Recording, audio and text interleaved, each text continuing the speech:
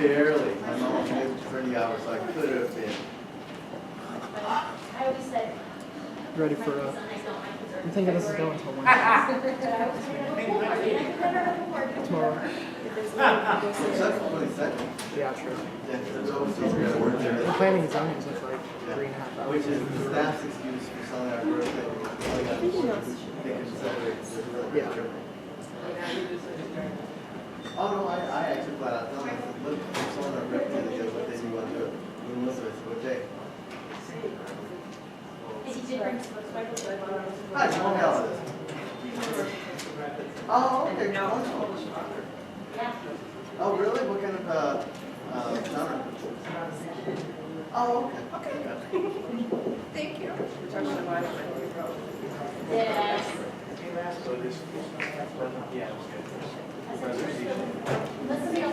Morning, Brenda. Hey, how are you? Good, how are you? Good, thanks.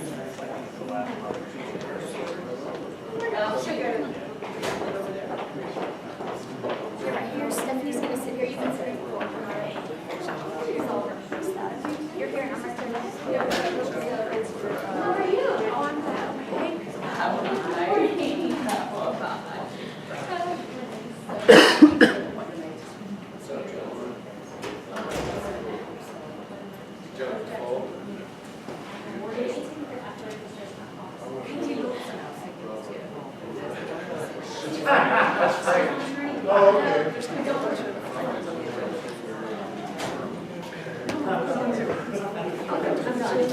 It's like it should not be this complicated. It's pretty self-explanatory. Yes, I know.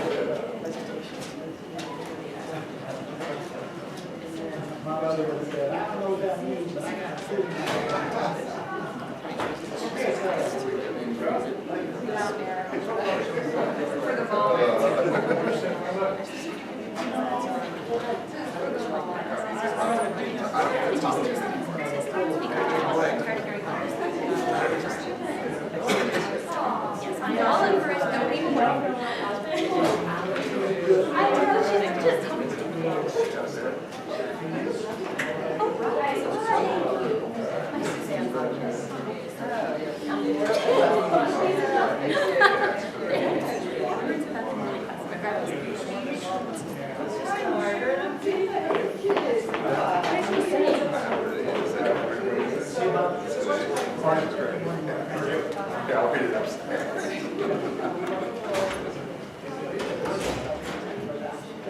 Good morning. Good morning. How are you? How are you?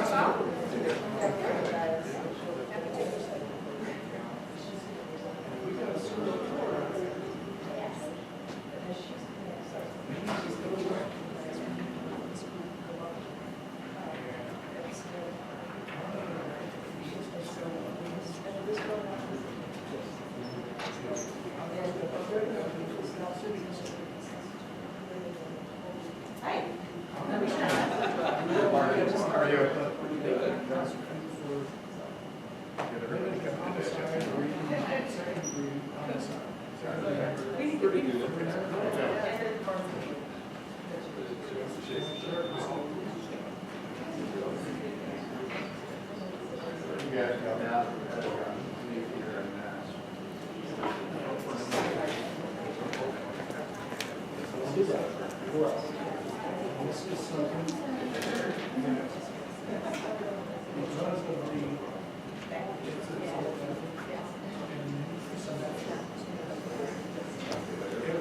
Test 1, 2, 3, 4. How are you? How you doing? 5, 6, 7, 8. Hi, how are you? Yeah, Bob Dorset. 9, 10, 11, 12. Thanks. You're welcome. Everybody, 13, 14, 15, 16. 17, 18, 19, 20. 17, 18, 19, 20.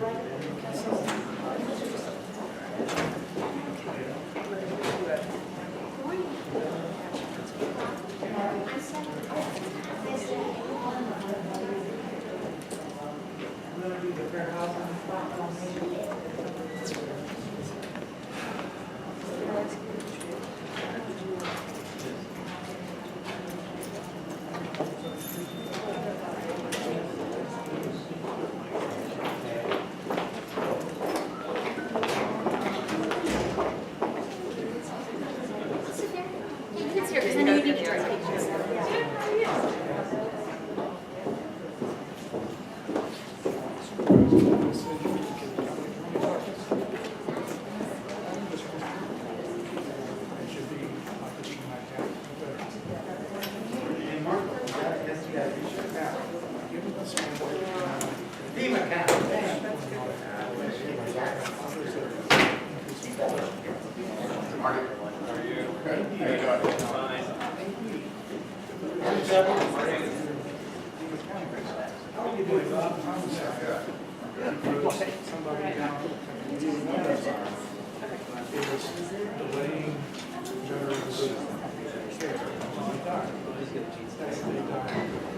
If they die, I don't have specific information, but this is something.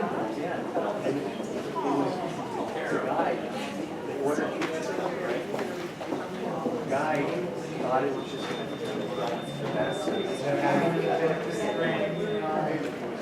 pulled out liver food all of it. Well, here it is.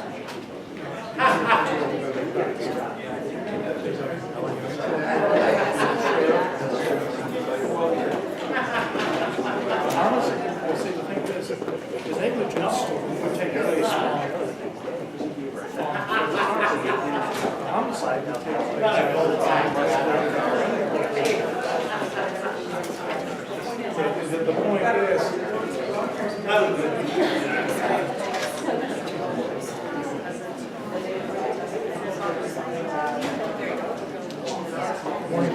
What are you?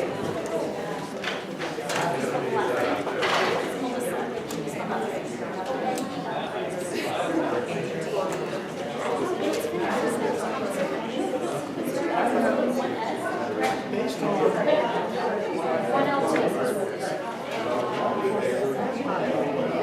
and has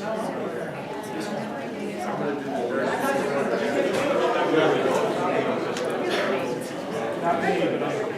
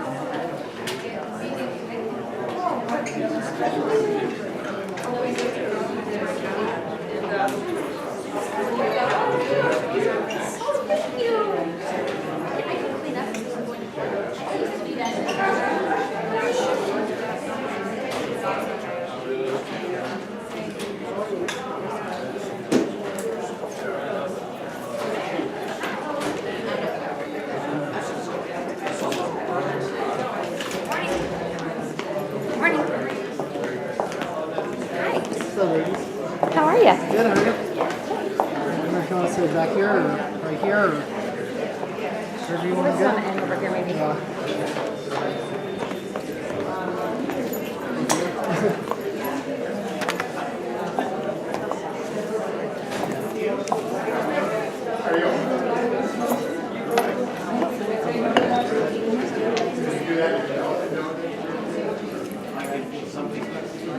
I've seen him once. He's pretty skinny. Is it? Yeah. If it was him, yeah.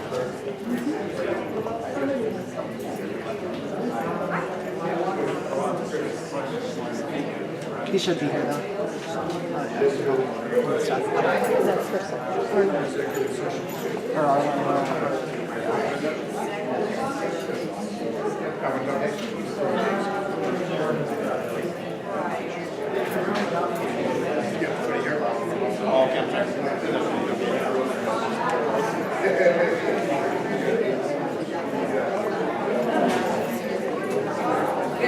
It's like model. Yeah, and so this stainless steel. It stays cold all the time. Perfect.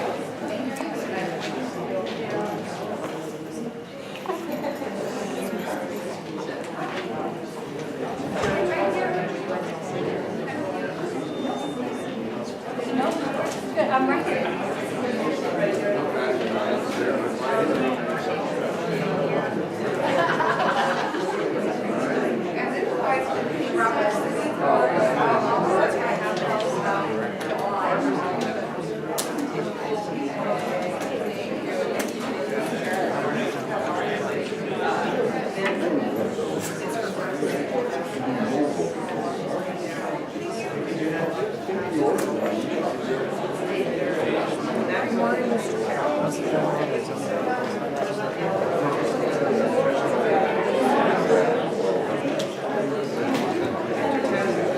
Morning.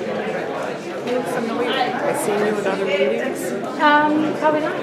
This is I'm Supervisor Mary Miller's Murphy. chief of staff. This is Hi, our new, I'm Supervisor Miller's chief of staff. You're the chief of staff. new one, yeah. Well, you're far history.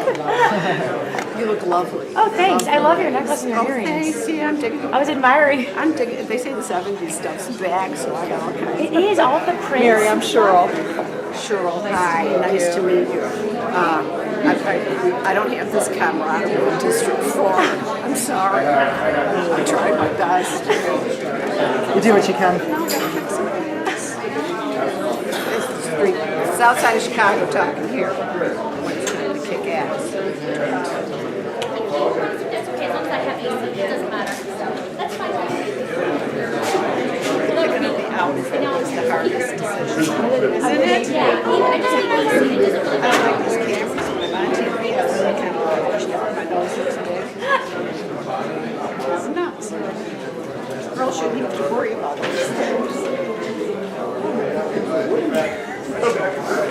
Do you ladies have cards? I don't have one yet. I'm not here yet. I got the floppy stuff. I called. I told them I'd call, and I did.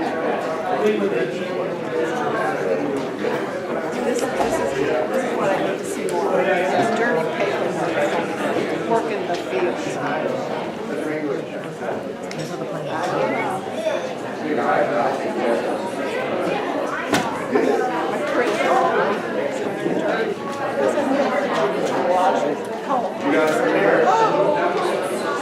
You have to be nuts to adopt some of these places.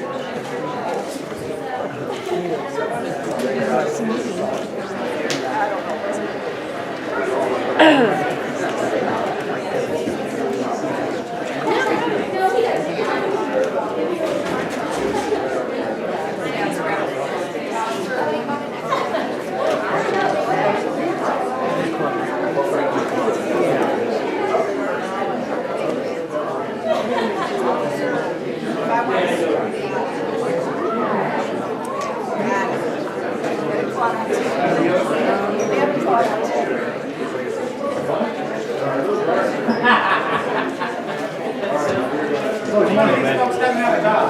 What's Nancy? Hey.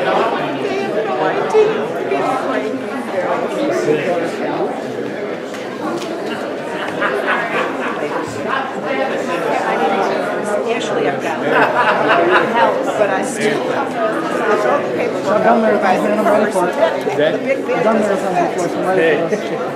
Let's get it then. Sitting's easier than running. Yeah. Plenty of coffee. There's donuts back there, I'll get you some. Oh, there we go. Yeah.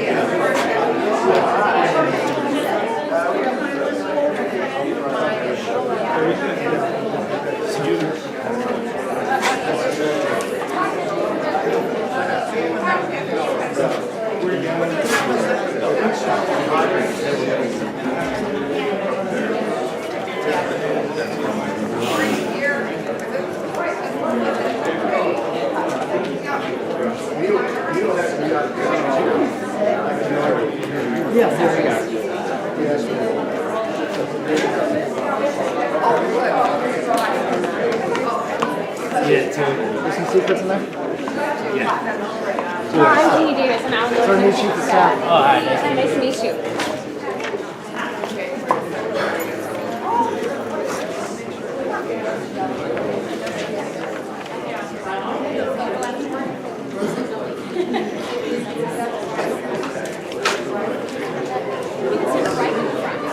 That's Wrangler. What's up? The dog's name is Wrangler. Wrangle? Wrangler. I heard that PACC is going to have like a special event. I think it's for Mother's Yeah, Day. free adoption. I totally want to get on Yeah. that. It's a problem though. My one German Shepherd, the one who's like really protective of me, he would go crazy. What's your dog's name? I have one named Jake and one Charlie. Really bad. Those were a little open.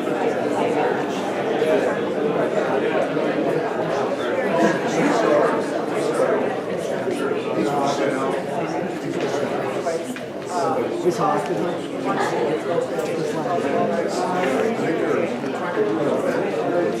That's no fun.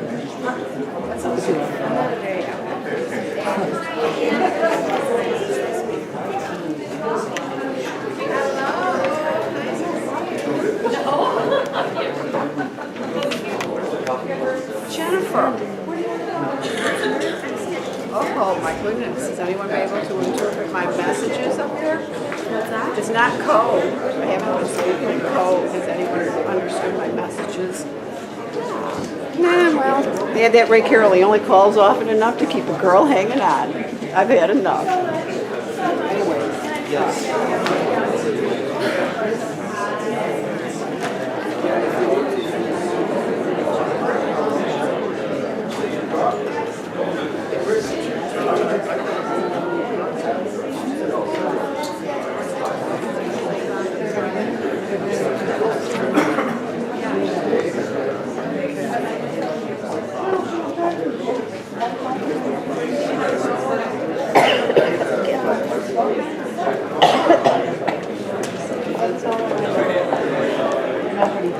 So I think you need a new dog. Pardon? I think you need a new dog. That's Wrangler, and he has your name on it. My husband is allergic Is he to right? pets, so, you know, I can't bring one home. But I just sort of was saying to the animal control guy, I mean, just sort of looked Yeah. a little. It's both of them. I'm allergic to cleaning Oh. out pets. Both of them are rescues. See, I got mine.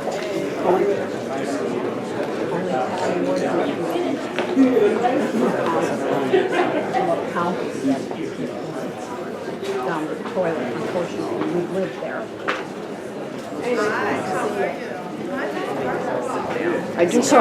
I do come in peace. It's mine. Peaceful assembly. Oh, Mr. Bernal, too. They're all dressed up in their little bandanas. Good morning, all. We're going to be a few minutes, we're going to be a few minutes late starting. We're having some technical difficulties with some of our equipment, so it's going to be a few more minutes. Just wanted to let you know. Anybody want to go? Eric, how you doing? Good.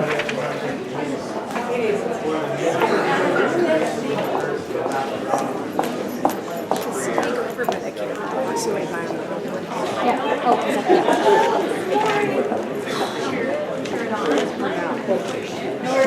that, yeah. Watch this. Till next time.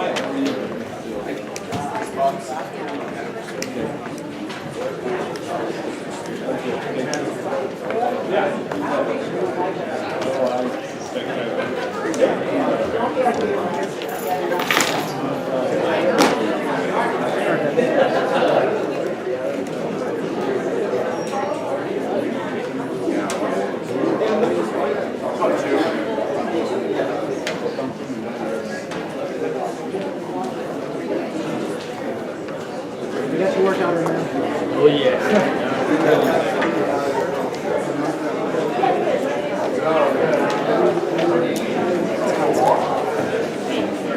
Morning. Oh, yeah. Yeah.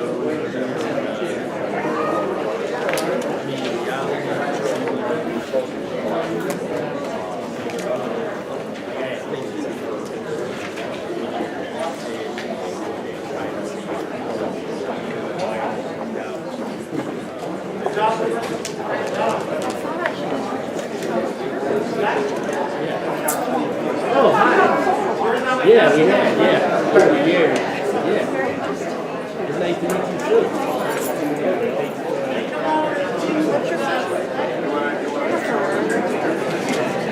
Joseph Picard with Supervisor Miller. Yeah, I met a couple times. Good to see you. You getting your proclamation today? Yes, Yeah. we're doing all that stuff. All the fun stuff. Congratulations on your Thanks your for the award. help that you provided. I understand that you were a big help. Yeah. with the legislators and getting the money. So thank you very much. It's very nice. Really appreciate it.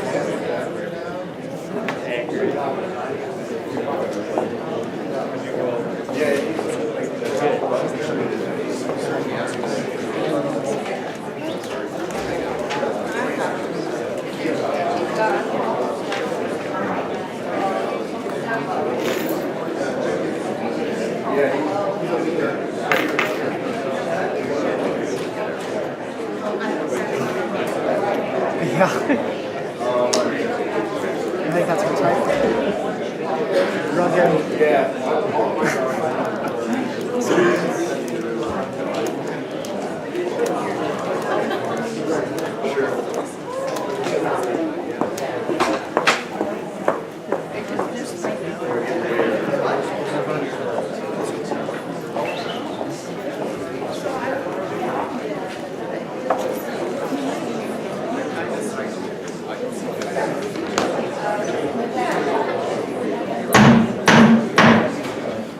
Good morning, everyone. I'd like to call the Board of Supervisors May 6th meeting to order. Before I ask for roll call, we are still having some technical difficulties, but audio is working, video is not, so we're going to proceed with just audio.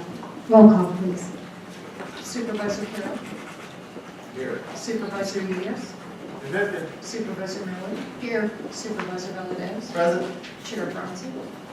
Here. Let the record reflect all members are present. Madam Chair, Supervisor Elias. can I have a moment of personal privilege, please? Certainly. Thank you. I'd just like to remind everybody that some of the cameras here in the room, while they're very welcome to be here in the room, will feel free to film you during breaks as well as during the meeting. So you should recognize that you stand a chance of ending up on YouTube should you stand in front of one of those cameras and within listening distance, you might just have a private conversation spread out to the universe. Thank you. Madam Chair, I Supervisor. have a point of personal privilege. Proceed. I'd just like to comment on the same item. Whenever you're in a public hearing, I think everyone knows that you're being recorded and anyone can carry a recorded device. So I just wanted to make it clear. My office does have 2 cameras that we record the meetings on every week. Thank you. And they're back on tripods. so And you in can see fact, them. we noticed this on our board meeting agenda. So for those of you who have the agenda, there's a hearing room notice and also makes reference to this item. And at this point, we have not had the pastor check in. Is Pastor Beth Ramvicar first? Oh, there you are. Please rise for the invocation to be offered by Pastor Beth Ramvicar, First United Methodist Church of Tucson, and the Pledge of Allegiance to be led by Supervisor Valadez. Will you pray with me, brothers and sisters? Almighty God, you have brought us here to do the work of grace and mercy that you put upon us. We give you thanks for the work of the fine leaders that we have before us and ask that you would bless their efforts and ask that you would bless each of us who are your servants here in your city. We give you thanks for the life of our citizens and for the way in which you have moved and continue to move in our city. Bless our work so that we might be a blessing to all of our neighbors throughout the world. Amen. Please join me in the pledge. I pledge allegiance to the flag of the United States of America and to the republic for which it stands, one nation, under God, indivisible, with liberty and justice for all.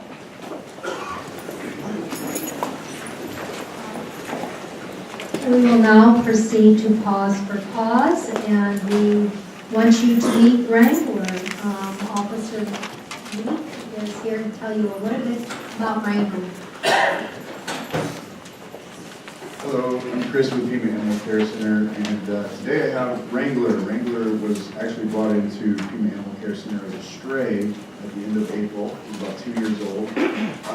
We're guessing that he's a Husky German Shepherd mix, but it's probably not a half an hour of anything, so you can probably do whatever you want him to be.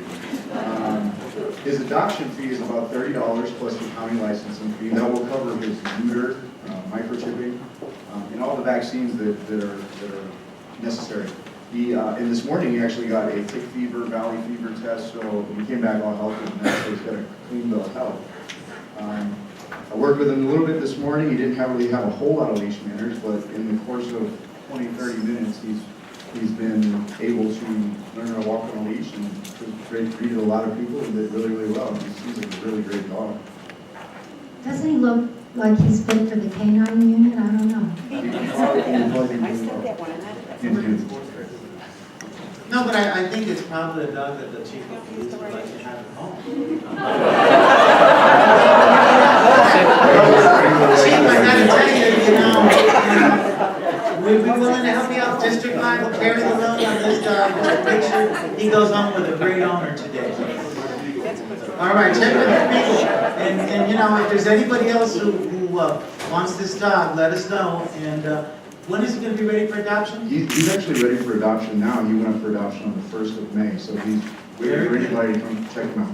Very good. So please talk, if it's not you that's interested, talk to your family and friends and see if somebody needs a nice companion to help them through a drug treatment program or whatever, because all of that's a part of recovery, you know, something that's important to us.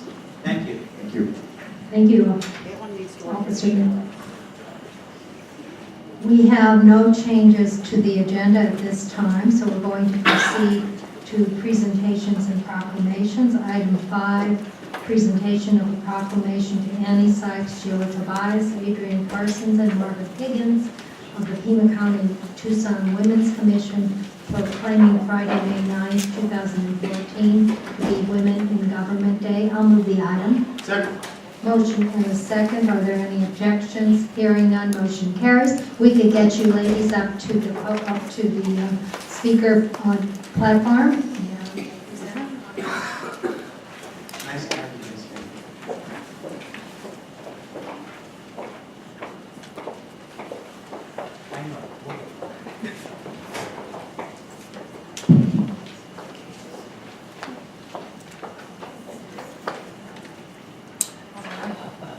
On behalf of the Women's Commission, we want to thank the Pima Board of Supervisors, along with the Tucson City Council, have joined with us in a shared commitment to honoring the women who work for us in local government.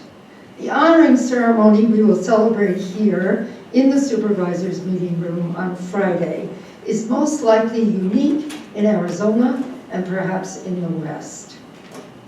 And it was originally conceived by a Pima County woman administrator named Cecilia Vindiola, who worked in wastewater, and came to us in the commission with the observation that the women who work in government behind the scenes are rarely honored, rarely celebrated.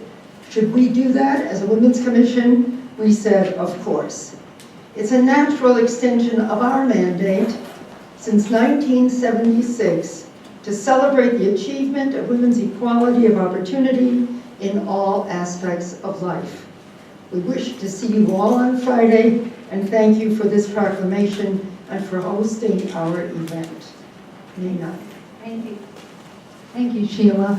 And it's May 9th, and it's this Friday, and what's the time? It's going to be here. It's going to be here. It's lunch for People who work in the county and for the city, so it'll start about 11:30. With the awards around noon, the lunch served around 11:30. And let me read the proclamation, and again, thank you all for coming.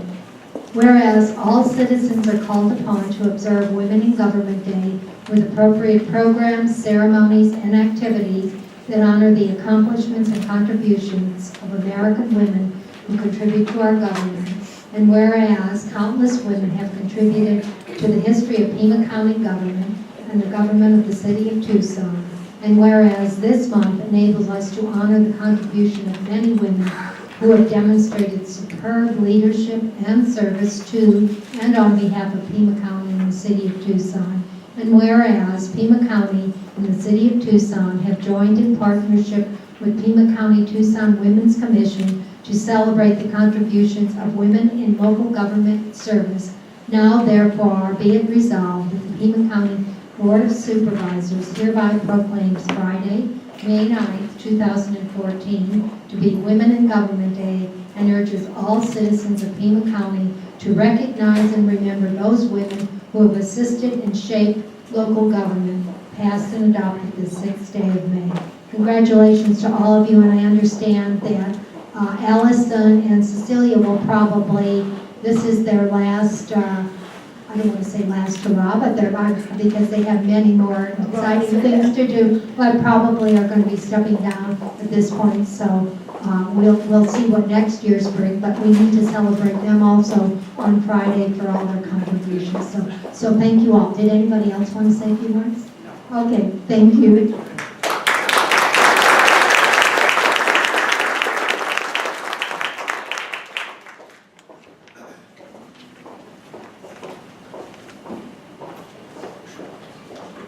All right, moving on to item 6, presentation of a proclamation to Lieutenant Amber Hilliker proclaiming May 4th through May 10th to be Correctional Officers Week. I'll move the item. Motion and a second. Objections? Hearing none, motion carries. Supervisor Carroll will make the presentation. Can we get you to come to the speaker's podium?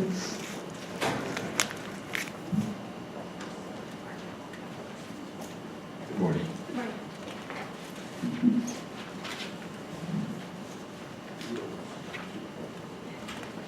Well, we haven't, why don't we, while you're there, since you're going to be doing the other one, let's move item 7 as well, which is a proclamation to Lieutenant Amber Hilliker proclaiming May 6th through 12th to be National Nurses Week. I'll move the item. Second.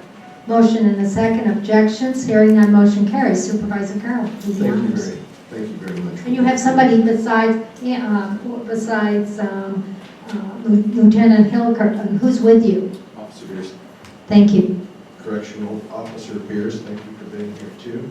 I'd like to start the proclamation, whereas we have in our midst individuals whose mission it is to serve and protect the people of Arizona by maintaining custody, care, and control of offenders of the law.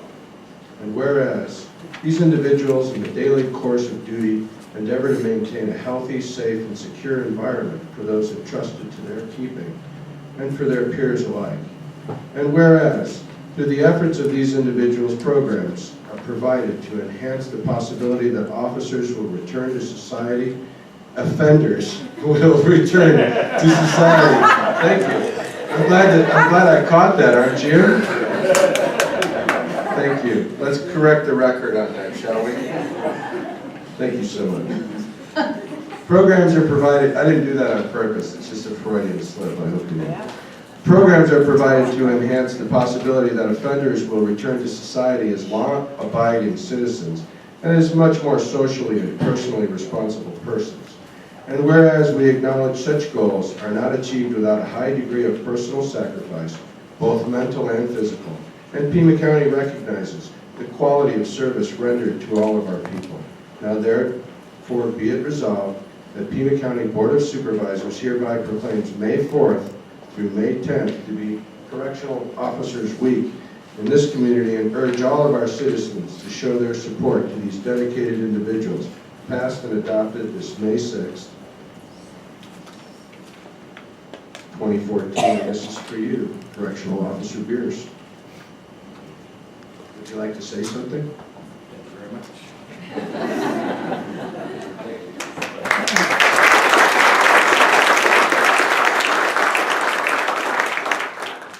Again, thank you for being here. I'd like to now move to the proclamation for National Nurses Week. Very happy to deliver this proclamation. My mother was a county nurse in Cook County, Illinois. She did the type of work that's done here very much. Whereas nearly the 3.1 million registered nurses in the United States comprise our nation's largest healthcare profession, and whereas the depth and breadth of the registered nursing profession meet the different emergency healthcare needs of the American population in a wide range of settings, and whereas professional nursing has been demonstrated to be an indispensable component in the safety and quality of care of hospitalized patients. And whereas the demand for registered nursing will be greater than ever because of the aging of the American population, the continuing expansion of life-sustaining technology, and the explosive growth of home health care services. And whereas more qualified registered nurses will be needed in the future to meet the increasingly complex needs of healthcare consumers in this community.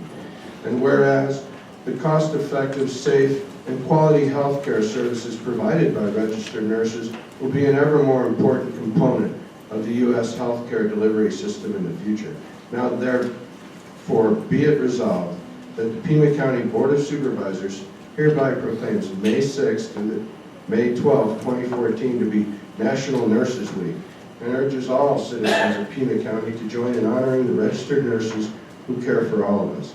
And be it further resolved that the residents of Pima County celebrate registered nursing's accomplishments and efforts to improve our healthcare system and show our appreciation for the nation's registered nurses, not just during this week, but at every opportunity throughout the year. Passed and adopted the 6th day of May 2014. We hope you'll say something. Thank you. Thank you for this proclamation, accepting it on behalf of the nurses at the Pima County Adult Detention Complex. I myself am not a nurse, but I'm just accepting it on behalf of them. So thank you. Thank you. Thank you very much.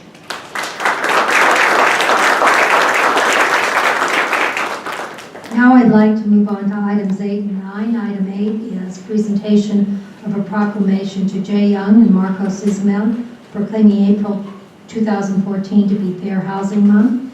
And item 9 is presentation of a proclamation to Rosemary Cora Cruz, Community Action Program Manager, proclaiming the month of May to be Community Action Month. I'll move those two items. Motion and a second. Objections? Hearing none, motion carries. Supervisor Elias, would you make those presentations? Thank you.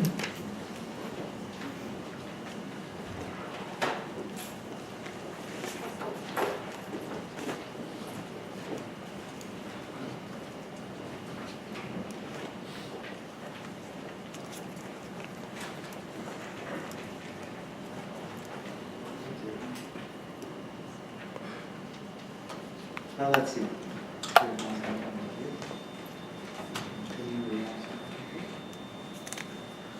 Well, I gotta tell you, up here in front of the presiding judge and the county attorney and police chief and one of our main administrators from the sheriff's department, I'm on my best behavior, guys. I haven't done anything bad this morning.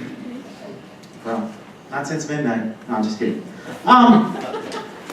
You know, last week we had a great fair housing symposium over at the Pima County Housing Center.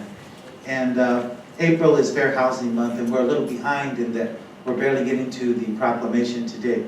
But it is important to all of us. It is something that improves our quality of life. Housing discrimination is always bubbling underneath the surface of things, it seems, and that's truly unfortunate. 50 years after we signed the first fair housing law into effect. Just from a historical perspective, it was passed 5 days after Martin Luther King was assassinated by the United States Congress in one of the most tumultuous years of American history, proving that important legislation can be done in difficult times.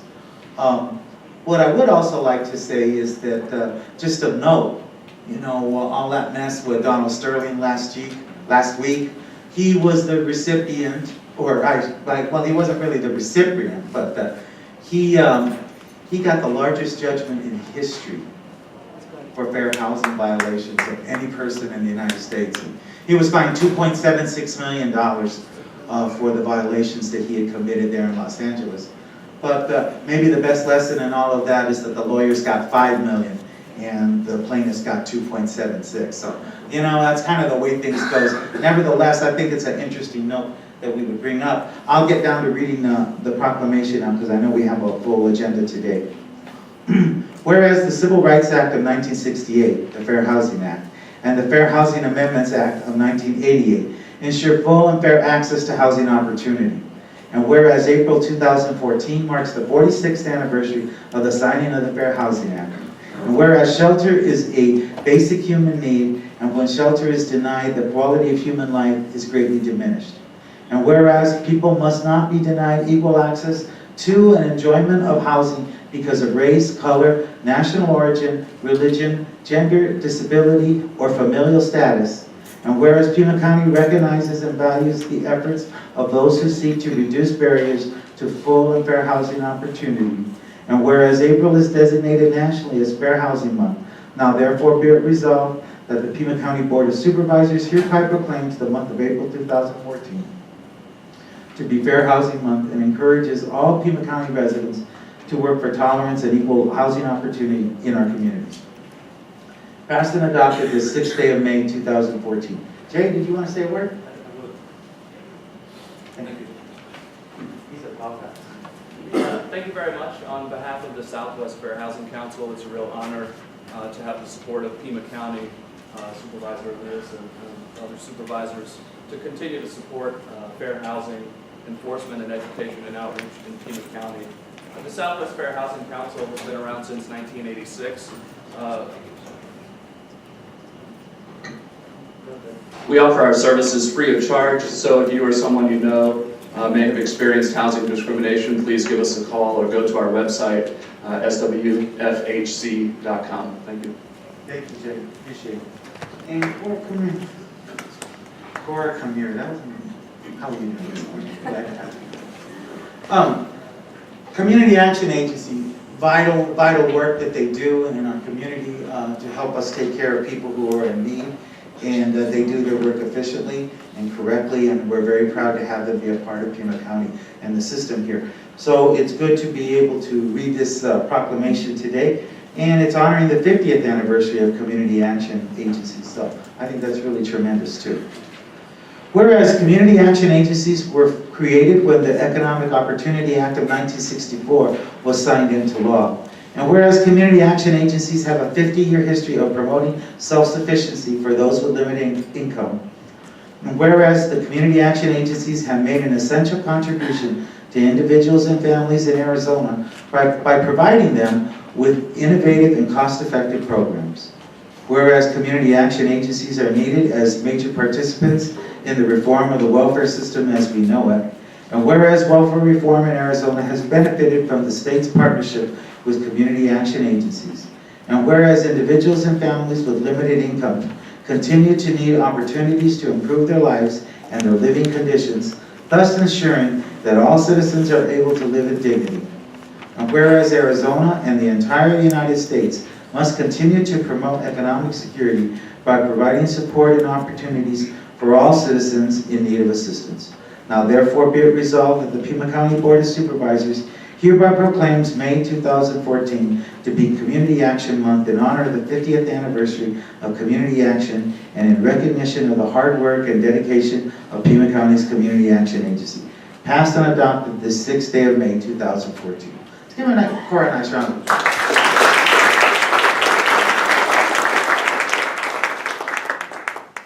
Ask my staff to stand up. Some of my staff is here today. They really do the hard work every single day to help folks with things as simple as, seemingly simple as paying your utilities, to making sure that some of our rural food banks we serve the community, Ajo, Arivaca, Sahuarita, Green Valley, Pima County, complete north, south, urban, suburban, rural, with limited funds, but we do the best we can with them. And on behalf of the staff and the residents of Pima County, I'd like to thank the supervisors for their long-standing support. Pima County Community Action Agency was designated one of only 11 community action programs in the state of Arizona, and I think probably the best. And I'm going to be really excited to present this and display it at the Arizona Community Action Association annual conference this week in Phoenix, and be competing, you know, for our table. I've got all kinds of decorations to bring people to our table. So thank you very much. We really appreciate it. Thank you very much. Moving on to the final presentation, item 10, presentation of a proclamation to Jim Nelson and Amber Mazzi. And Amber, if I mispronounced your name, I apologize. Of the American Lung Association proclaiming the second full week in May to be Women's Lung Health Week. I'll move the item. Second. Motion and a second. Any objections? Hearing none. Motion carries. If we can get you two ladies up to the speakers platform, if you're here. Do we have anybody?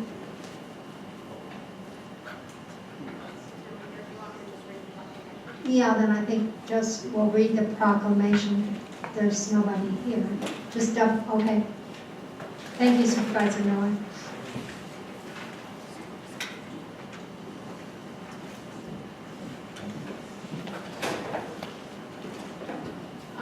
Ladies and gentlemen, this is an especially important one to me personally. Both my mother and my mother-in-law passed away from lung cancer, so it's really important that we continue these support of the Arizona Cancer Association, the Lung Cancer Association, or excuse me, American Lung Cancer Association, in order to eradicate this disease, which is just insidious and devastating across this country. The proclamation reads, whereas every 5 minutes a woman in the United States is told she has lung cancer, and whereas lung cancer is the #1 cancer killer of women in the United States, surpassing breast cancer in 1987, and whereas the lung cancer death rate in women has more than doubled over the past 35 years, and whereas women are disproportionately burdened with chronic obstructive pulmonary disease, or COPD, compared to men in terms of illness and death, and whereas asthma is more common in women than men, and whereas advocacy and increased awareness will result in more and better treatment for women and lung cancer, COPD, asthma, and other lung diseases, and will ultimately save lives. And whereas Lung Force is the new national movement led by the American Lung Association with the mission of making lung cancer and lung disease history, uniting women to stand together with a collective strength and determination to lead the fight against lung cancer and for lung health. Now therefore be it resolved that the Pima County Board of Supervisors hereby proclaims the second full week in May to be Women's Lung Health Week, and encourages all residents of Pima County to learn more about the detection and treatment of lung cancer and all lung diseases. Passed and adopted this day, 6th day of May 2014. Thank you. Thank you. Thank you, Supervisor Miller. We now move on to item 11, drug treatment alternative to prison program, and we're going to be asking the Honorable Barbara Lawal, our county attorney, to come, and she's going to present some information about detail. Thank you. Thank you, Madam Chair and members of the board. I really appreciate the opportunity to speak to you about this program. Wait, yeah, do you want a handheld mic, or you prefer, is that? This is is fine. fine. It doesn't sound like it's on. It's working. Okay. Yeah, that's better. So substance abuse not only ravages our society, our neighborhoods, our communities, and our families, but it has a staggering adverse impact on the criminal justice system. Almost 30% of all the crimes that are adjudicated here in Pima County Superior Court are drug and drug-related crimes. That's almost 3 times the national average. For more than a decade now, Pima County has served as the nation's #1 drug corridor. And although we only have 15% of the state's population, we prosecute 30% of the state's drug crime. This equates to the prosecution of more than 5,000 drug charges annually by my office.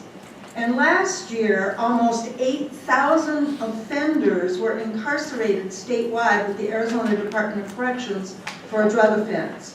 This costs the system more than $1 million a year. Some of these offenders are serious narco traffickers and members of violent drug trafficking organizations who obviously belong in prison because the public safety is protected when they're incarcerated. This data paints a fairly dismal picture, but it does not begin to depict the magnitude of the public safety and treatment problems that emanate from what I call our drug-saturated environment. I began my career in the Pima County Attorney's Office in the mid-1970s as a prosecutor assigned to the Narcotics Strike Force. In a very short time, I learned that a number of the defendants that I prosecuted were not violent or dangerous narco traffickers, but instead they were individuals who were merely caught up in a cycle of addiction and crime. They were men and women who, but for their drug addiction, would likely be living productive and crime-free lives. It was with great frustration that I watched these individuals as they were arrested, prosecuted, convicted, incarcerated, released, and then upon re-entering the community, promptly reoffended, resulting in being rearrested, re-prosecuted, reconvicted, and once again sent back to prison. This was a cycle that kept repeating, often multiple times, over and over, but I felt very strongly that for certain individuals, prison was very counterproductive, especially for the individuals who were personally motivated to get clean and sober and to overcome their addiction.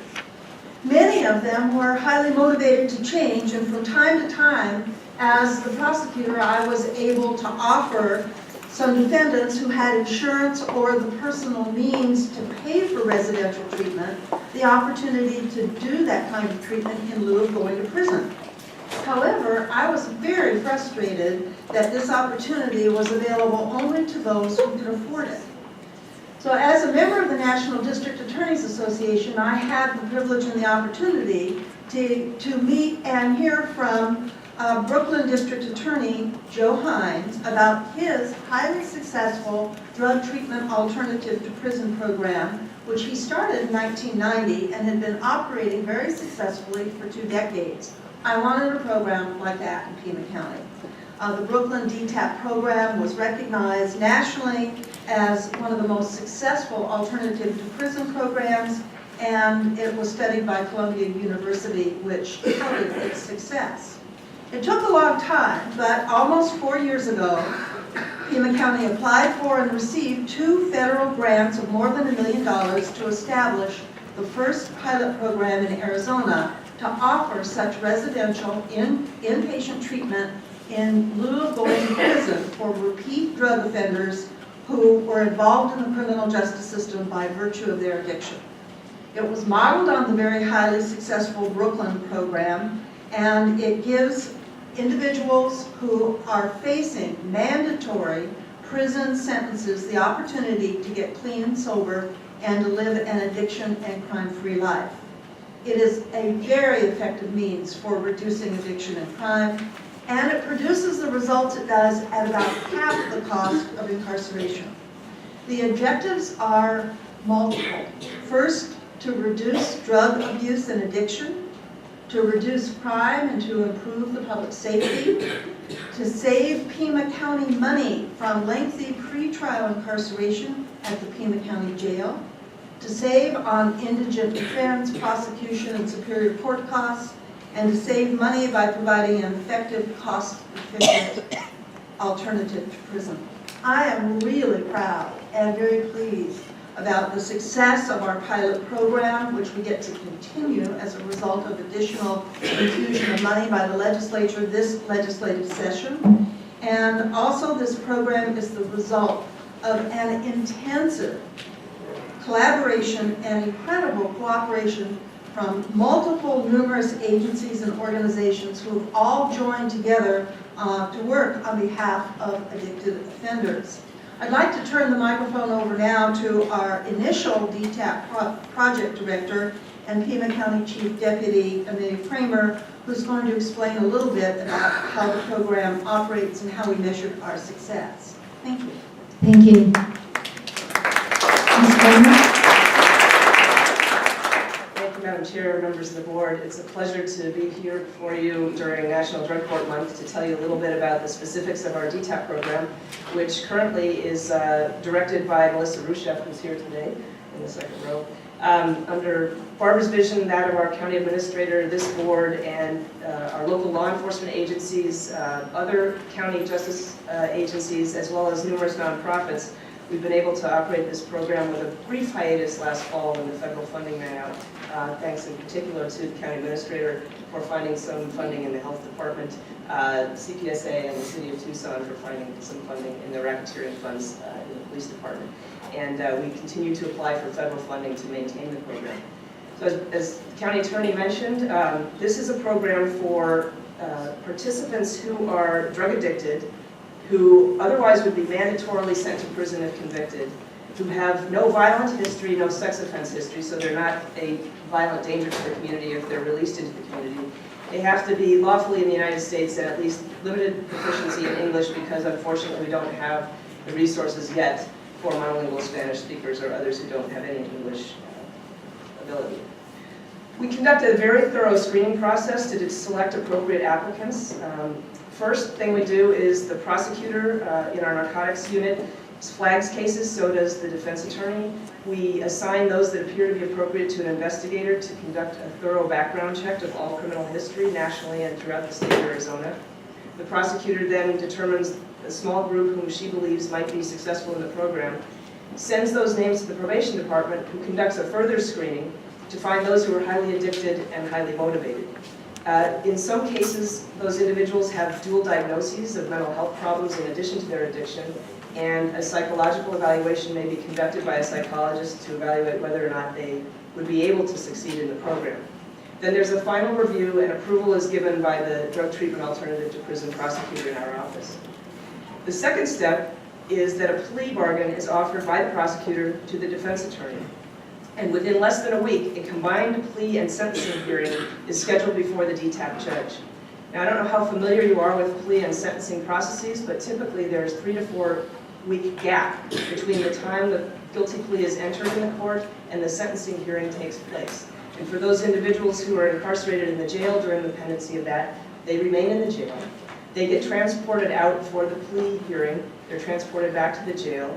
They remain there for weeks until the sentencing hearing, at which point they're transported again for the sentencing hearing, transported back to the jail. They have to be processed out of the jail, and then if they're going to prison, transported to prison. We've truncated that process into one transportation from the jail with these individuals pre-processed out, straight to the courthouse, where they not only take their guilty plea, but they're sentenced at the same time, and then they're immediately transported to the residential treatment center by the probation officers. The payment for treatment at this point is arranged for by CPSA, the Regional Behavioral Health Authority, under the Affordable Care Act.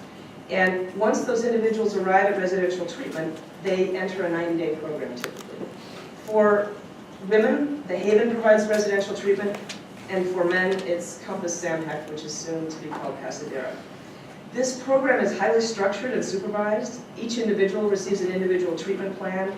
Evidence-based practices are employed, including cognitive behavioral therapy, counseling, and treatment for trauma. We find that many of these addicts have suffered trauma in their lives, and that's a major contributing factor. At the same time, these individuals are receiving recovery support services. We have a resource manager at the Primavera Foundation, and this year she's being paid for by the Tucson Police Department's funds, who arranges for transitional housing subsequent to residential treatment, for life skills classes, medically assisted treatment, counseling, education, transportation, job training and placement, dental hygiene for those who are meth addicts. Many of them have lost most of their teeth and need dentures. Eyeglasses. We found that a lot of participants think that the reason they have blurry vision is because they've been stoned and they find out that they really need glasses. Food, I don't know if you're aware, but felons are not eligible for food stamps, so until the first paychecks start rolling in, these individuals need assistance with food for the first month or so. During this whole time, both in the residential treatment and then subsequent to residential treatment, each of the DTAP participants is under monitoring carefully by probation. There's a surveillance officer who goes to their houses and to their places of employment. They come in for random drug testing at least 2 to 3 times a week. They report to the judge every other week, the men 1 week, women the other week. At staffings, there's a focus on whether they're housed independently, whether they're employed, whether they're complying with their treatment plan, receiving the services they need, and remaining crime and drug free. Then this court monitoring goes on for a period of 3 years in front of the DTAP judge, and there's a staffing that the judge enters into with the entire DTAP team an hour prior to the hearing, including the prosecutor, defense attorney, probation officer, surveillance officer, and resource manager. There's typically a public hearing for 90 minutes where the judge spends at least 3 to 5 minutes with each participant.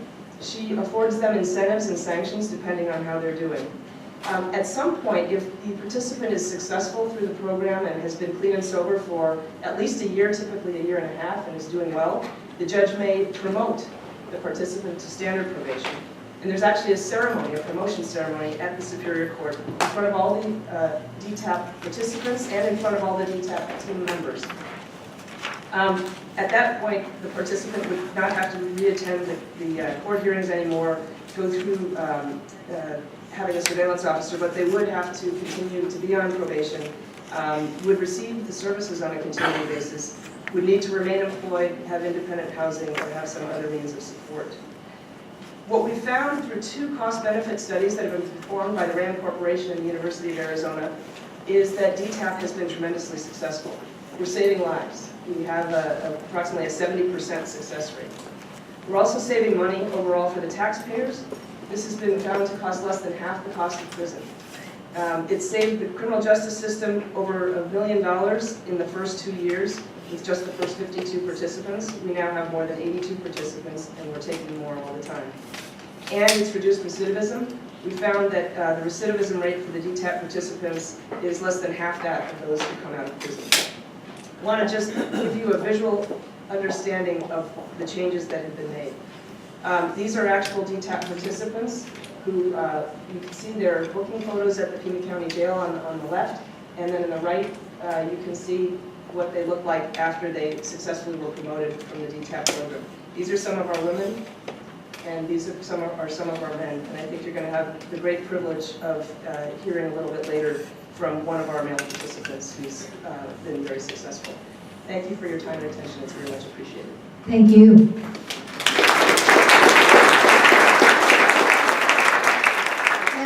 One way who has already been mentioned, but I want to reaffirm it in that May is National Drug Court Month, and this is we're celebrating 25 years of drug courts, and today there are over 2,800 drug courts in operation in the United States. So clearly this is a successful program.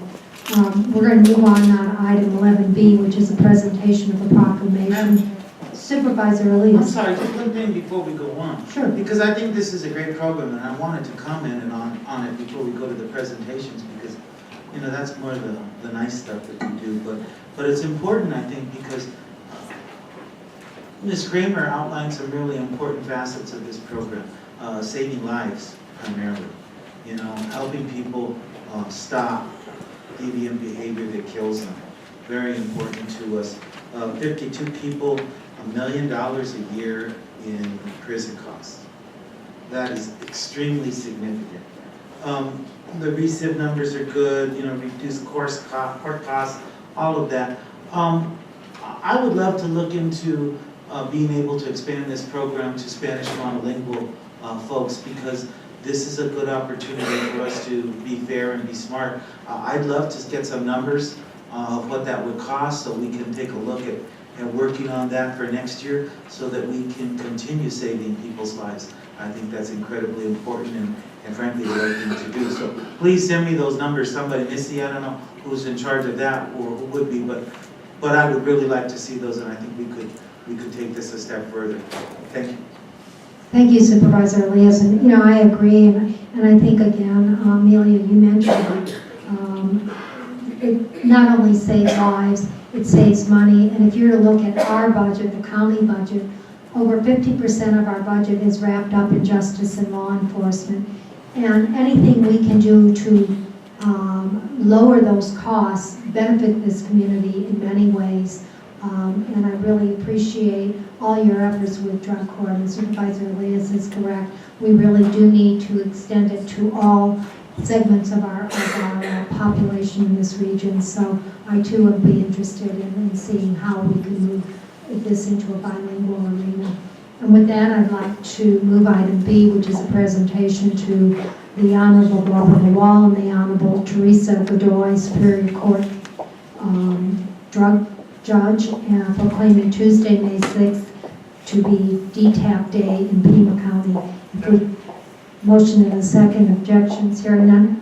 Motion carries. And then after that, after this presentation, we will move on to presentation of certificates of appreciation to community partners in DTAP. If you're wondering why all the law enforcement types are here, or there's nothing exciting going on, we just want to honor them for all their good work.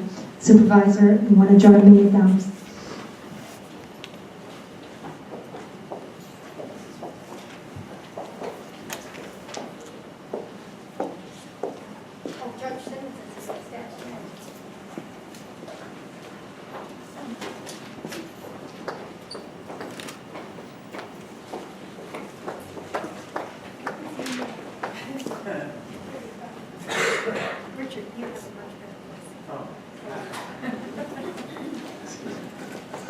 Okay.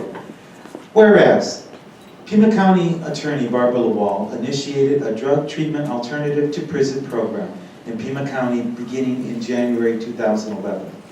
And whereas the DTAP program provides residential treatment and wraparound recovery support services under regular court supervision as an alternative to incarceration for drug-addicted individuals who have been convicted of repeated felony drug offenses committed because of their addiction. And whereas Pima County Superior Court Judge Pro Tem Teresa Godoy has served as DTAP court judge since the program's inception, and whereas the Pima County Attorney and the Pima County Superior Court have collaborated with the Pima County Administrator, the Pima County Behavioral Health Division, Pima County Probation Department, Pima County Public Defender, Pima County Sheriff, the Tucson Police Department, the Primavera Foundation, the Haven, Compass, SAMHAC, and the Community Partnership for Southern Arizona to make the DTAP program a success and to ensure that it continues.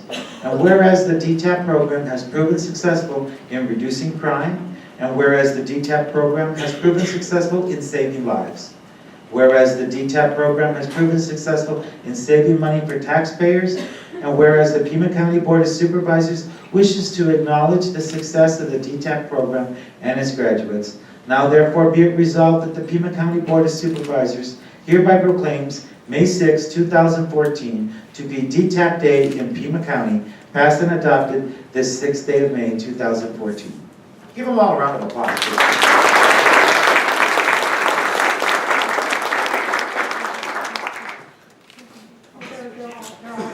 Okay, and could I get that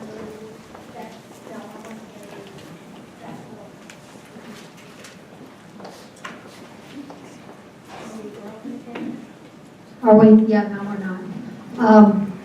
Maybe somebody could tell us about this brochure, where they can pick it up, where they can get information, because this is a really good brochure. So.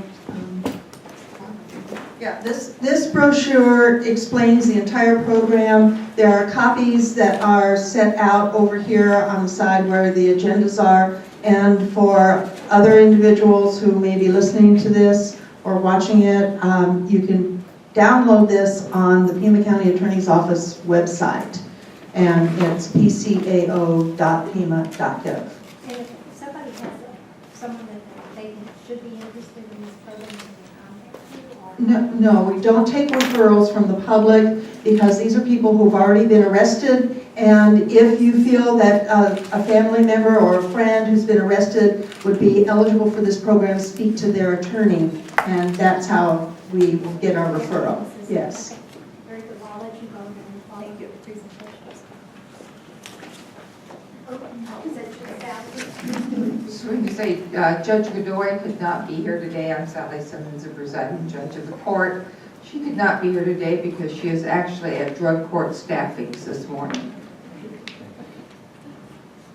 One thing I wanted to very quickly point out was the enormous amount of money that's saved by virtue of the fact that these pleas happen very quickly. Not only the time between the plea and the sentencing, but the time between the arrest and the plea is very truncated, very short, whereas normal cases might take months to progress through the criminal justice system. This usually happens within 30 days. So none of this could have happened without an enormous partnership and collaboration with many, many community agencies, government agencies, county agencies, and the assistance of a lot of folks. And so I want to give these certificates of appreciation and acknowledgement to our DTAP community partners because they've absolutely been instrumental in our success. And the first one I would like to give goes to Pima County Administrator Chuck Huckleberry because he helped promote this and make it actually happen by putting a lot of things together and by actually giving us some money to make it through that terrible time when we didn't have any. Thank you.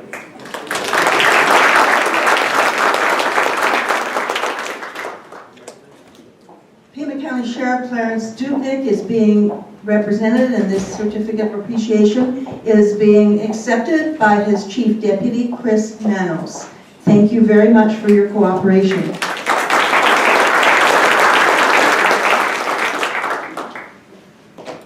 very outset, the Pima County Public Defender has been an enormous partner, and we could not do this without their cooperation and collaboration. Lori Lefferts, Pima County Public Defender, is doing hardship duty. She is on vacation in Hawaii, so she can't be here. But accepting is Hema Khan. Is Hema here? Hi. Come on up, Hema. Stay here with us, would you? Thank you very much. The Tucson Police Department has been instrumental in our success and also in assisting us financially with the success of the program. And on behalf of the Police Department, Chief Roberto Villasenor is accepting this certificate. Thank you. One of our significant partners who would not be, without his department's assistance in Pima County, this program simply couldn't progress at all, and that is the probation department, because they're the ones who work on a very close basis with the individuals who are in the program. And David Sanders has been an enormous help and support from its inception. So David, thank you.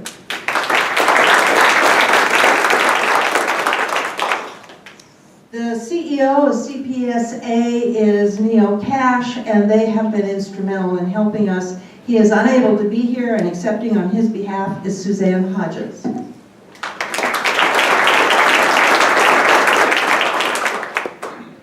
One of the first people that we reached out to was the executive director of the Haven, because we needed a residential treatment facility for the women who are in this program. This has been an enormous partnership and has been a true benefit to us. And Margaret Higgins, who is the executive director of the Haven, is here to accept this certificate of appreciation. So thank you, Margaret. The Primavera Foundation has been a real supporter and an assisted our participants in many, many ways, too many to even begin to mention. Peggy Hutchinson, is she here? She is not here. Compass Samhac has been the treatment provider for the men in our program. Chuck Burbank, who's the CEO, is unable to be here, and accepting on his behalf is Gabe Deserto.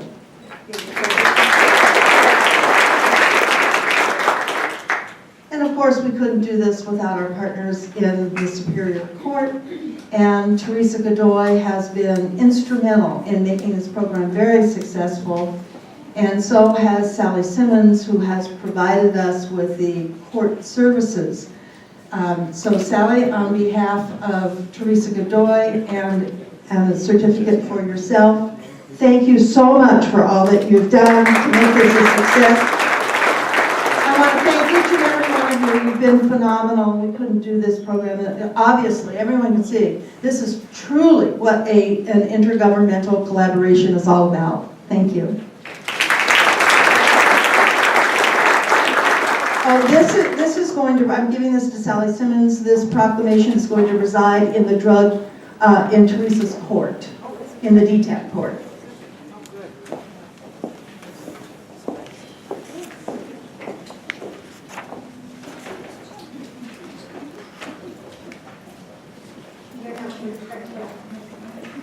We are very, very privileged today to be able to hear from one of our graduates. And this is Michael Sidebottom. Michael wrote this book, and I want to read you what it says on the back as a little introduction to who he is. Michael D. Sidebottom is a native of Tucson. He graduated from Marana High School. He's worked as a bank teller, a house cleaner, and currently as a house painter. After struggling with an 8-year addiction to meth, Michael finally found the answers to his problems and reclaimed his life. His poems were inspired by his experiences and his desire to help other addicts in need of a solution. Michael is one of our very proud graduates, and I'd like to introduce him now. Michael, come on up.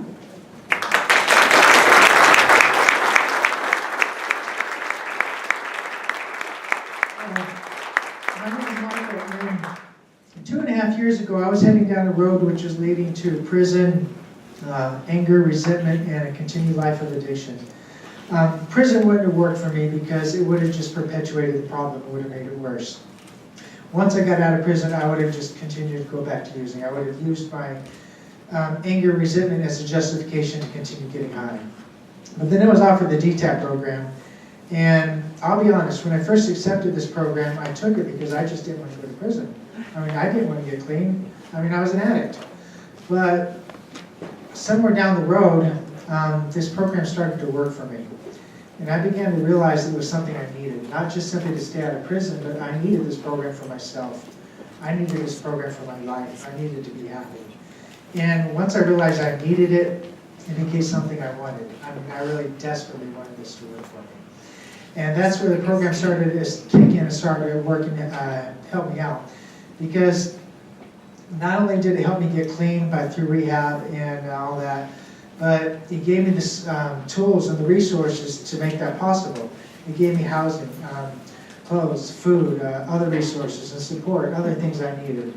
Because it's one thing to put someone out on the streets and give them probation and say, okay, get clean, stay clean, or else.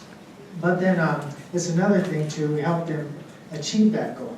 It's another thing to help them give them tools and resources and the abilities to make that happen. And that's what happened for me. It really worked. I was incredibly thankful for the DTAP program. I'm standing before you now 2 years clean. I'm healthier than I have been in more than 20 years. I'm happier than I have been in decades. This program is a success for me.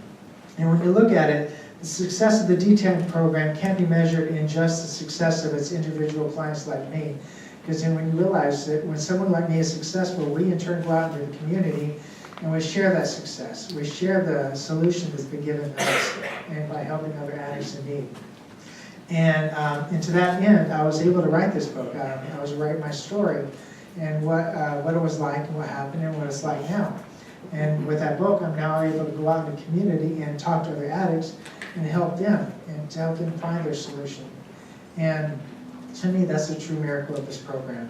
Not in just my success, but the fact that I'm able to help others. Thank you.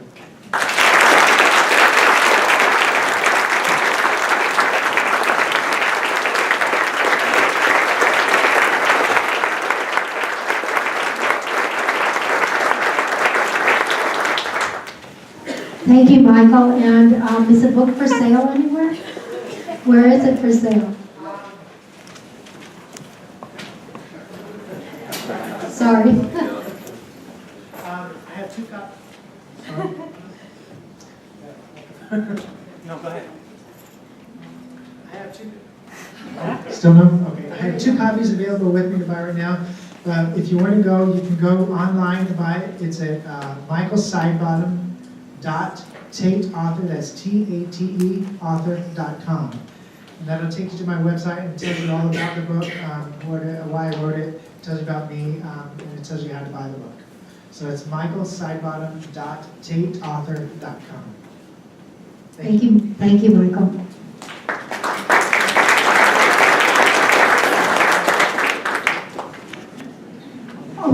I want to thank the Honorable Barbara Lawal, and I want to welcome to the meeting the Clerk of the Court, Tony Helen, and also to acknowledge former Supervisor Dan Ekstrom, who has joined us. I guess it's just you miss us and you have to come visit, right, every once in a while? Okay. With that, we have several executive session items, one on the addendum and one on the regular. I'd entertain a motion to move into exec. Motion and a second. If there are no objections, we'll convene in executive session and return to regular session at the sound of the gavel. Thank you all for coming.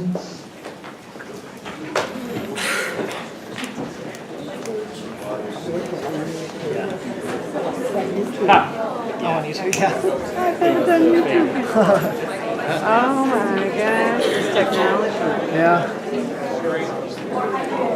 Well, it's good that the county cameras not working too well, at least with these.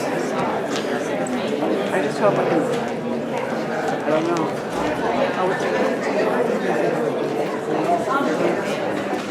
Afraid, the way it is.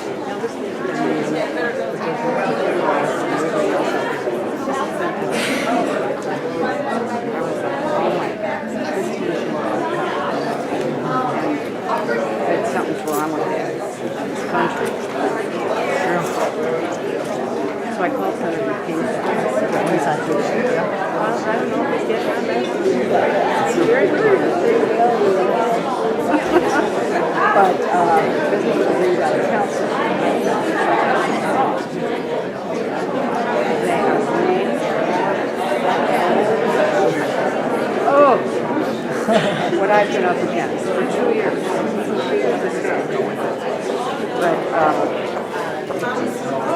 But I just started calling it easy. Board of Representatives. 75 to 90 homeowners association.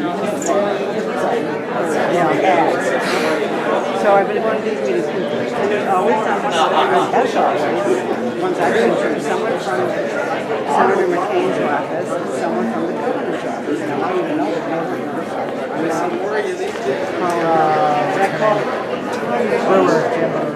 Oh, yeah, that's right, I don't like it. You don't like it, anyway. You don't share a figure with the Facebook president. Hi.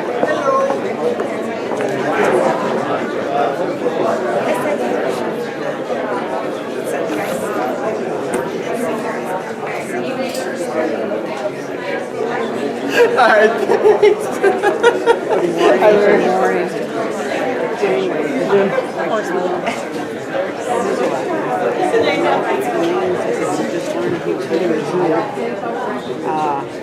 Barbara,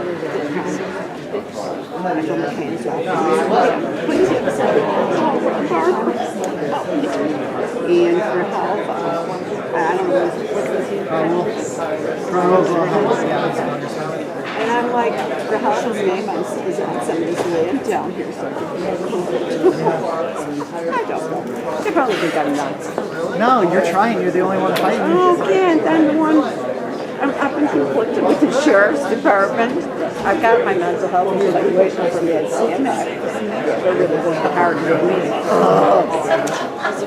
But anyway, something happens to people down there. Maybe it's the elevation, but it's the moral compass. It's been lost.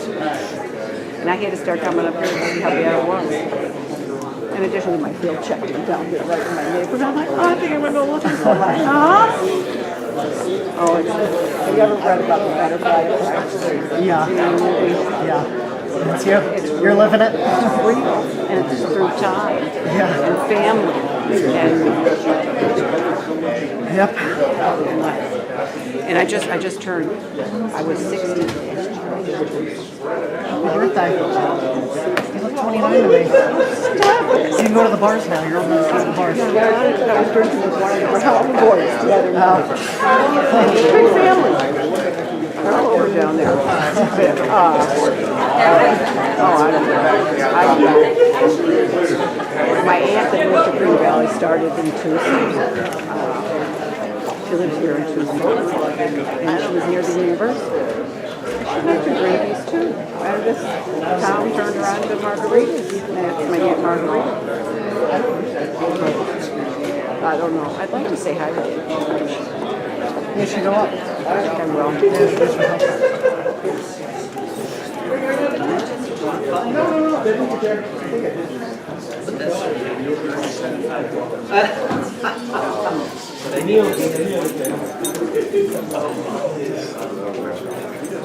There? This could take a little time. Thank you.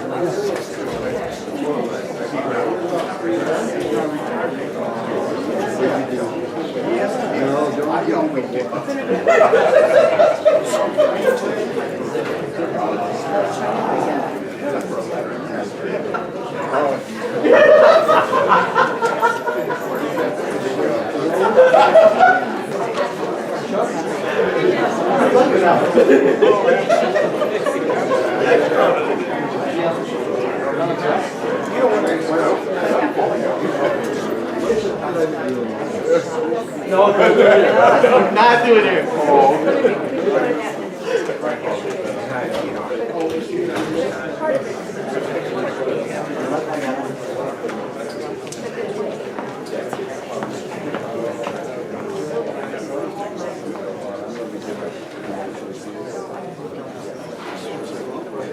How are you? Good. How are you? I'm sure we.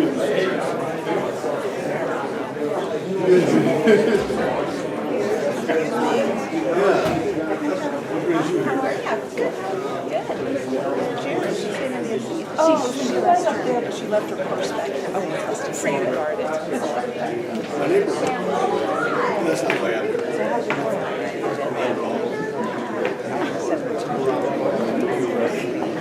Catch her? She hasn't heard about me yet. Oh gosh, what was it? I was just doing something. It's Alzheimer's. I've been here too long. Well, my aunt, anyway, living by the university. She liked the young. Yeah. She thought, why? I don't know why she thought. Someone called her up and said, you know, they're starting this town down there. So she moved from Tucson to Green Valley. But she was lucky enough. 2 sisters and a brother also came out of the city council. So they were, you know, they were part of it. And, you know, my aunt, my mother always said I was a lot like her. And she was in her 20s, during the 20s in Chicago. Oh my gosh. She graduated the same year as Amelia Earhart from nearby school in Chicago. And my mother said you're a lot like her. Hopefully she doesn't go missing. Pardon me? Hopefully she doesn't go missing. Oh, she's dead. They're all gone. They left this to me. They're all gone. But out in my backyard for my aunt and my the faces mountains and golf course. I've got a butterfly. How you doing? Good, how are you? Cute little cave with little butterflies. You know, I was just thinking this morning, I don't know, I never know what I'm going to say because I never know how it's going to come out of me. But this butterfly effect, I got butterflies for each of them, and I was butterfly. Now we're going to see Great Girl is allergic to butterflies. That's a good line. He's allergic to field work. I like Branson and her people answer the phone when she's not there, but she's out in the county. That's as your supervisor should be. That's a good line, though. Maybe I gotta start using that. Out in the county. Out in the county. Sounds so country, but it's music to the ears of this city girl. Yeah. That had territory under her jurisdiction. Yeah. Is she ever going to see that million for the road stuff?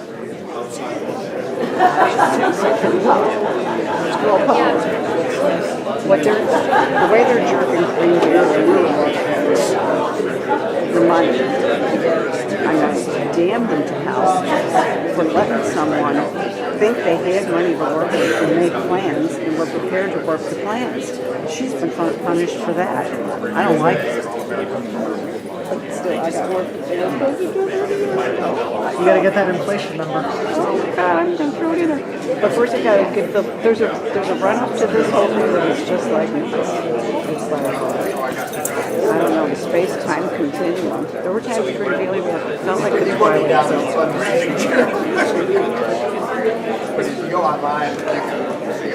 We've been getting jerked around for one time. And Carol's been around for 17 years. I think it started with him. My neighborhood's gone to hell.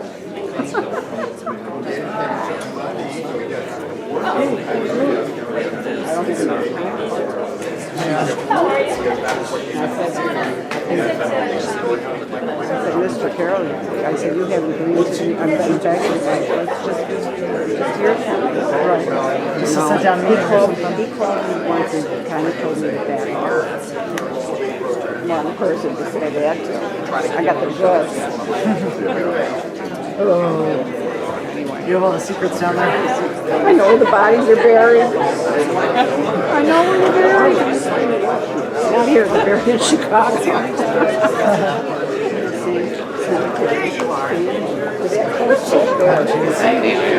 I would have babysat him just one time. That's the age difference. He would have been babysitting material. Oh!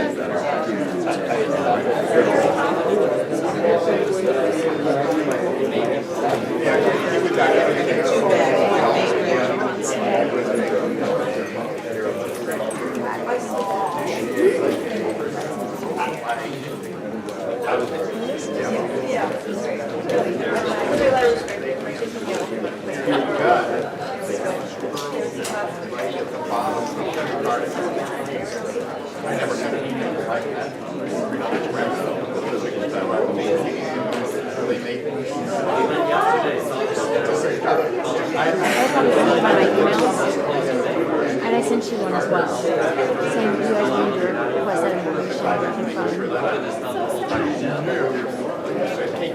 because they're not going to be able to reach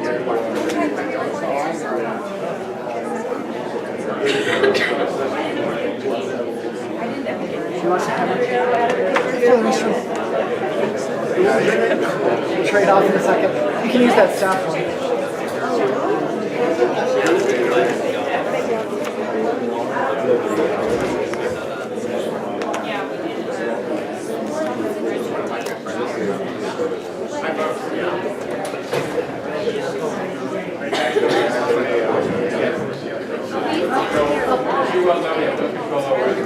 Go ahead, show her around. How much is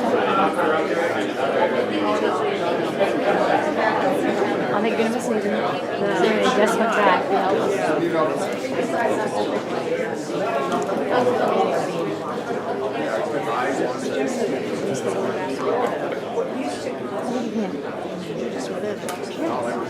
It's only one.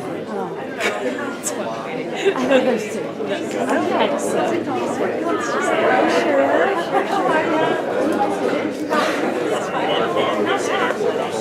Hi, Brad. Good morning. How are you? Good morning. Hi, Brad. Good morning.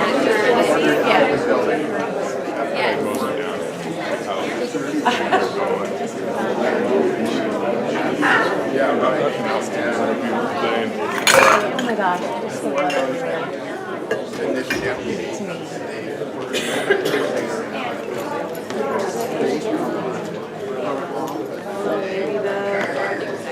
you just make it nobody watch right here. I remember when you used to get up.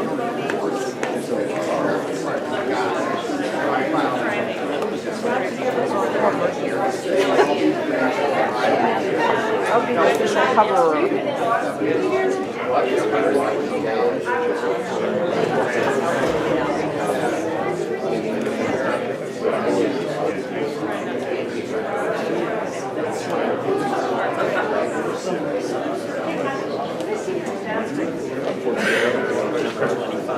That's the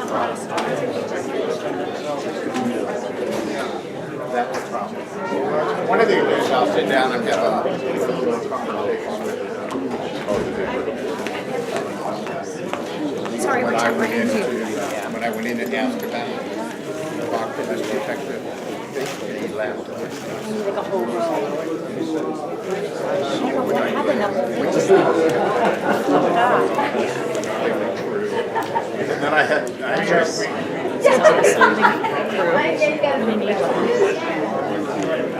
my skirt and my high heels.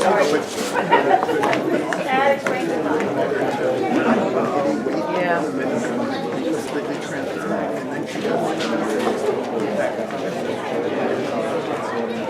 You know, and I think that we have a right to know what our money is being spent on.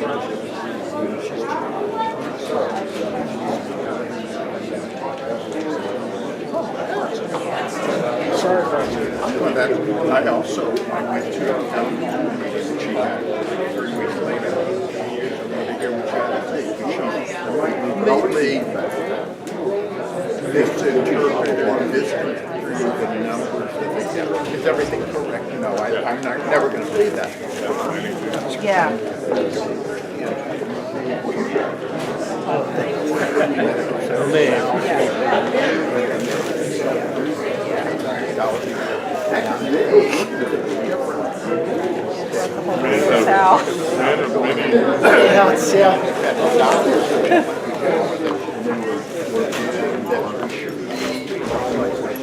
Leave it to me.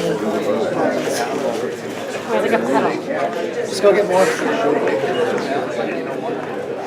I've been working for 50 years. Part of the water reclamation district this morning. Yeah, exactly. Some wastewater. Could be worse. I'm going to tell Grace that you do a great job of Cleaning, yeah. I'm sure she knows that.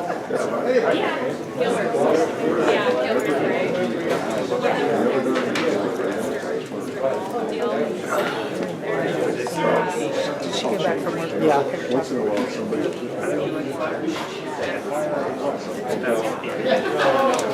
I've never got it. Give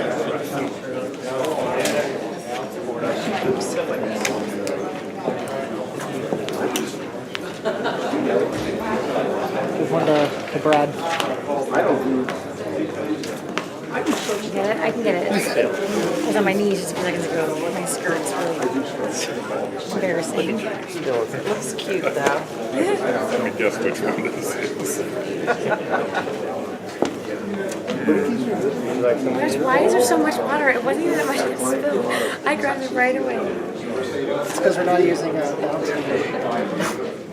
I'll get some more. One more big one. Do you have a trash like that? Sure, there's a washing machine.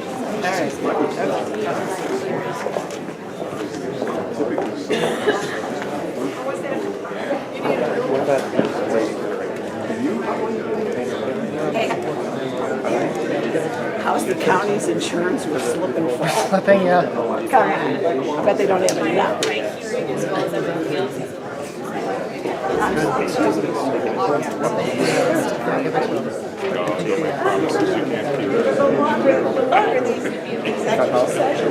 You may need that. That's okay.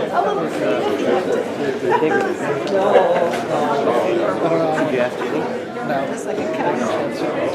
Well, if he comes back in on it.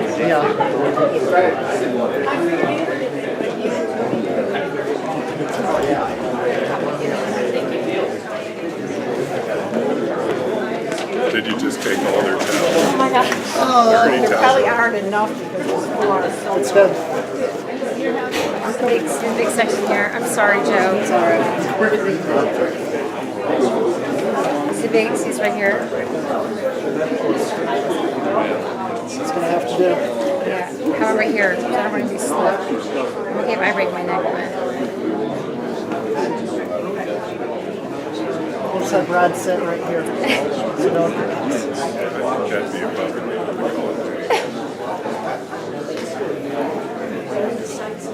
Thank you, Joe.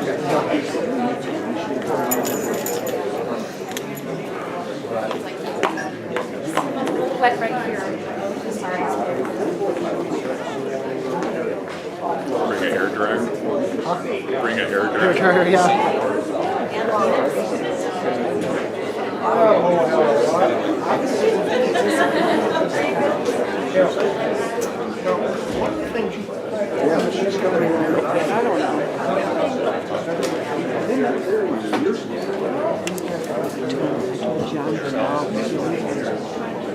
Yeah, I know. I saw that. I told him. Your document. I told him. I got the whole goddamn report. It's like the Pentagon Papers. That's a good engineer or construction supervisor. They have dirty paperwork because they're out there. This guy's not out there. Right. Or he's too out there. I don't know. I don't know. I'm going to bring the shame of Catholic schooling upon him if I can. Good, how are you? This is long. She said they had a lot. There was two of them. Oh, there was but two. one's yeah, going to take a little while. I think I'm going to be an executive session item before this is over. I think so. I'm talking to the high-profile attorney. Helen, nice to see you. Nice to see you. How are you? I'm great. Good. How are you? Good. I think we're going to try to set up the, there's a budget study session. You guys want to go for the budget? Yeah. I'm going to schedule kind of talked to her one more time before the whole thing. Yeah. She's definitely for it. I know, I just don't I mean, know the definitely money's, for me. I don't know where the money's coming from, but I know, but yeah, but get our position there, you know. So good. Yeah, I'm going to set that up with Mary tomorrow.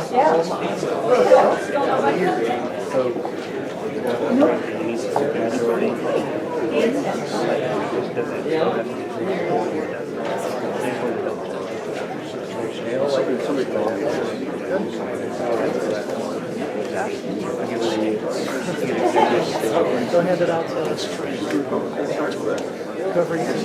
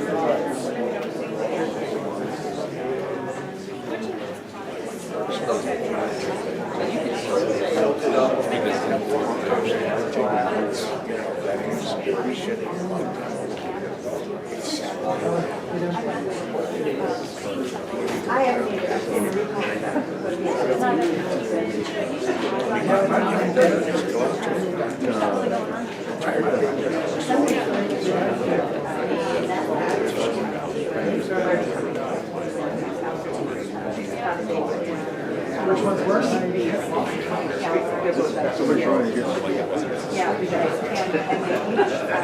guess that's one way to look at it. There's always something about it.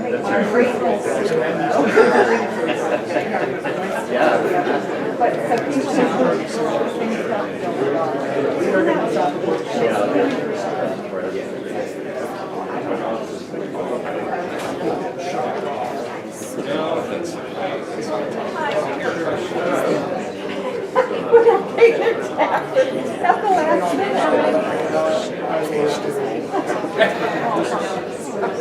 So, that's like I always tell you, this is not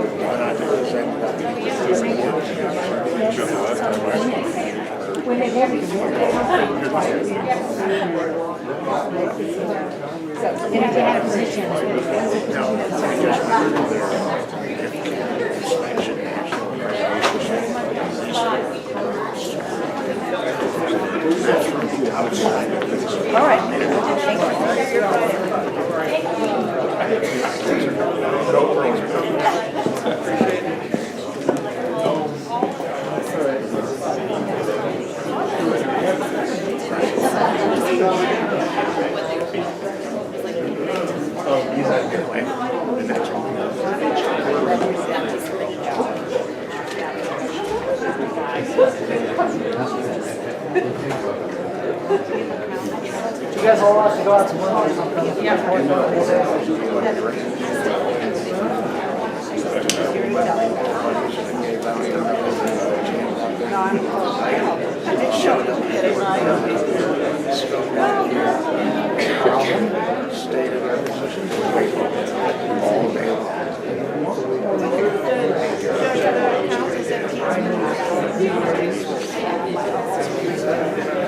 Let's have a service.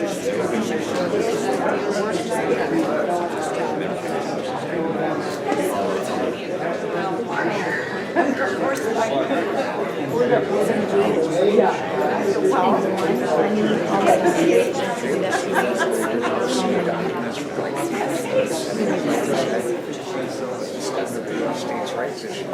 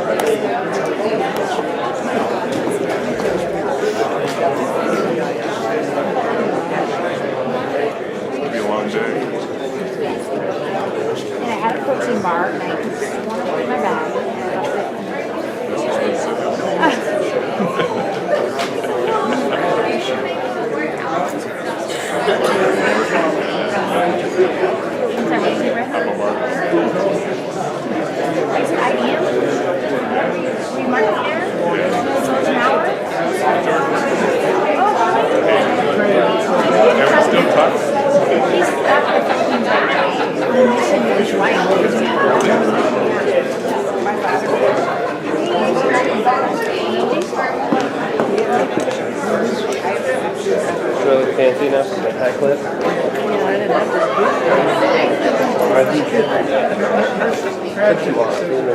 Max, you want to make sure there's somebody by the camera. Yeah. She doesn't want. I want someone to.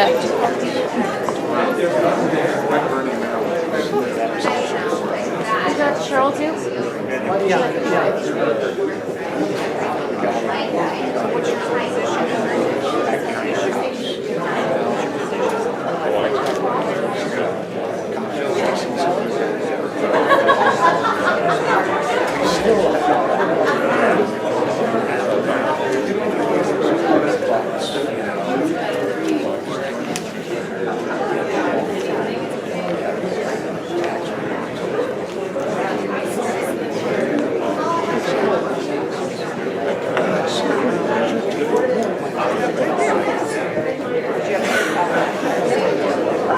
Sorry, I should have introduced you. You left your purse here. I know. I was wanting to. You look so familiar. I do. I've met you before. I know, but she used to have blonde hair. It was dark, a lot darker. It was. I think so, maybe. You know, Maybe it the was lighter. interesting thing is there's also another lady in town who's a businesswoman that lives in Oro Valley that you also like. And I think she's really pretty too. So, Monique. You have is your grandson with you? Yeah, we come to every one of these meetings and he does his math. How old is he? He's only 8, but he's doing division and remainders and he's doing the equations like n minus 1, blah, blah, blah. Oh, yes, he's The regular meeting is back in session. We have 2 executive session items. Counselor.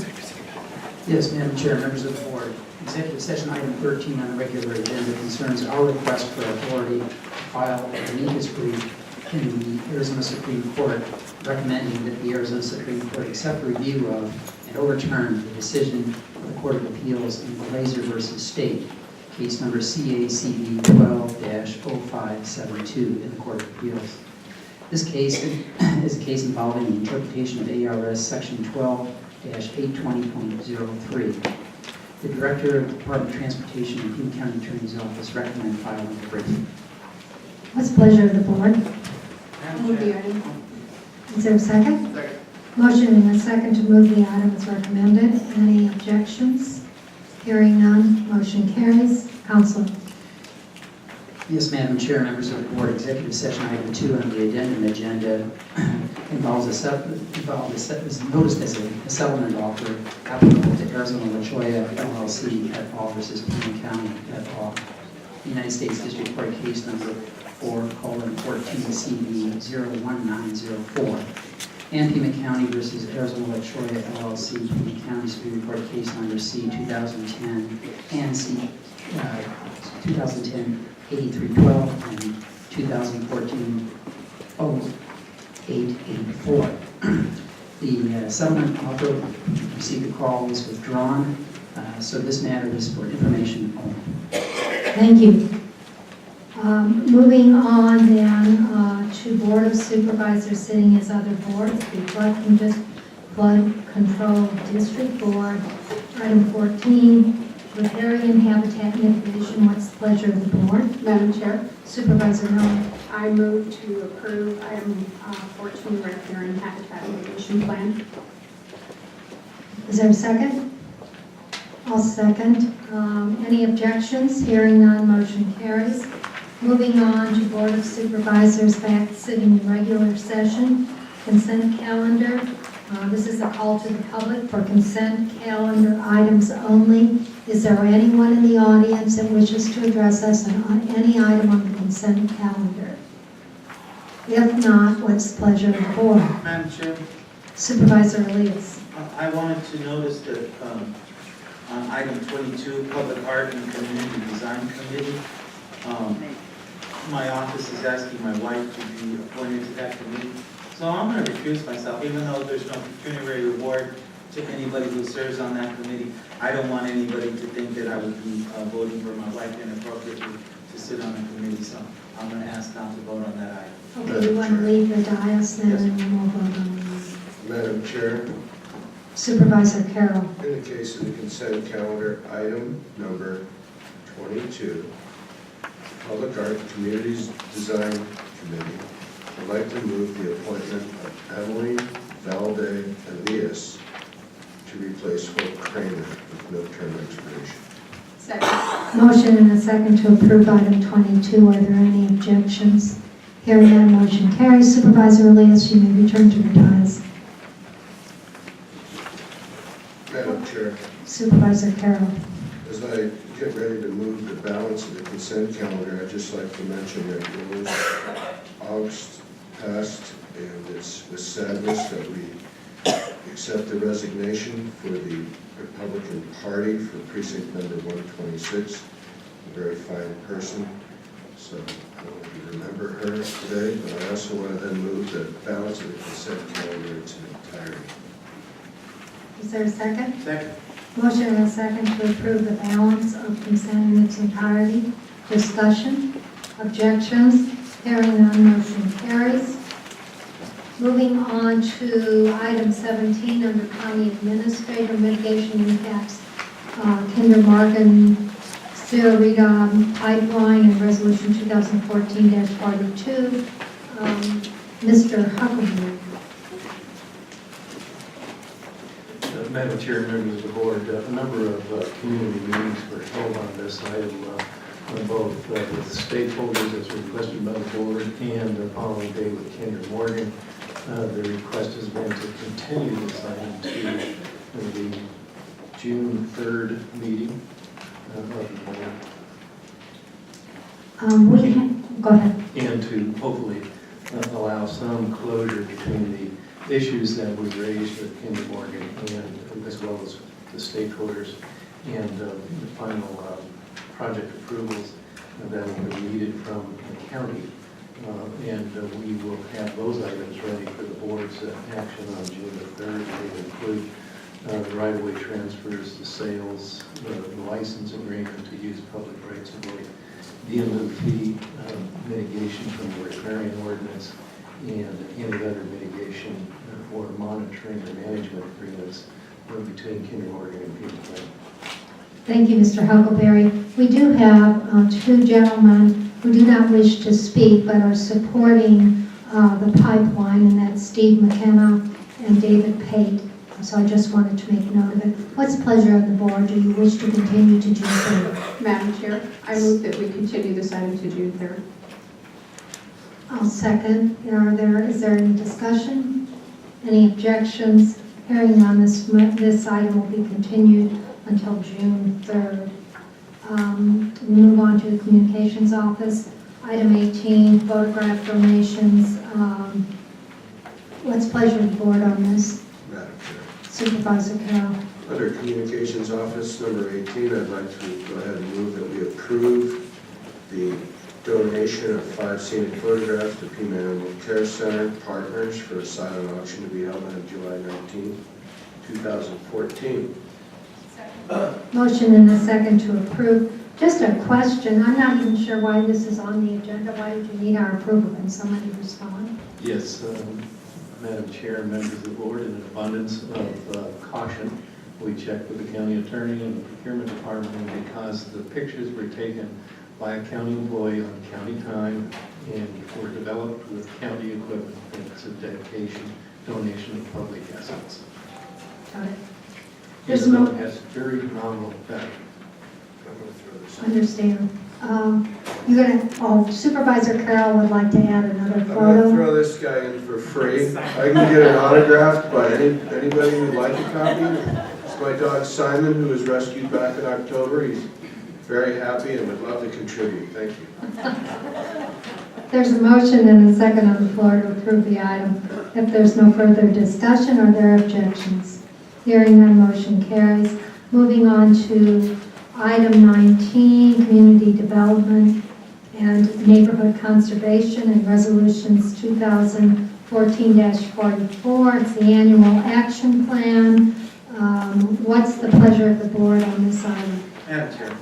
Supervisor Elias. Madam Chair, I'm going to go ahead and move item 19, resolution 2014-44.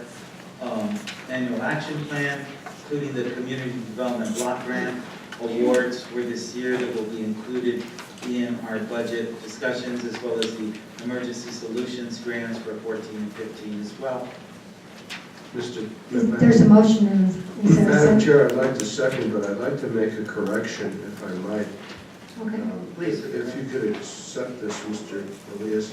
Under the 19 on page 5, 3 bars down from the top, Green Valley PC Parklands Foundation, it's Chuck Catino Field. The park does not have a name at this time. It's called Canoa Reserve Park, actually, but it is a park in waiting. Is Danny still here? No, he left. He's right there. Oh, did he? Oh, Danny tied up. Yeah, there he is. So Daniel, That's just a correction for the record. That's not a problem, correct? Chuck Okay. Catino Field, thank you so very much. I apologize for the interruption. Madam Chair, Danny, could you come here for a minute, please? I have a question for you. Since we have a second on the floor, right? Right, Yes, right, second. second. That changed. Yeah, Danny, that's fine. I also did mention the home program grants that are included in this item too, and that's included in the motion that I made, and I hope Supervisor Carroll will accept that as well. Yes. Danny, how much was our allocation last year of CDBG?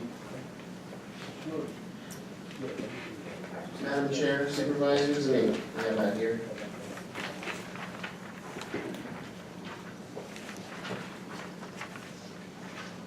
Wasn't it around 3 million and we're down to 2.5? It was about 2.5 million, but I can get the exact number. It is down about 7.5% from last year.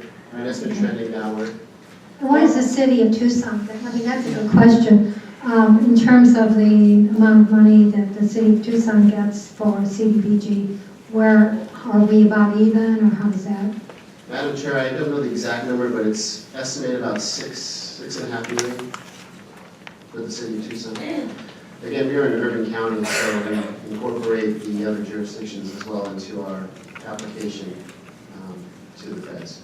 What's prognosis in terms of monies next year? I mean, it's been shrinking each year over the last several years. That's a good question. With the with President's recent budget proposal, it looks like CDBG may take another cut. So it's up to our partners in the legislature to determine that. Yeah, that's what I was getting at, and I thank you for your question, Supervisor Bronson, Chairman Bronson. Because we're short $4 million on the number of requests that we've received. And this continues to put more pressure on outside agencies, which is something we fund from the general fund. So you can see that pressure continuing to come down to the local level and abandoning those folks who are already way behind on programs that ultimately serve the poor and people who have other kinds of disparities, health disparities, for example, come under this area as well. So it's important that we know that that continues to go down. CDBG continues to be reduced, creating more pressure on local government to fill in those gaps. And then with the problems that the city's having in their own budget and their reduction to outside agencies, it creates even more pressure on us to make sure we keep that safety net intact for people who are really vulnerable in our community. It's a serious issue that continues to plague us, and I'm glad Supervisor Bronson asked that question about the city of Tucson, because many of our folks live in the jurisdictions of the city of Tucson, Sahuarita, Ajo, and South Tucson. So as you can see, that pressure continues to mount on all those local communities to respond to what are very normal, not greedy type of requests. And I think it's important for all of us to note that as we approve this item, because it's an important facet of keeping our community safe.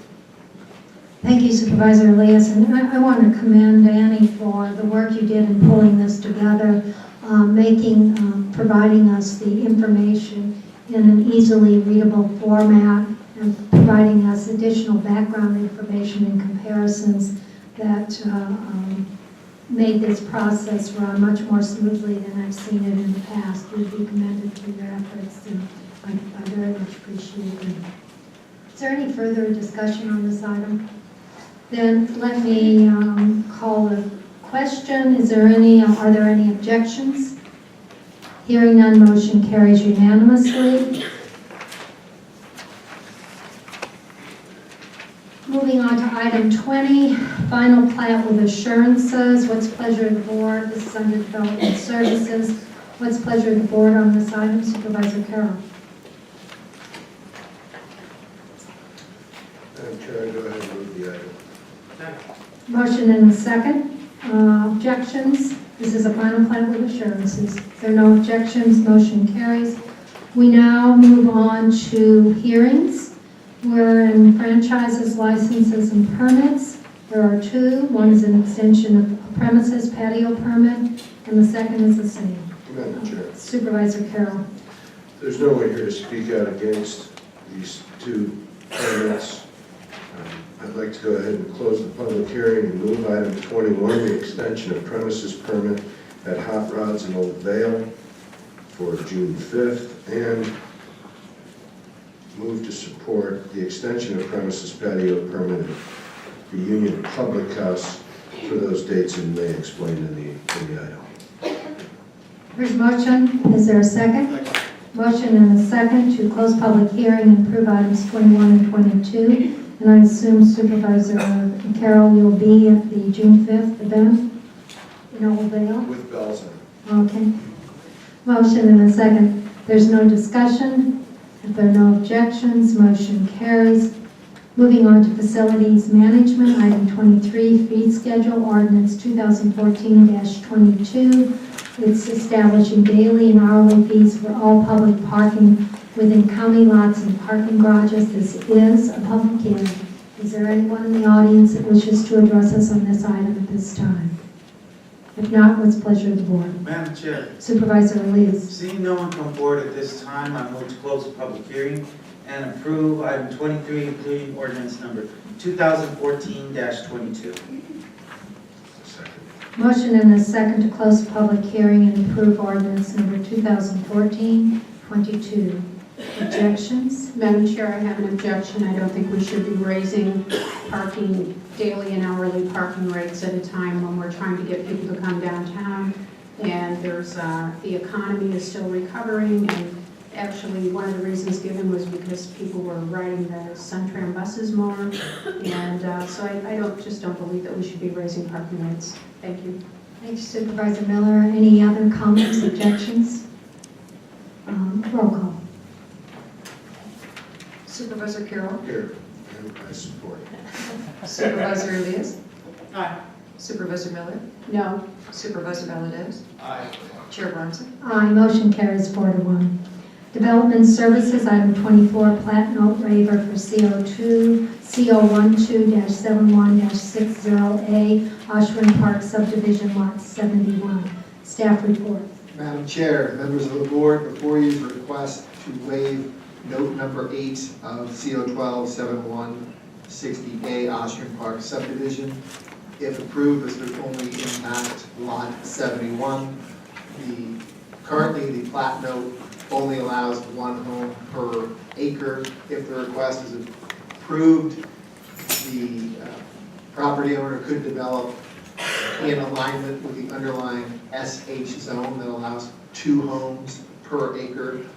The board has previously approved approximately 27 of these type of plat note requests within the subdivision, so I would say at least if you do an eyeball test with an attached aerial photograph, it appears that about half of the lots within the subdivision have 2 units. This is located outside the Marie Nadine Conservation Land System. Staff is recommending approval with conditions, and the conditions really have to do with paying close attention to obtaining the correct septic tank permits. We do have 3 letters of opposition that did come in. Staff is still recommending approval, and that concludes the staff support. As I understood what you said, that there has already been similar actions taken for other lots within that subdivision. So this is not precedent set. Madam Chair, that's correct. Thank you. That's correct. What's pleasure of the board? Madam Chair, I'd like to, if there's Oh, no... I'm sorry, we have one speaker, Christopher Breen.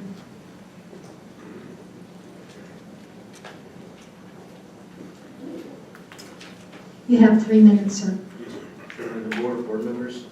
I'm coming in opposition of this. I'm a little nervous being up here. The reason why I state this, as the county officer said back there, there's about 112 properties in this development. There is about 20 of them that have double homes that are actually occupied. And people have put a secondary type trailer on the properties there for storage facilities. I actually signed this to agree to this to begin with. This is Curry. I like Mr. Curry. He's a nice guy. He's kind of a slumlord, but he's a nice guy. I don't apologize to him. It was supposed to be a storage facility. Now I see it's going to be an actual property on it. He has had problems before in the past with septic systems and violations. He's had multiple violations in the neighborhood. If you looked at 112 of the property lots in there, he probably has the bulk. He has 3 properties in there of the violations. So your concern really is the condition? The condition of his properties, the conditions of his permit violations. Yeah, let me ask staff, that's interesting. He has had other septic violations. What's the enforcement mechanism? Because that really is problematic. Yes, Madam Chair, members of the board.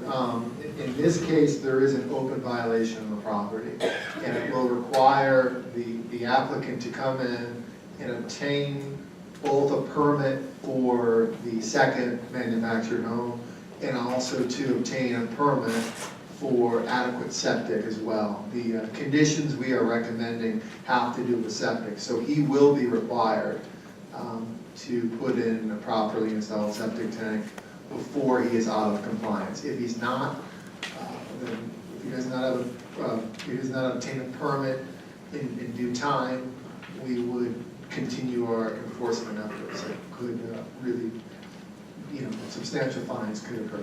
Is there additional, and that may not be a question you can answer, but I'm curious, and maybe Mr. Bernal, or we've got someone, how do we determine, is it by complaint, if there are septic violations, is there an app program where we actively inspect, or how do we, because it sounds like the information that Mr. Breen has provided is that it's not only on this particular property, but there are, I take it the applicant has other properties in the same. Approximately 3 other properties in the park area with about 112 homes. That have had other violations. And historically in the park, I've lived there for almost 20 years. I've been in the county, I've been here for quite some time. I'm a fireman of 19 years. And sorry, I would have gotten more information together, but I had been on vacation in Hawaii for 2 weeks, came back, and I got approached by about 7 of my neighbors that live on the street that were concerned about this and asked me to speak up, so that I'm here to speak up. And I'm also concerned with this because I've seen the violations. I usually go right to him, I tell him that, and sometimes he fixes it, and sometimes they have to file, the neighbors have to file complaints within the neighborhood, because he does not live there, he's in rental properties. So he's an absentee landlord? Yes. Madam Chair. And he's also, in terms of like storage facilities, they've had multiple complaints. It seems like when he wants to get something done, he comes and he cleans it up, and then he leaves, but the violations before, the county doesn't really know what happens on these properties unless someone comes forward and complains, and they go back to and research if they've had issues. Thank you. Supervisor Mellon? I wanted to ask Mr. Poirier, have violations been reported and have they been mitigated? How many violations have been reported? Madam Chair, Supervisor Miller, I couldn't give you a number about all the violations that have been reported on the applicant, but what I can tell you with certainty is there is an open violation of this property. They had a total of 3 manufactured homes and open storage of junk in the property. They've since cleaned up the open storage. There's now only 2 manufactured homes. In order to keep a second one, they do require a permit, which they will require though to provide us. So that the home is currently on the property in violation? Correct. Correct. It was moved to one of his other properties and is probably currently in violation too, but no one's doing that. It just got moved around the other side of the street. That's the issues in which we deal with, and that's why we come to speak there. And I also have some letters from some of the other people that live in the neighborhood that were concerned that there's not going to get here, but it sounds like. Yeah, and actually, would you please submit those letters to the board? Let me ask, is the applicant in the audience? Madam Chair, seeing there's no applicant in the audience and with these issues that have been brought up by an affected party, I'd like to move that we have a delay on this item. There's a 90-day delay that I'm thinking of that would make this person either come into compliance or not. I would imagine on every single thing you've mentioned here. So I don't know if you've been in contact with Pima government yourself, but this is the start for you. We've got 90 days, and if this motion carries, is that satisfactory to you to try to work out with Mr. Curry or That's continue July issues? 1st. July 1st. Is that Supervisor Miller? Madam Chair, is that standard 90 days? Is that within 30 or 60 days be? Given the extent of the violations, I would think 90, and given our meeting schedule for the summer. Okay, that's fine. Madam Chair. I would second that. Okay, The delay. Supervisor I Lewis. was going to second for the sake of propriety, because we had a motion on the floor without a second. Chris, in your original answer to us, am I to understand that not only this property is already it's already been constructed, it's already there, but he has another open violation on a septic system, correct? Is that what you said, Chris? Madam Chair, Supervisor Miller, no, I couldn't report with certainty if he has an open violation on Okay. the septic system, but in order to proceed to obtain the second home on this property, he would be required to obtain septic approval for that second home. For that second home. Correct. And then the two homes for this property will, in all likelihood, share one septic tank. So the potential septic violation should be remedied with the second permit for the second I see. manufactured. Okay, I get it now. Thank you, Chris. I would ask the maker and the seconder of the motion, we're going to continue for 90 days, but then I would like our staff, whether it's development services, DEQ, public health, I mean, I don't know what all the violations, I mean, you indicate there are other, I mean, there was open storage violations, there were several things, but I would ask that our staff make a thorough, the appropriate staff, make a thorough inspection of the property, and that at the end of the 90 days, if he's not in compliance, if there are other outstanding violations of any sort, and he is not in compliance at the end of 90 days, that in order to get his permit, he would have to bring everything into compliance. Would the maker of the motion and the seconder accept that? Absolutely. Madam Chair, for a point of clarification, is it the intent that the board have them remove the second manufactured home until such time they? I would think that at this point, it's already on the property. What is important is that if there are violations, that those violations be remedied and that the property, not just the small property we're talking about here, but the subdivision be brought into compliance. As you are aware, there have been a number of investigations. We have some reporters doing them in the paper, where we have this type of problem countywide with mobile home properties, and these are substandard living conditions. And if we're having a conversation about fair housing, the buck starts with us. We've got to make sure that these properties are inhabitable for the people living on them. So if there are no objections then to my asking that all the violations be brought in, then that the motion be amended so to include that. Supervisor Madam Chair, I amend the motion to include that, and I think to answer the question, it's the removal would only come as a fallout of the non-compliance that could come. So I hate to predict anything. I hope that doesn't happen. I stand with my 90-day delay. Thank you. Okay, so if there's no further discussion and the motion is amended as I suggested, I'll call the question. Are there objections? Hearing none, motion carries. And if you would get with our staff and share your experiences and your concerns, that would be helpful. Chris is over there. You can start with Chris, and then I think you'll probably want to bring in DEQ and then maybe some other, there may be some flood control issues, I don't know. Thank you. And Madam Chair, that motion would be closed. And close public hearing, I'm sorry, yes. So if there are no objections, motion carries unanimously.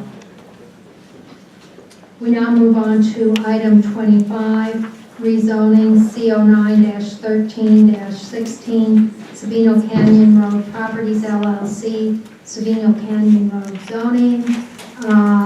Staff report.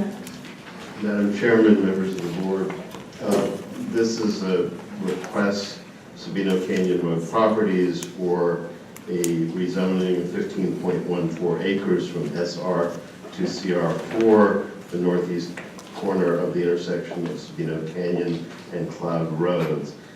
It conforms to the comprehensive plan based on the plan amendment that was approved earlier, designating it for medium-high intensity urban.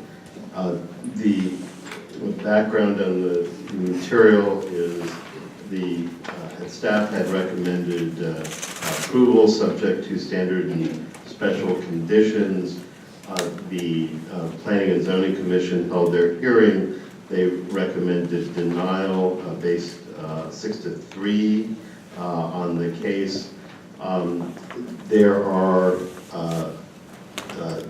two major concerns. One, I've got to go over the conditions of zoning because they try to put them all together. And the second is to let you know that the protest calculation within 300 feet, which is 46.3% by owner and 38.7% by area, totaling 19 protests, that requires a supermajority vote of the board. And then additionally, the public comment count has modified as of 8:45 this morning.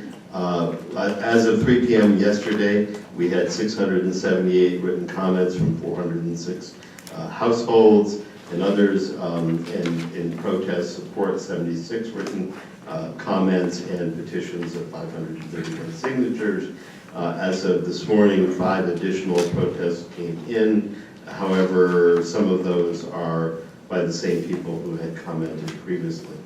And I can't give you an exact accurate number on that.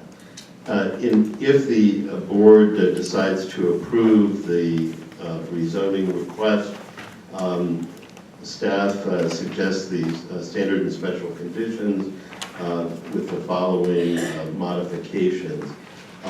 There's an April 23rd memo from myself to you regarding condition 7E, that these are improvements to the bus stop, and that those should be provided the bus or shuttle service is maintained along Pond Road and the bus stop still exists at the time of the development. There is also a letter dated April 11th from Aaron Harris, the project engineer, and there are 4 conditions requested being added to the rezoning based on that. The first deals with setback. It talks about units 83 to 101. There's a proposal, of course, to reduce the number of residents. There needs to be a revised PDP so that that setback is in the area on the eastern side of the development. The lots would be renumbered. Second, it deals with a masonry wall on the eastern boundary. The third deals with additional trees, and the fourth deals with a 1-story, 16-foot height limitation. So those all need to be added as conditions. Third, the staff would request that a condition be added that says a revised preliminary development plan acceptable to the planning director is meeting all the conditions will be submitted prior to scheduling of the conditional rezoning ordinance in front of the Board of Supervisors.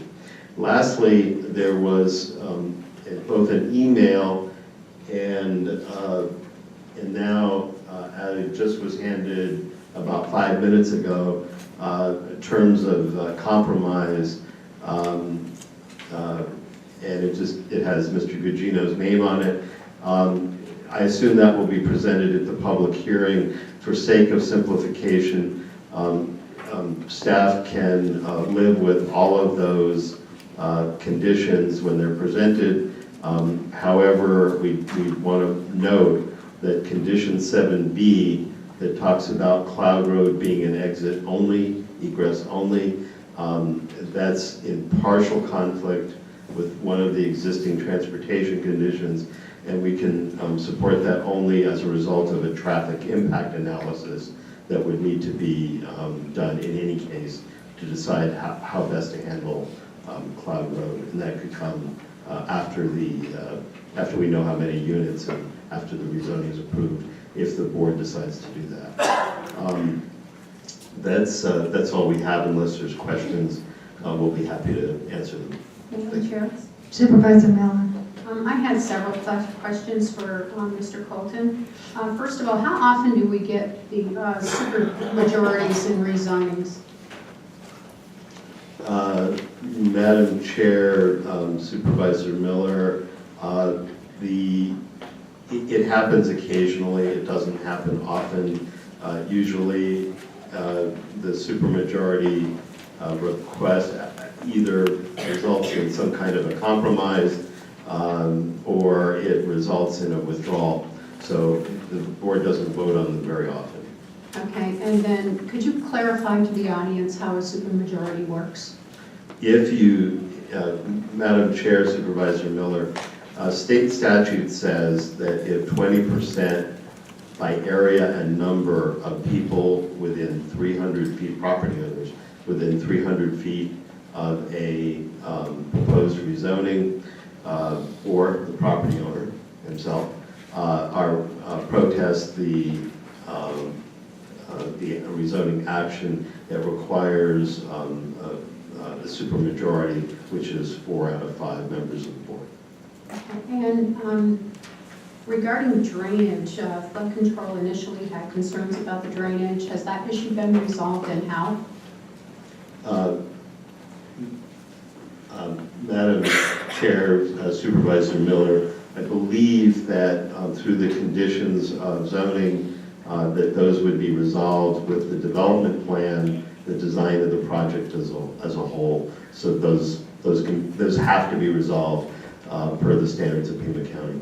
Okay, I guess that my question related to the reduction from 13 rack down to 11.2 rack. Is that what the reason was for reducing it to 11.2 as a maximum? Was it because there was area used for drainage? Is there anyone from flood control? Yeah, Madam Chair, Supervisor Miller, I think that was part of it. I don't know that that was the entire reason for that reduction. And I would defer to my colleague, Eric, over in flood control. Madam Chair, Supervisor Miller. There was additional room for drainage, but I'm not sure entirely that's the reason for the reduction in the yield on the property. Okay, thank you.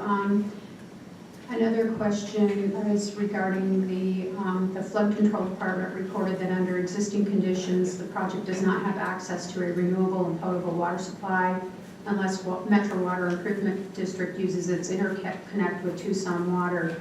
Flood control expressed serious concerns regarding the developer's calculations on water in the P&Z meetings.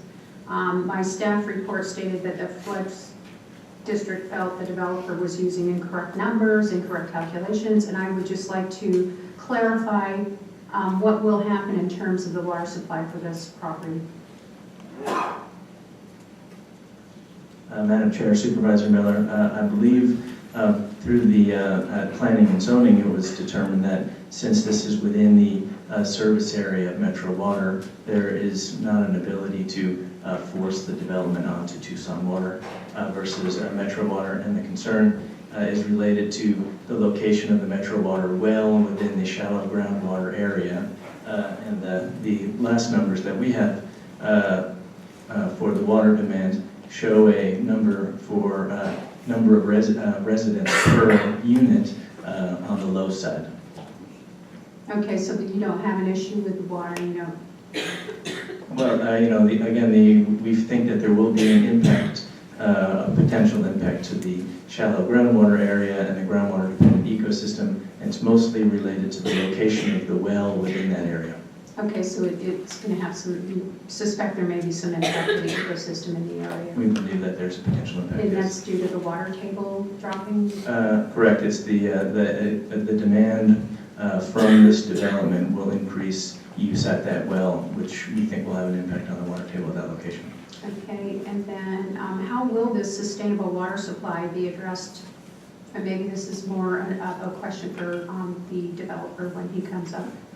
Okay, and the final question was, I guess, well, I have two more questions. How much was the footprint reduced between the original and the compromise? Did you do a calculation on that? I think I did one and I came up, it was roughly 20,000 square feet for the total development area. Madam Chair, Supervisor Miller, it is very difficult. These numbers have been changing, and we really do not know what the actual footprint is because we don't know to what extent is the design is, which is why I've suggested and added the condition, if the board were to approve it, that we need a revised preliminary development plan so we can tell. For example, a revised preliminary development plan, if there's a reduction of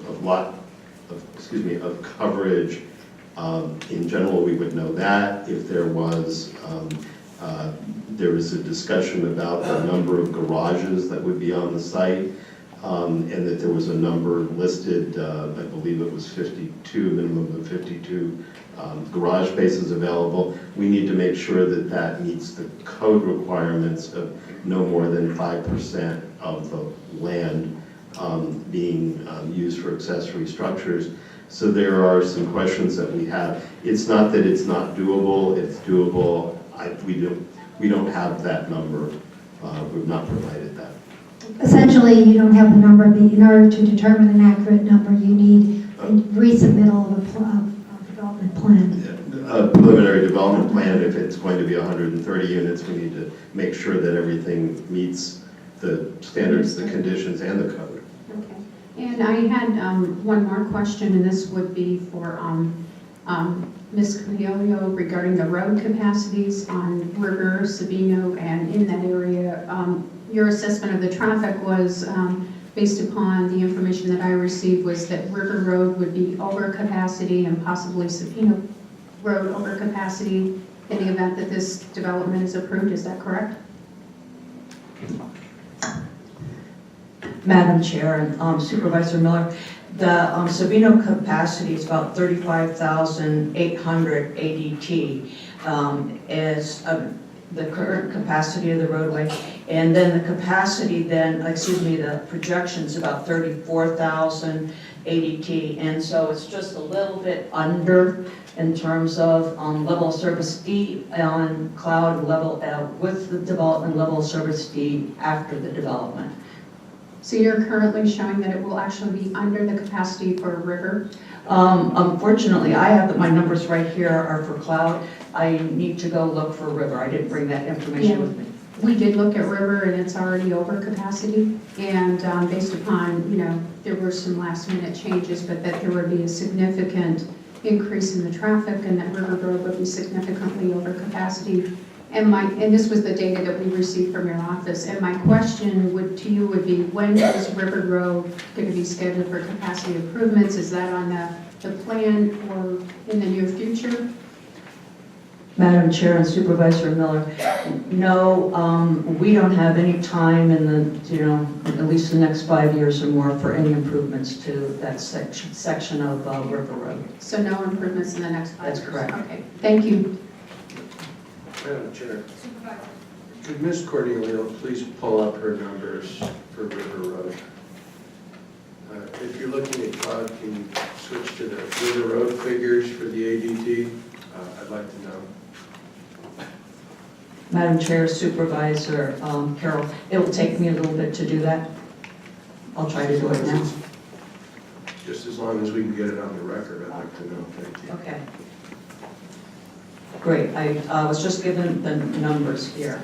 On River Road, recent traffic count in 2012 is 15,613 ADT, and the capacity of the roadway is 13,100. So indeed, the road is, would be over capacity. Thank you. Madam Chair? That road that was a 2012 figure, so it hasn't been updated to assess the capacity up there since then. And then what would be, have you projected the number of average daily trips for this subdivision if it's approved yet? For the, if in the event that this is approved, have we done a calculation for what the ADT would be for these additional traffic on this road?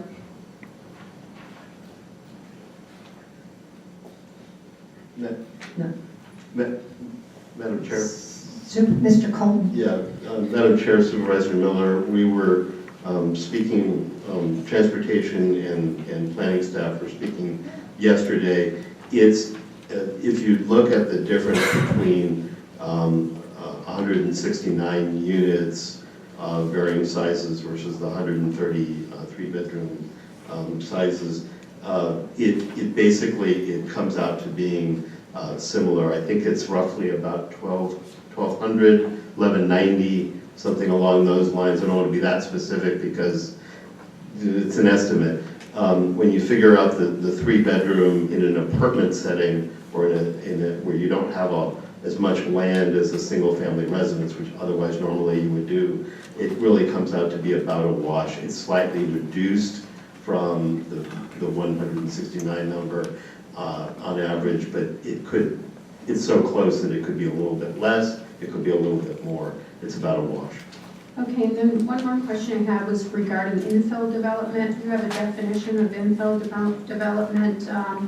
Ensure the new or redeveloped mixed use or infill rezonings assess the privacy and character concerns of existing neighbors in reviewing the location, density, and character of the project. Is that the definition of infill in Pima County?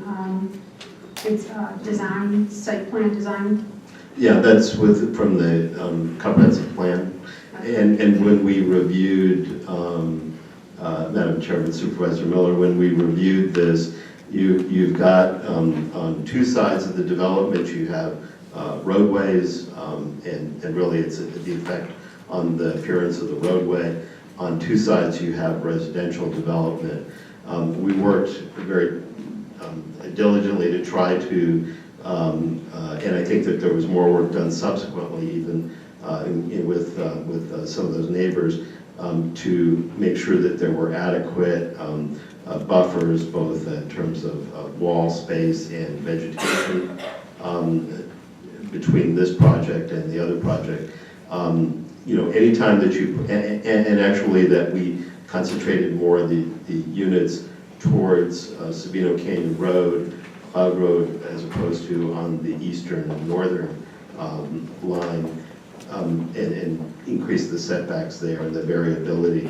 The reality is whenever you do an infill project, the densities are going to be higher than what the existing density is, and one needs to do one's best to fit that in and try to get a similar character and buffer. Thank you. Are there any further questions of staff? If not, I would ask the applicant to make their presentation. Name for the record.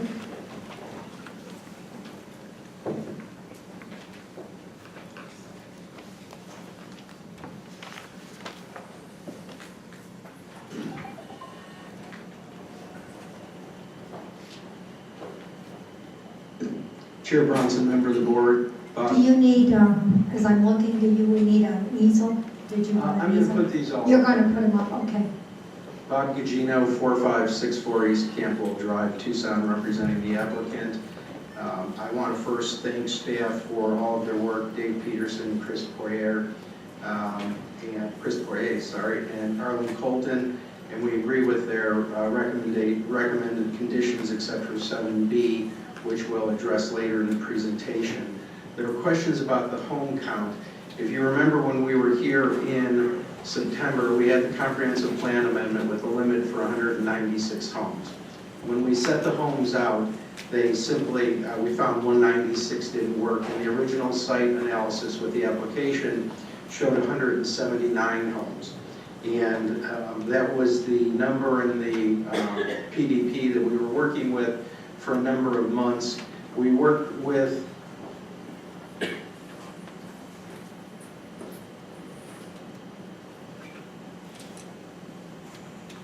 hopefully that works.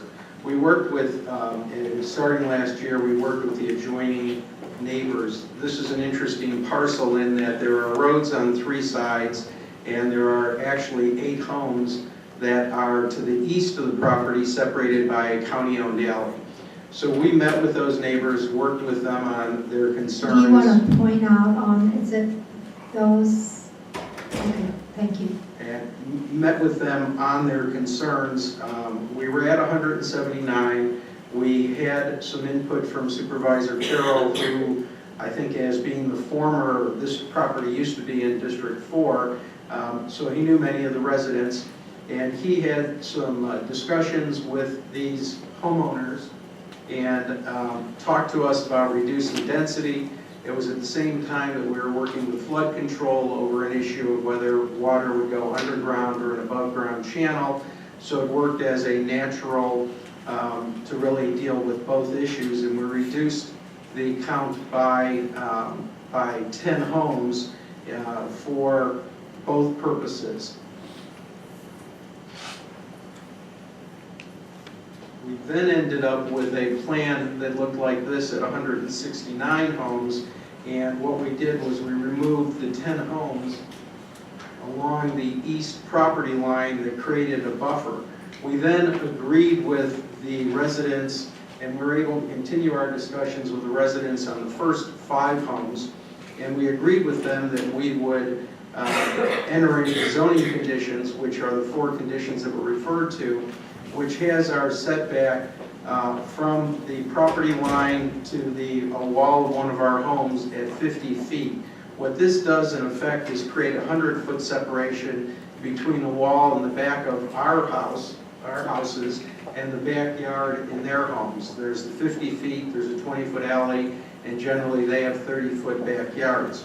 We also agreed to have the landscape buffer be set back, so our wall, instead of being on the property line, is 5 feet within the property line, and we're using that to do a buffer of enhanced landscaping. We're going to have at least one 24-inch boxed tree across from each of their homes, do some other enhanced landscaping.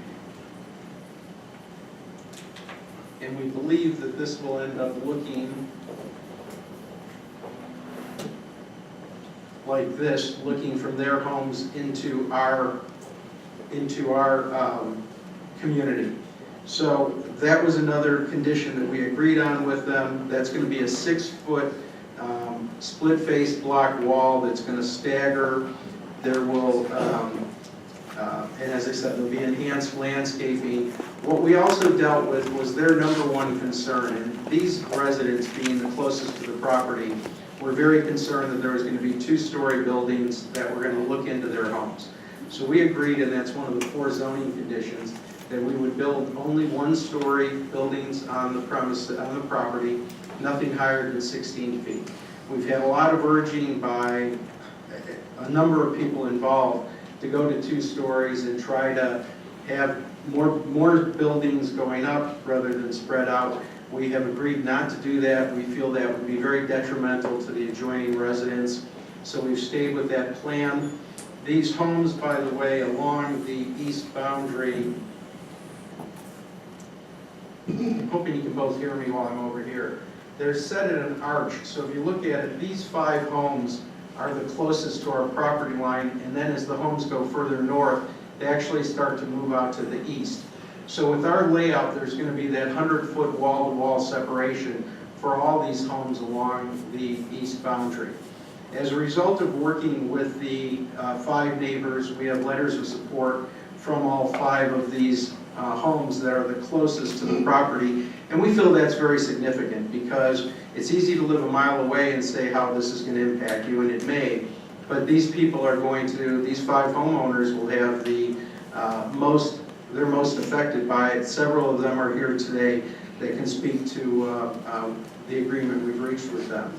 The reduction from 169, which was the plan submitted, to 130, actually just came about in the last 7 days.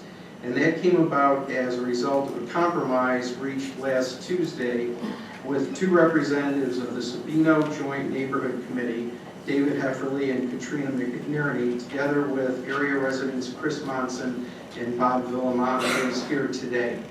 And at that meeting, and this actually started Easter weekend, and Supervisor Carroll, again, because I think of his knowledge of the residents in the area, was dealing with both residents and was talking to me extensively, trying to broker a deal, quite honestly, to broker a compromise. And sometimes it was not so gentle urging on his part to change positions, but it ultimately succeeded in arriving at a compromise that I think is a classic compromise.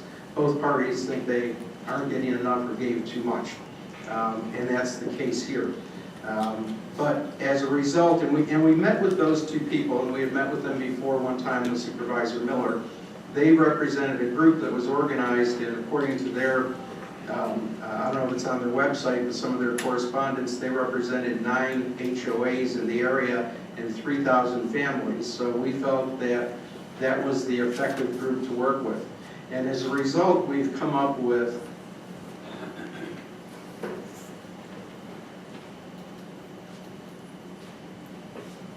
Can this be seen? Yes. Okay, and what we have is on the left, we have my left, we have what this looked like at 169 houses. On the right, it's what we think the PDP will look like that will be resubmitted, and we'll probably have it ready, Aaron, next week. It'll be resubmitted any day at the 130. So what we have done is, if you look along the perimeters... Mr. Cucino, excuse me, could you slide that up a little bit so maybe we can close it a little closer there? This way? Yeah, there we go. See, we can make it a little bit bigger. There you go. There you go. Does that work? Yeah. Thank you, sir. So along the, this is Cloud Road, so along Cloud Road, we started by removing houses. You have to excuse me, my allergies have kicked in, so I'm a little dry. We removed houses actually along all the perimeters. So if you look along the roads, what we've done is we've gotten away from this linear run of homes in a fashion where you would see rows of homes. And we've now broken those up. We've reduced homes, which have allowed us to stagger the placement. If you look at this corner of Sabino Canyon and Cloud, you'll see quite a big difference. And I'm going to talk about homes first, and then I'll talk about walls. You'll see quite a bit of difference, and you'll see the number of homes reduced where they were 3 deep in some patterns to where they're only 1 deep now. So as you're driving Cloud, Sabino Canyon, or Knollwood, there is going to be much less massing that you're going to see, and it's going to be, we think it's going to provide real visual interest. We also then, in listening to the neighbors that we met with, we staggered the walls. Most of these walls are 5-foot masonry blocks, split face, very attractive, similar to the walls that are used at Ventana Canyon. Most of you have been out to the area sites, and you see those walls as the standard walls that we use. They're capped. And what we did was we added a tremendous amount of staggering at the request of the neighbors, and we actually sat down with them at the meeting a week ago and took a pencil out and drew on the plan where they wanted to see the walls staggered. So you'll see that the walls vary as you're going along the Cloud. It's completely different where this was simply an arch at the corner. How it staggers, it now cuts in, so there's a very large area before you see a home. It staggers up Sabino Canyon. At the gate, we actually then moved the gates as opposed to an entry gate right here. We put 2 entry gates, which would allow you to fully drive into the property, and continued the staggering all the way along the perimeters to add visual interest that was asked for. We're also preserving, these dots are existing trees. And Sabino Canyon has some great existing vegetation. Those trees range from 12 to 20 feet in height, and the canopies are in some cases up to 20 feet. So what we're going to do is utilize those existing trees, plant in between them to hopefully then have a canopy that will be completely filled in once we have some years of growth under our belt. The terms of the agreement that we reach, so that they're very clear for the record, is that there will be 130 one-story, 3-bedroom homes, each containing 1,244 square feet. We jointly, this being the people we met with and our group, we support that Cloud Road be an exit only. And this is condition 7B, where staff has asked that this be full access. We think that and our traffic engineer is here and can speak to it, that this will function as an exit only. This will avoid any stacking of people that would be coming eastbound on Cloud, trying to turn into the intersection and would have to wait and stack up traffic. So we're in agreement on that. We've agreed that the colors, it'll be an earth tone palette of the homes as provided in zoning condition 13.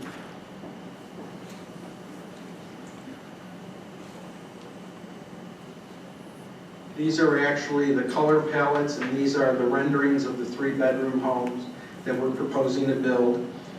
These are what our architect is called contemporary desert modern.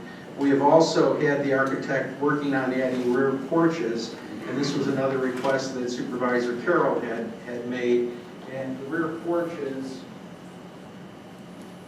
would look something like this, and those porches would be on, there's about 7 homes along the roads that you can actually see the rear yard. So we would add the porches on all of those rear yards. We have agreed that we will not have any for rent signs posted anywhere on Cloud or on Knollwood. That was an issue that actually just came up yesterday, and we're fine with that. There would only be signs on Sabino Canyon. We agree that there will be 52 garage spaces. This is up from, I think we had 42 proposed when there was 169 residences. So the percentage is up substantially when you go to 130. We have other mitigation features on the project. Very briefly, I'd like to discuss is that we've agreed to make a $50,000 donation to the Fruchthandler Elementary School PTA. When this first started over a year ago, there was a lot of concerns about what would happen to the elementary schools if we built this many residences. We found out from TUSD that school actually is under-enrolled, and they would wish that we had at least 20 families with elementary school students. We talked to the PTA, we found out that because their enrollment has decreased, their funding has decreased. So with the $50,000 donation, they are looking forward to being able to upgrade their entire technology program, to place smart boards in the classrooms, and to have a cart that sounded pretty cool actually, with laptops in it that would go from classroom to classroom and be made available to the students. We've also, as condition 7E stated, we've agreed to build a bus shelter. There's a bus stop approximately right here on Cloud Road, and we've agreed to build a bus shelter there, provided that bus service continues at the time that we're developing. We're also requesting a license agreement from Pima County to be able to build a bike hike rest area at the corner of Sabino Canyon and Cloud. This little donut is owned by the county. I think it was originally planned to be a park, and somehow that didn't occur. So it would occur to us with the number of people biking and hiking in the area. As someone who's biked up Sabino Canyon Road, I can tell you that it's nice on a hot day to find a little shelter. There isn't any other rests. We originally had planned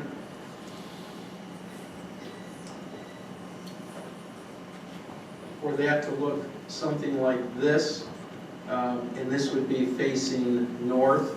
And we, again, received some input from the neighbors and from Supervisor Carroll that they felt something more of southwestern design would be a benefit for the neighborhood. Now, we just actually heard that this weekend, or started to work on it, so we've only had a day, but we have a preliminary sketch from our architect. And I'm not sure if you're going to be able to see that. And this is only preliminary, but this is north again. It would be all mission tiles, so as you're driving up Sabino Canyon or on Cloud, you'd see a great mission tile roof, heavy columns, and again, this is only a first drawing of it, and we can certainly modify that. But that's another item of mitigation that we're proposing. As you are all aware, construction has always been one of the main drivers of Pima County's economy. We had very good years in 2012 and 2013, and unfortunately, many of those projects are either at or near completion, and we're now seeing a drop-off in construction.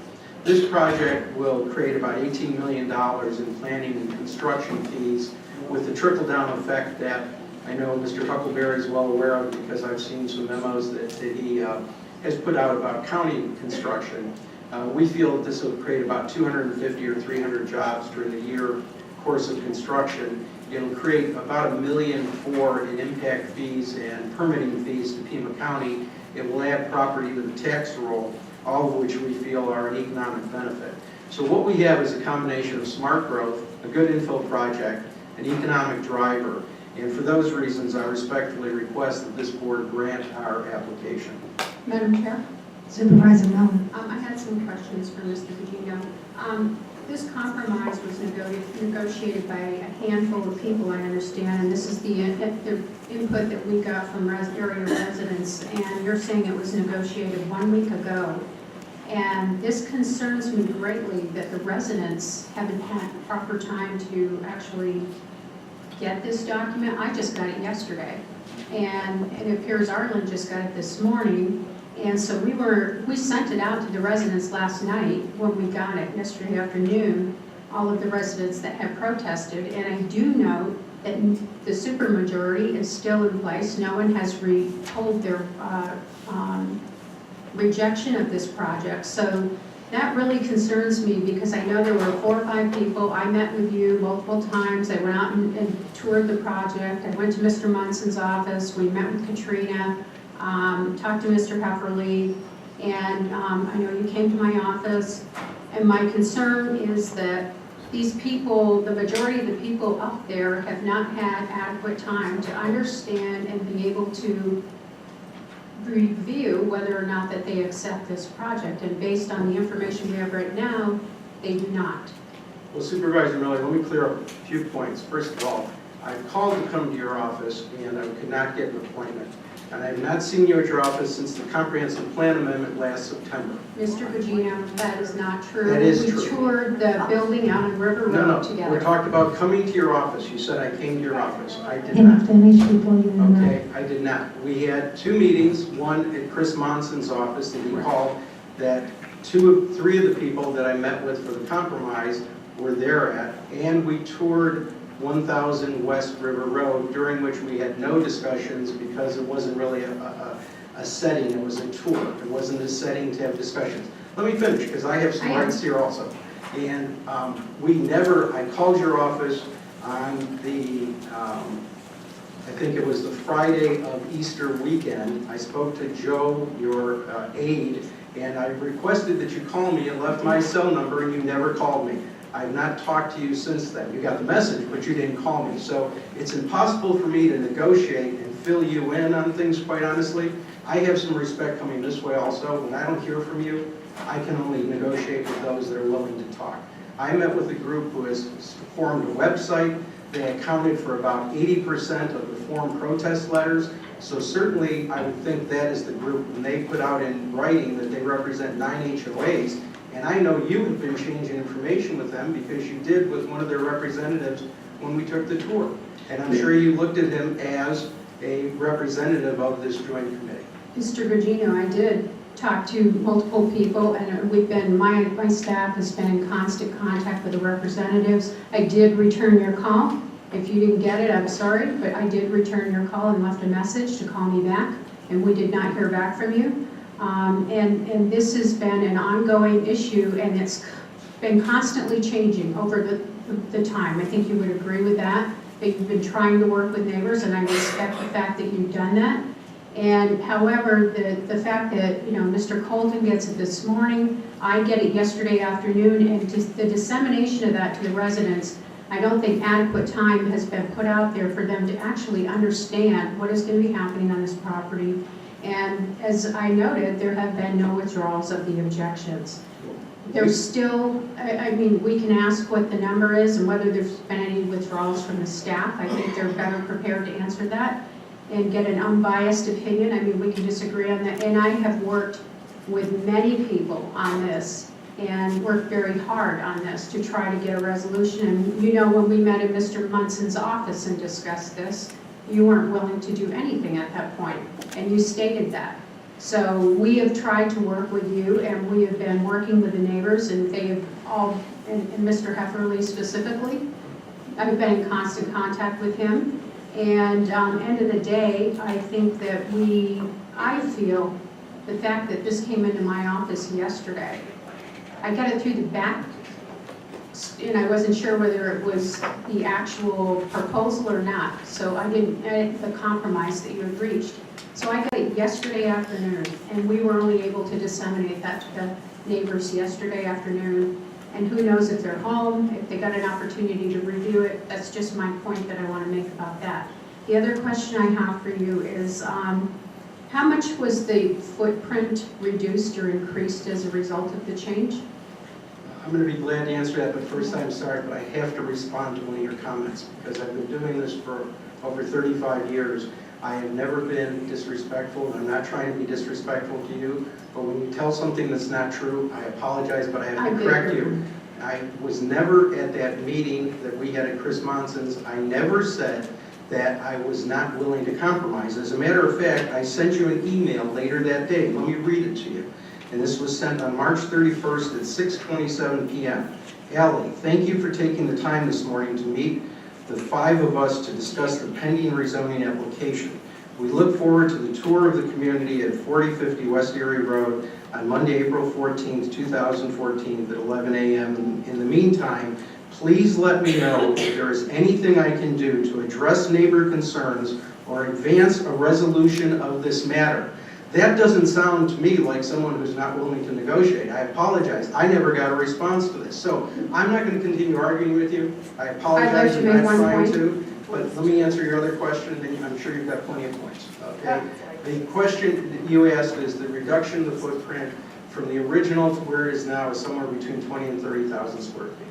For the whole, with the garages Yes. and everything? Okay, that's a reduction in the footprint. Yes. Now, I would like to, your beginning of your email, you said thank you for meeting with the 5 of us yesterday. That was the meeting at Chris Munson's office, correct? Yes. Okay. Let me, just a minute, who's ever got the cell phone, please turn it off and respect the people in this. Thank you. You just I know that happens, but You just stated that I did not meet, you did not meet with me at Chris Munson's office. We did. I did not state No, that. we did not. Supervisor Miller, I said that I met with you. I said I did not say that I was not willing to compromise. Okay.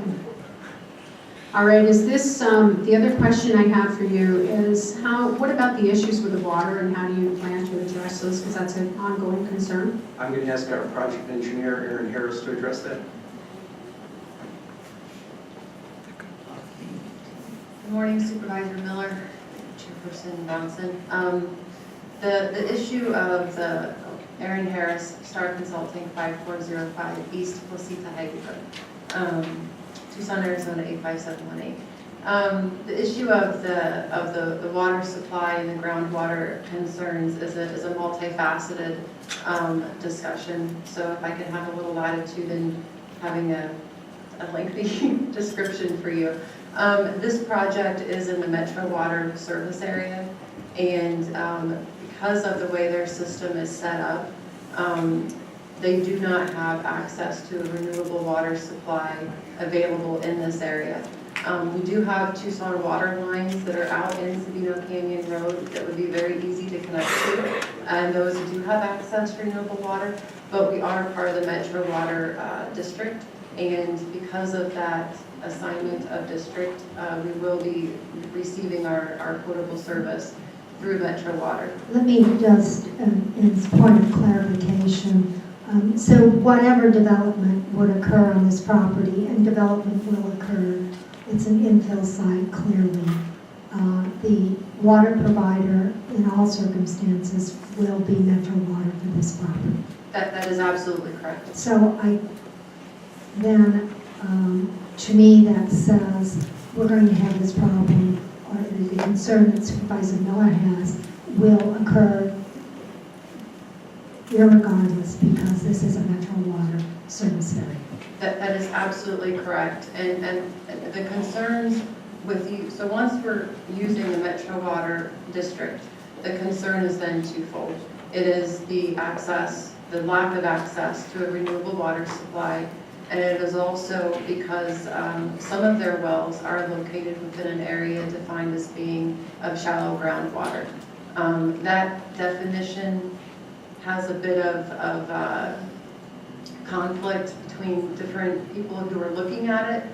Metro Water says that they have accurate well monitoring that indicates that the groundwater is not within 50 feet of the surface.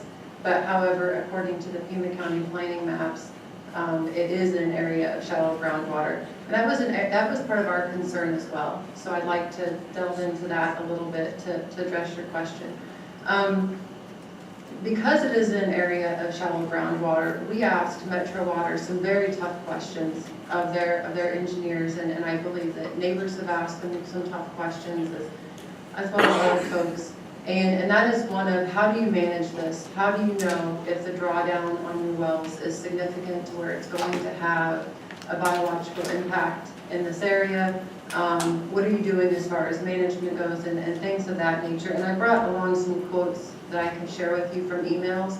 But by and large, the response from Metro Water was that they very, very carefully manage their groundwater supply. It is where they get their water from for their entire system. This project is served not only by one well, which happens to be in a shallow groundwater area, but it's served by multiple wells throughout their system. They balance it out to serve the system as a whole. So they were confident in their ability to serve this development. They are a 100-year assured water supply provider, and we are making system improvements to the public water line in the area in order to provide fire flow. But they seem very confident with their ability to provide service to this development. They even went as far as to say that our proposed use and water use for this site is substantially lower than what they have been planning for this site, for the historical dialogue. In addition to that, we did work very closely with flood control to further identify ways that we can mitigate the water use. And the easy ones right off the top are in our final integrated water management plan that include low flow toilets, low use shower heads, smart irrigation controls, things of this nature that reduce the water use right off the top. And in addition to that, we're also doing some unique drainage alternatives on this site that will further lead to recharge of the groundwater, and that is with the open channel, it's with the water harvesting, it's with the first flush retention, and also by perforating the bottoms of our detention chambers underground, we're able to directly recharge to the groundwater system. Okay, and my final comments are that my real concern is that any compromise or agreement needs to come from the community at large, and it obviously didn't, because no one withdrew their, didn't have any withdrawals from the complaints or the objections. And it shouldn't be from a handful of individuals negotiating a deal at the last minute. And if they negotiated and were able to distribute this, and give people adequate time to review, and then they pulled their objections, that would be one thing. But based upon what we have received from my office, and based upon the staff report, there have people who received it last night, people received it I don't know when, Arlen got it this morning, that people have not had the opportunity to review this, and as a result of that, they haven't pulled their objections. Maybe some would if they had more time to review that. And I believe that to achieve this, the infill development definition says ensure that new or redeveloped mixed use or infill rezonings assess the privacy and character concerns of existing neighbors. I think that is so important. The Planning and Zoning Commission also voted no on this. And they were in agreement with Mr. Elias's two Planning and Zoning Commissioners agreed with mine, which is an unusual thing that happened. That concerns me greatly, that the neighbors, that the supermajority was invoked, and that these people have not had adequate time, they have not had adequate notice. You can't have a compromise and hand it in to the county staff at 8 o'clock this morning, is the first he got it, and expect that that was adequately distributed so that people had time to review it and agree or disagree. And as a result, there were no objections withdrawn, and I think that's unfortunate. And I don't think it was right that a handful of people negotiated. There was an email, and it said Sabino Joint Neighborhoods, which we got a copy of. There was no names identified. There were no names identified with that, who the people were behind that, and I can't tell for sure who it was that was doing this, representing Sabino Joint Neighborhoods Association, who the individuals were based on the emails that are flying around. And there were a whole lot of what I saw, a lot of, one of them said that Supervisor Elias was going to make a motion to accept 196 units. There was all kinds of, coercive language used in those. And that really concerns me that these people were under great duress when they actually came, and there was only a handful of them. So I would like, my concern is that, again, people in this neighborhood, we believe that you have the right to develop this property. I certainly do, the neighbors do. I think the characterization of the folks in this area being called NIMBYs, I think that's wrong. They do believe in development. They've communicated strongly. They just want their neighborhood to remain consistent with its surrounding neighborhood, and they've expressed their concerns. Again, I have met with you. I have met with a lot of the neighbors as well. And I, met with a lot of folks, and we tried to talk to them and see if there was any way that they could come to an agreement. And we were unable to find the common ground. And you found the common ground, but it seems to me you found the common ground with just a handful of people, because the supermajority is still involved, and that is a great concern. Madam Chair? Supervisor Elias. It's interesting that Supervisor Miller says that she doesn't know who was working on this Sabino Canyon Joint Neighborhood Committee, because the paperwork that she submitted yesterday has all their names written on it. It did She not submitted identify. Please let him finish. And was submitted to the clerk of the board's office as additional material for today's meeting. So I find it surprising that she didn't know, because it's right here in the stuff that she submitted. At this point, I want to ask both members of the board on the dais here, as well as speakers in the audience, presenters, that we be respectful of one another. This is getting too argumentative, and it's going to have to stop. So Supervisor Miller, please respond. I just wanted to state that the Sabino Joints neighborhood emails never were signed. There were no names associated with it. There were individuals on there, David Hefferly, Chris Munson, and those individuals. Are they the individuals behind the Sabino Joint neighborhood? I don't know. There was no way to tell. Those emails came in just sent from Sabino Joint Neighborhood Association with no names attached. That was just the point I was trying to make. Thank you. I'm not sure there's a question.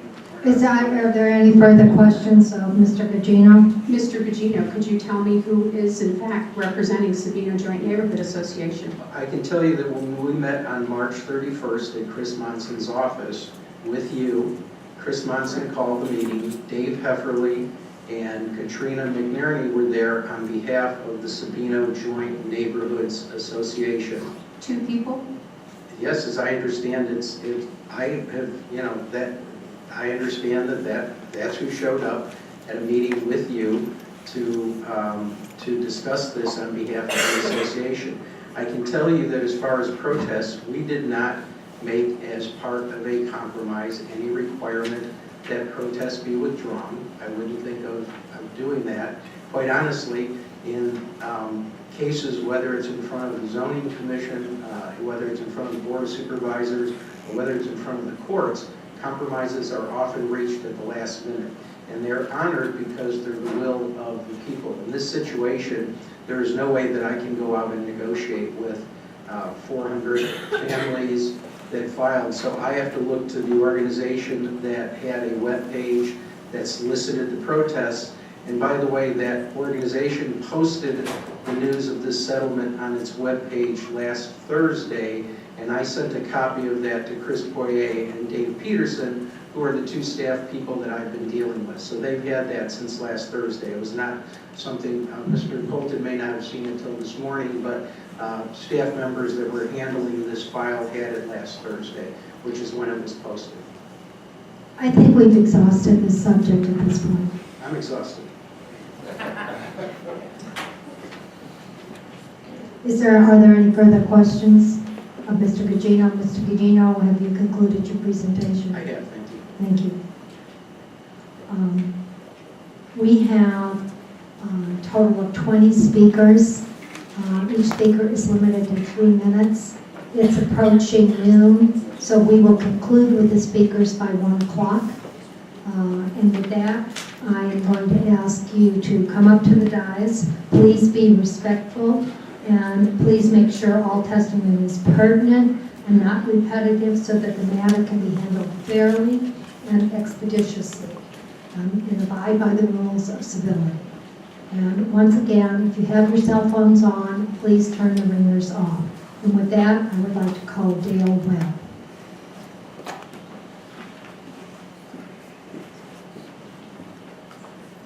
Good morning, everyone.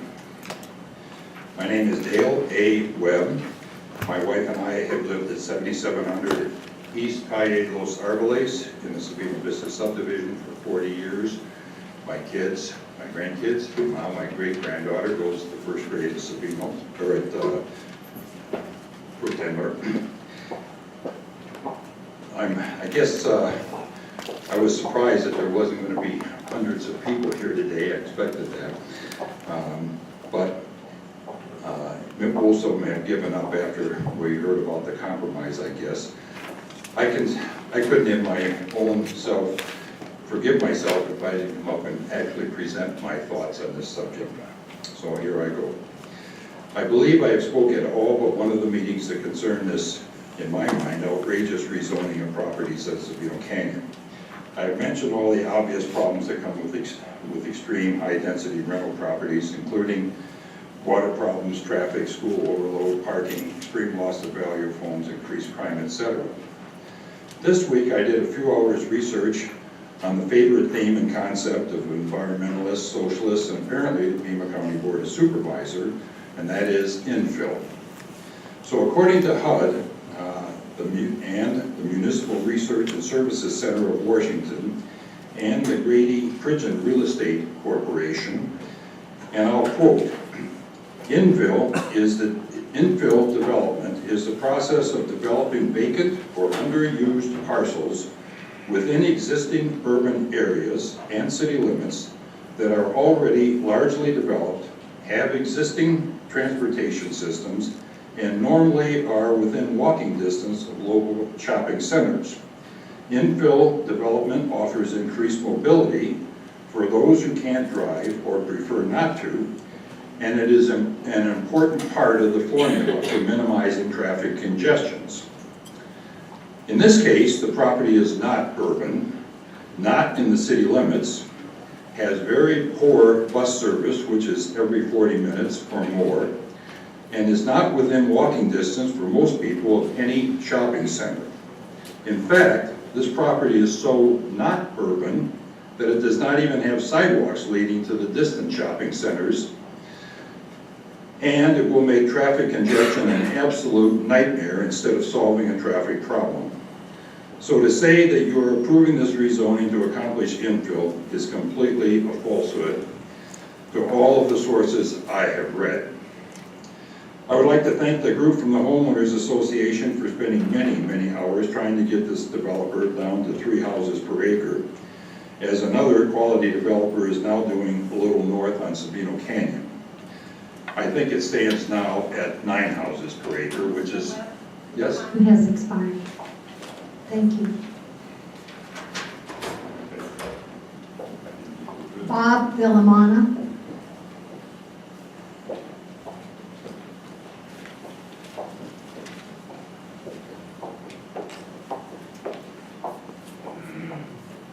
Thank you very much. My name is Bob Villamana. I'm a certified specialist in real estate by the State Bar. I'm not appearing as an attorney. I'm not representing anybody here except myself. My address is 3181 North Row. My wife and I lived there for over 20 years. And in fact, to show you I'm not representing anyone, my wife is going to be speaking in opposition to this in a few minutes. I apologize to Mr. Gugino already. But I was one of the participants in the... And you're going home a lot? I took a few of them. I expect to lose about 20 pounds in the next couple of weeks. But seriously, I was approached by different neighbors, including some people from the Joint Neighborhood Committee, in part, I believe, because as a real estate lawyer, my practice has been in negotiation for many, many years. I viewed my role, and I think they viewed it, as someone who might be able to facilitate some compromise, because many, many of the neighbors felt that the deck was already stacked, that the decision was already made, that Ms. Miller, who has opposed this project for a long time, was not going to be able to get a second vote against it, and so that instead of facing 169 units or 196 units, several of us felt that it was better to compromise. I learned a long time ago swimming upstream was very difficult and frequently a compromise, which reduced the densities, certainly the number of units substantially, not necessarily the square footage, but that was in the best interest rather than not come here with a compromise, because the developer was basically saying, if we don't have a compromise, then we're going for the whole enchilada. 169 units, maybe even 196 permitted under the comprehensive plan. Nonetheless, as a real estate lawyer, I do believe compromises sometimes they have to be made, and I'm not thrilled with the compromise. I don't think anybody who participated, including Mr. Munson, was thrilled with it, but the other side of the coin was worse. And just in closing very quickly here, I would like to see for the future, I think it's important that the supervisors give some additional deference to the supervisor in whose project a unit is going to, or a project is going to be built. That supervisor knows her people, knows her community better than anyone. And I find it a little offensive that someone on the east side of town would dictate what goes on the far west side, just like I find it offensive that people on the west side would tell people on the east side what's in their best interest. That's not the way the system should work. Thank you. Thank you. Jerry Arbani.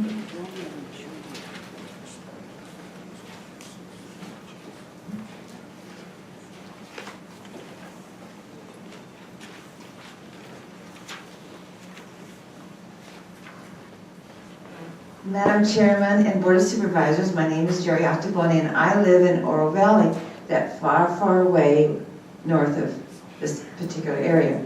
This is a very interesting project. The houses that are already there are like about 1/2 to 1/4 acre lots. This project will completely change the area because they are so close together, like LA, that they are not a fit for the community.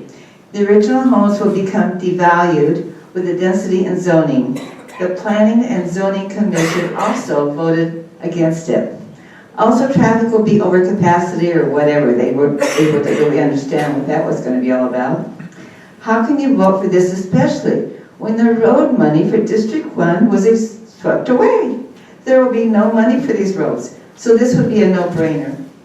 I read that this particular area used to be in Ray Carroll's district. It was changed with redistricting.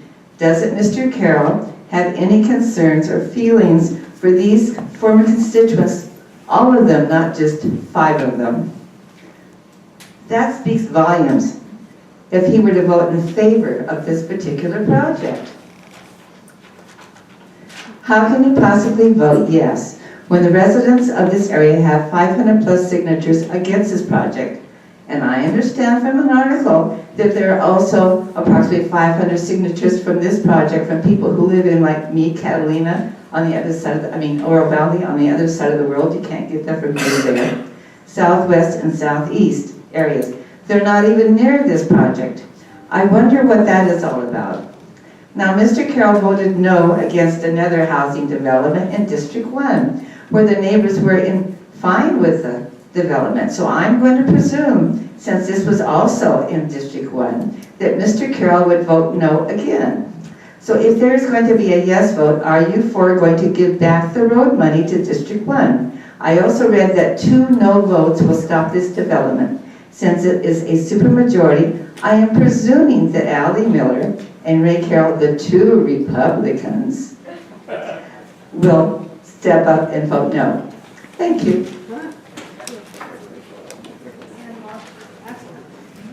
Ann Markowitz.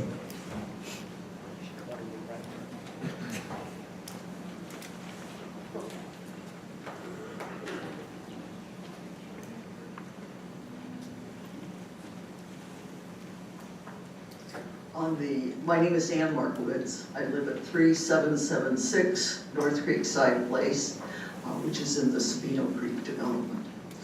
And on the speaker's form, when I filled it out, there's a place where you are supposed to circle opposed or in favor or uncertain. And I wrote down uncertain.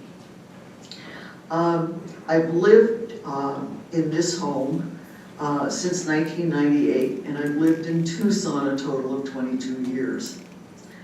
I would like to first of all thank the Sabino Joint Neighborhood Committee and the developers for some really hard work in the last few weeks to come to this compromise. I think it's a very substantial compromise, and I appreciate your efforts. I am still not thrilled with having a rental community at our doorstep, but there's little we can do. Rentals will reduce home values for homeowners in the immediate area. I have one major concern remaining, and actually during the break, when you were in executive session, I grabbed Erin Harris behind me here and asked her these questions. So I have a better sense of what's going on now, but I decided to speak anyway, just so I put it into the record. My major concern is traffic congestion and backup on Knollwood, which is the street that no one tends to mention.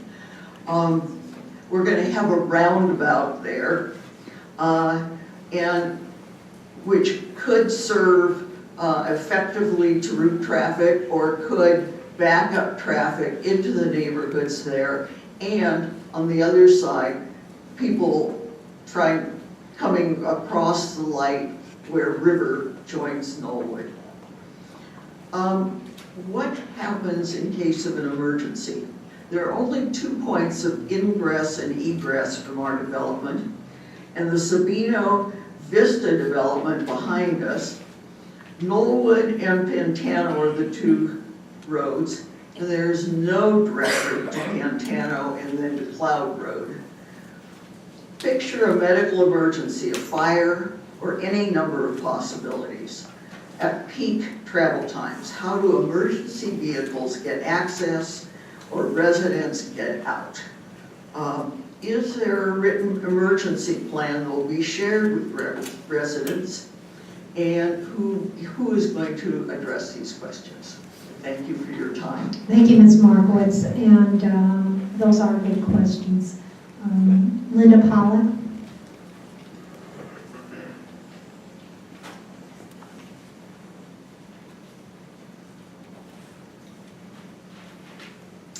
Good morning, I guess, still. No, good afternoon. Just barely, you're right. My name is Linda Pollock. I live at 7254 East Camino Valley Verde. I'm in the Colonia Verde Homeowners Association and Group. We are on the northeast corner of Sabino Canyon and Tanca Verde. And I have to tell you, I have great concerns about the traffic. We have already experienced huge numbers for us of people cutting through on our residential streets to avoid the light at Sabino Canyon and Tanca Verde.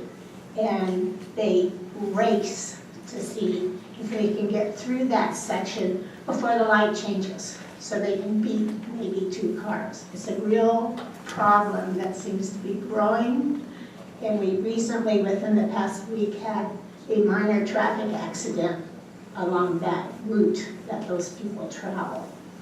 The other thing I would question is when the staff was saying this Sabino Canyon would only be 34,000 ADT. I wondered if that included the approximately 100 homes off of Sabino Canyon that you have already approved. Was that inclusive in that number? Yes. Because I think by the time everybody drains down to Tanca Verde, the traffic is way over. The city had to modify and make 3 east turn lanes on Sabino Canyon to Tanca Verde because 2 couldn't handle them. And these are very long traffic bays. They're not just 20 feet. I mean, they're really long ones. And when we try to get out of our homes, most of us now don't even go Sabino Canyon unless we're going to go west, because it's very difficult to make a left turn, and we've had several accidents with people making left turns into our complex as well as out of our complex.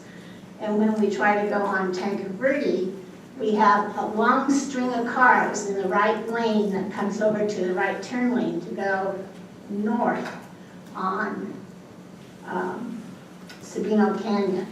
And we're almost to the point with additional cars, we're going to be choked off. And I know some of the other developments along Sabino Canyon are complaining about the same thing.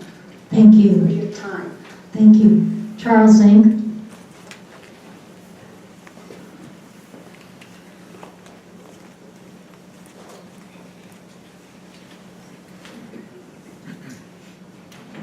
Good morning, everyone. My name is Charles Zink, and I live at 7221 East Sabino Vista Drive. I'm actually one of the 5 houses and homes that we've lived in for 24 years now that we negotiated with the developer, Mr. Gicino. And we're very happy with the terms that he came up with. My wife and I were just sitting on our back porch this last Sunday morning drinking coffee. And as we looked out, we thought, you know, boy, there's going to be homes there 100, 200 feet off our back porch. But on the other hand, we also looked and said, well, what could the other potential possibilities be that could really detract from that environment we're living in and used to living in? You know, there's a lot of positives to this. I'm a local business owner. I see the potential. You know, I'm not one of those, I forget the acronym you use, but not in my backyard. I'd like to say that, but I'm pro-business. I want to see development, jobs in Pima County. You know, a couple of things I wanted to talk about too. I did contact Supervisor Miller's office twice. I called her one time directly, and then I talked to Mr. Carroll, Supervisor Carroll, because I know Supervisor Carroll. Our kids played sports together. He said, contact, I guess his name is Mr. Kafari. I called him. This was at the very onset of this development's negotiations, and I didn't receive a phone call back, an email back from anybody. I left my email, my personal email, my business email, and my phone call and my phone number. Didn't receive a phone call back, an email back. So I turned back to Supervisor Carroll and requested, you know, what we could do. In the meantime, we had neighborhood meetings with everybody on our streets of Buena Vista Drive, which again backs up to the east side of the development. And 3 different times, Mr. Baginos and himself and his team came out, discussed with us the changes. We've updated, we asked for more. He even was very open to any of those changes that we were looking for. And it's not something I want in my backyard, but again, I think for what he's done, we're no longer opposing it. Originally, I opposed it. My wife did also, but I really think this is good for our neighborhood to move forward, because I do not want 2 stories. I do not want Circle K. I do not want Walmart or anything else. School, church. I really believe that that's going to detract from my home, more so than what the current development that's proposed. Thank you. Thank you. Thank you. Madam Chair. Can we let the speakers, we're trying, go ahead. I'm glad you can do that if you'd like. But when Mr. Zink called me, it was only after his attempts to deal with District 1 that fell through. When friends call, I put down what I'm doing and try to help. Mr. Villamana has mentioned earlier that it's maybe unusual for a supervisor to not have the say in their district, but everyone in real estate knows, Mr. Villamana, there's a term called time is of the essence. Are you familiar with it? Quite. I thought you would be. I mentioned to Mr. Zink and everybody else that time was of the essence, and he needs to contact District 1's office.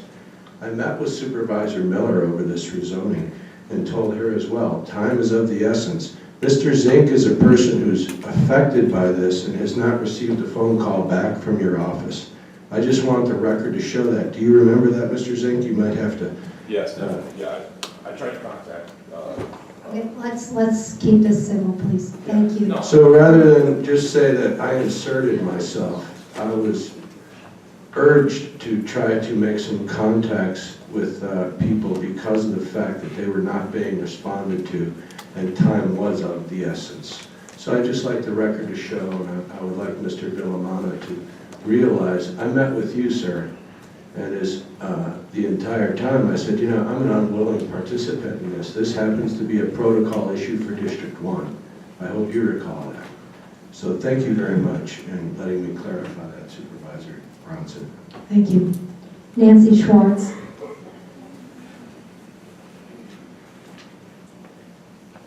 I had a prepared statement, but I'm going to deviate from it because I want you to hear from my perspective what I think this whole process has been about. I have been involved for months and months and months.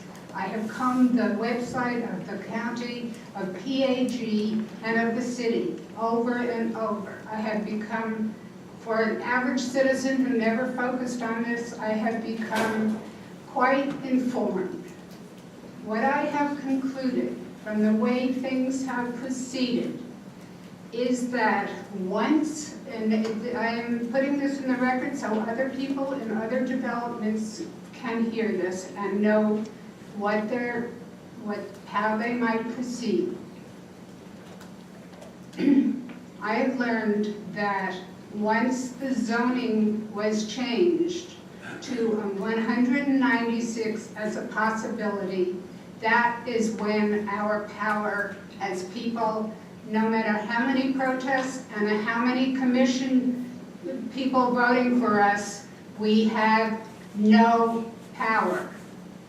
Because after that, we are at the mercy of the developer to tell us what the density should be. And we have no power. The idea, as someone else presented, was that the concept of infill. I have started to read about infill and about smart growth. In my opinion, this is not smart growth. Because yes, it is infill, and I too am in favor of infill. I agree with what infill means, which is that you don't want to keep having sprawl.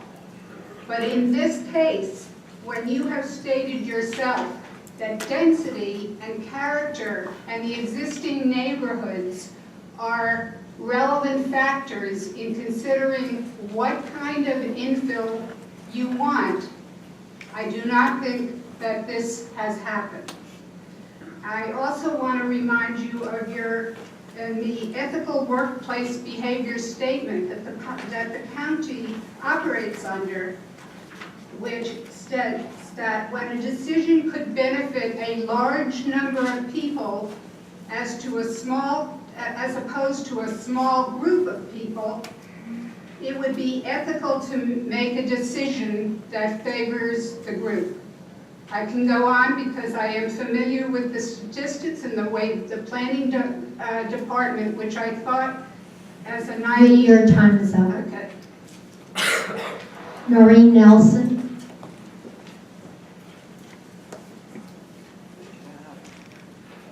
My name is Noreen Nelson. I live at 8258 East Bighorn Trail. I'm also the president of the Hidden Valley Homeowners Association.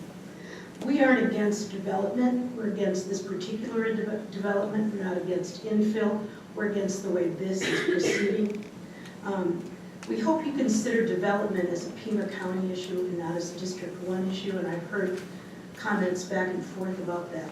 But Sabino Canyon Road and Sabino Canyon access affects everyone in Arizona, and the visitors who come to Arizona, it affects way beyond Pima County.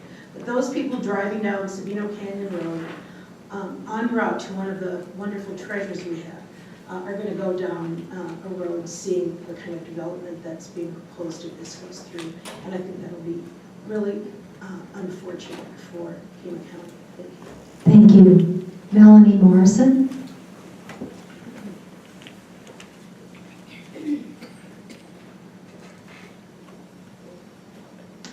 Madam Chair, Supervisors, my name is Melanie Morrison, 224 East 2nd Street here in Tucson.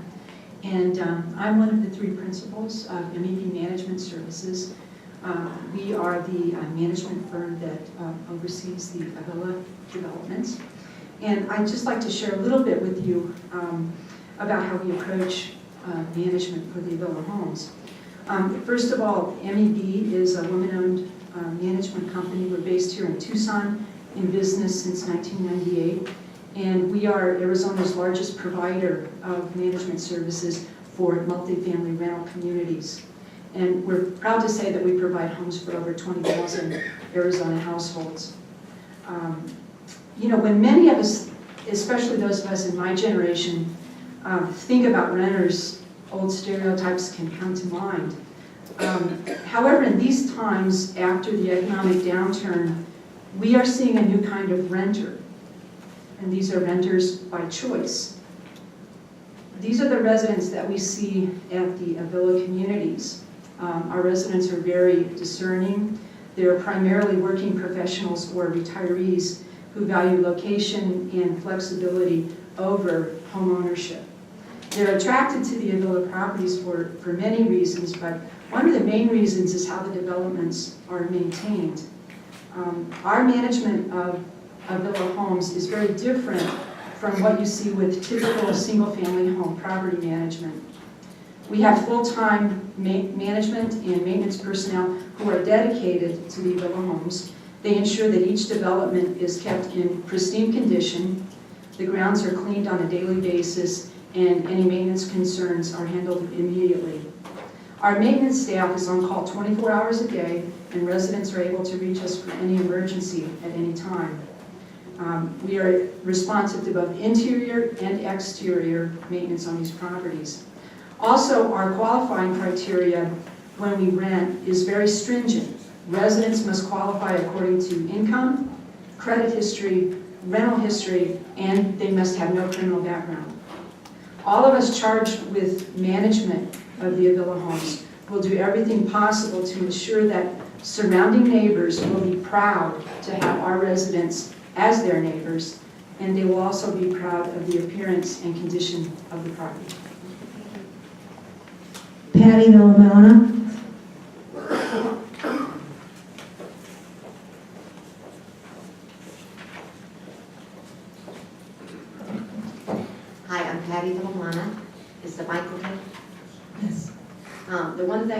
that, first of all, I was PE teacher and driver's ed teacher at Saguaro High School for 31 years. I've lived in Tucson since 1952.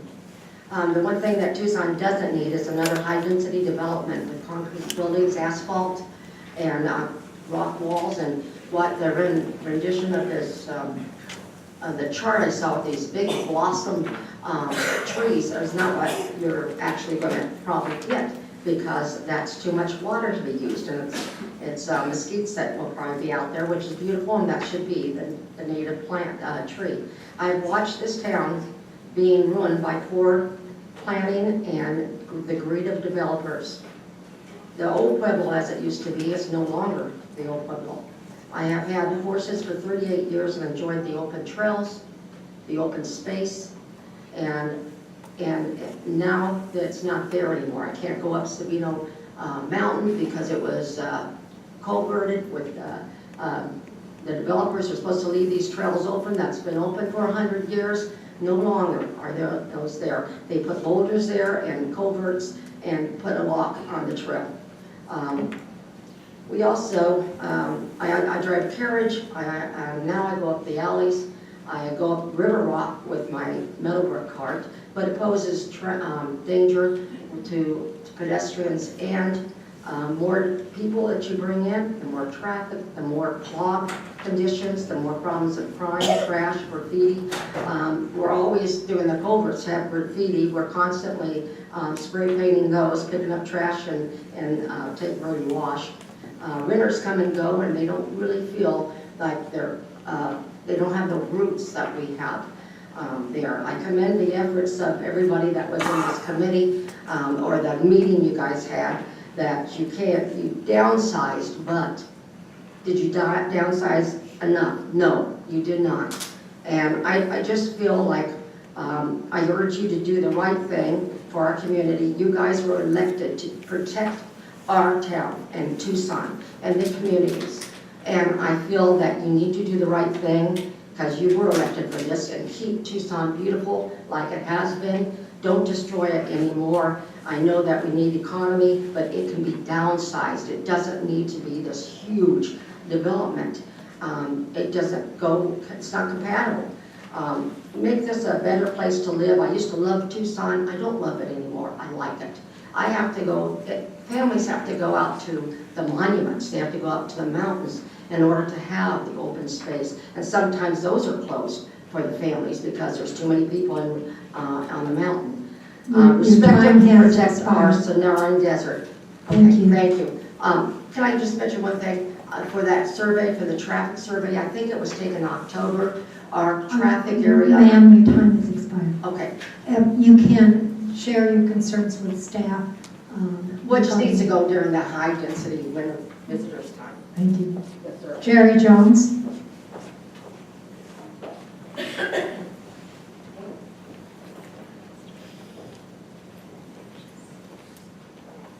I'm Jerry Jones, 3440 North Camino de Piedras, and live in Sabino Vista. Madam Chairman and Supervisor. One thing that I want to bring up, when this first started back in July, the first P&Z meeting, July 2013, we were told before we ever went to the meeting that it was a done deal. Might as well stay home. We didn't believe that. We went down, we were very encouraged because the board, the P&Z board, voted against it. Then, at the end of the month, we had the first meeting with you guys, and the west side was approved, which opened the door for jobs for the east side. And I'm still opposed to it because of the quality of life it's going to affect. And most of my other concerns have been addressed by other people here. But one thing that I can't find an answer for, they keep talking about we got plenty of water. Well, Metro tells me, I talked to them too, Metro says, yeah, we can furnish the water. But originally, because of low-density housing zoning, our lines were designed for low-density housing, residential. We have water for their domestic water, but we do not have enough water for fire water protection. In order for the developer to do that, they're either gonna have to run a new line or they're gonna have to tap into another line to provide fire water protection. And if they do that, because it was designed for low-density housing, it is gonna have an impact on future growth in that area should fire water protection be required. Other than that, the most important things to me are the water and the traffic situation. I think that's been confirmed. And again, I've been at every meeting, spoken at every meeting. I would like to see this disapproved. And I understand what was brought up earlier. I didn't understand why this is our District 1, and this is Supervisor Miller is our representative. I don't understand why, like the districts, the other supervisors in other districts vote against what we want done. We didn't just fall off the turnip wagon. We got some intelligence out there, and it's the integrity and quality of their life that's being affected. And I'd like to see it voted. I'd like to see it voted against it. Thank you. Thank you. Karina Gunther?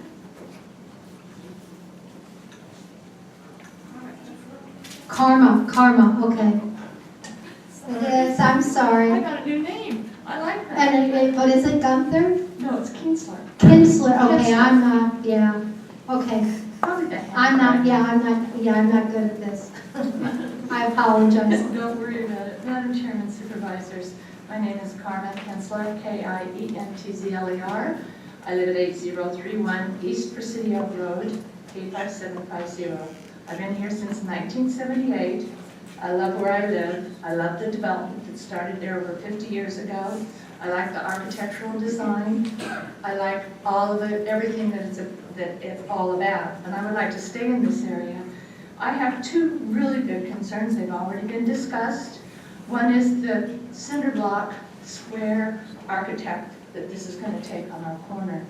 I would love to see, I'm not opposed to a development, not at all. I would just like to see some lovely southwest architecture. It would be a real shame not to enhance the area as you build. I also have concern about water. I've been there since '78, and water's been our concern since the day I moved in my house. You could only water certain times your yard or not, and I ask you to take that into consideration as well, because it is an open, free area. I don't think a wall around this area is going to make it look open, free, and welcome. And that saddens my heart a bit as well. So everything else that's been said, I don't want to repeat it. I just would like to say to each of you voting today, I ask that you come from your knowing truth about the future of the corner. The space, the water, the traffic, the population, and please vote accordingly. Life is not measured by the number of breaths we take, but by the moments that take our breath away. Thank you. Thank you. Beverly Jugtree?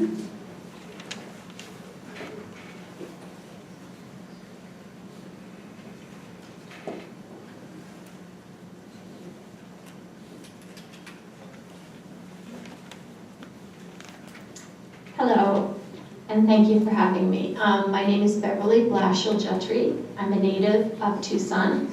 I'm not a NIMBY. I grew up in a trailer.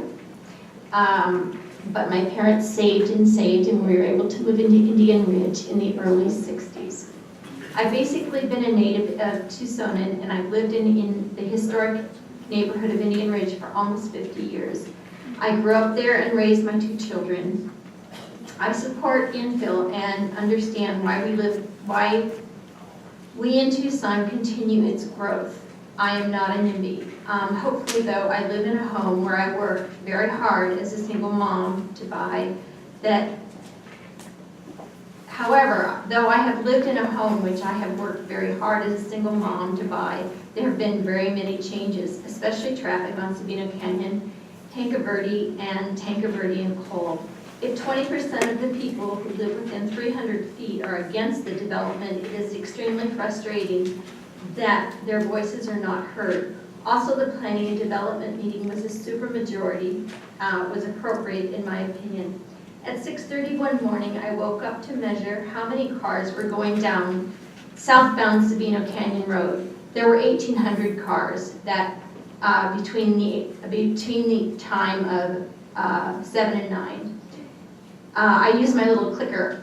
This changed at about 8:15 with more traffic southbound.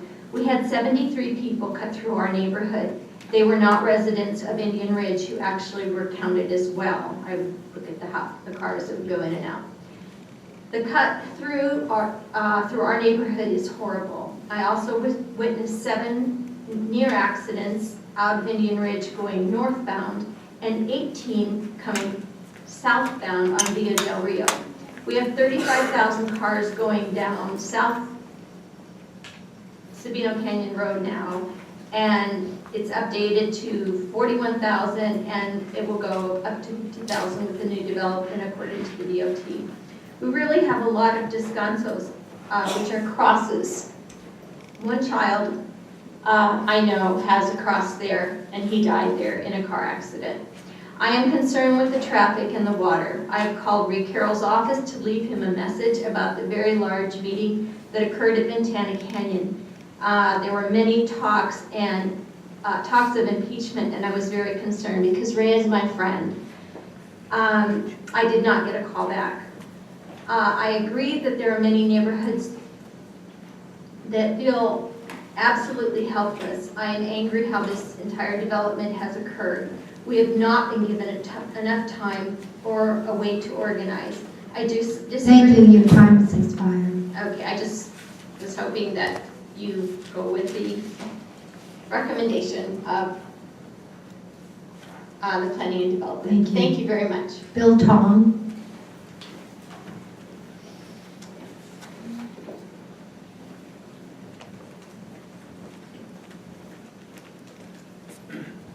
Hi, Bill Tong, T-O-N-G, 8351 East Ferndale Drive.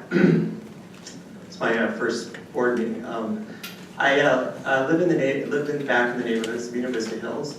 I'm on the HOA board, and I'm on the site council at Fruit Town, where I have two kids that go to school. Travel down Cloud Road every day. And when I learned of the development, I became concerned. Certainly, it may be inconvenienced by traveling down Cloud past the development. But I looked into it, and I went to the meeting at Ventana where I heard lots of opposition. I did my research. I looked at the records. I visited, even visited the sites that the developer has built. And I'm here in support of the development. My primary reason is I work with a lot of businesses in Tucson, and the business community, we need the jobs, we need the revenues. The business community is really still bouncing along the bottom. So when you see a smart development, I think it's a good decision to move forward with them. I've seen they've addressed many of the concerns. The project has changed a lot from when it first started. I was supportive of it even at a higher density, but now with the lower density, I'm even more supportive.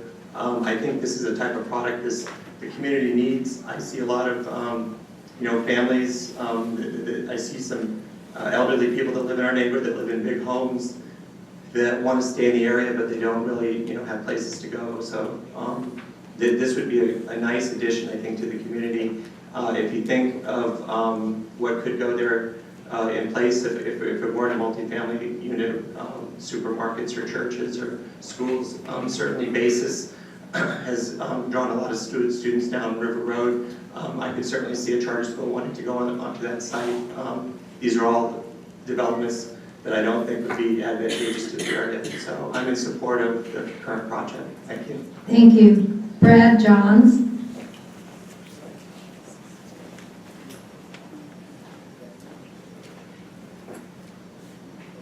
Good afternoon. My name is Brad Johns. I'd like to thank Madam Chair and the board.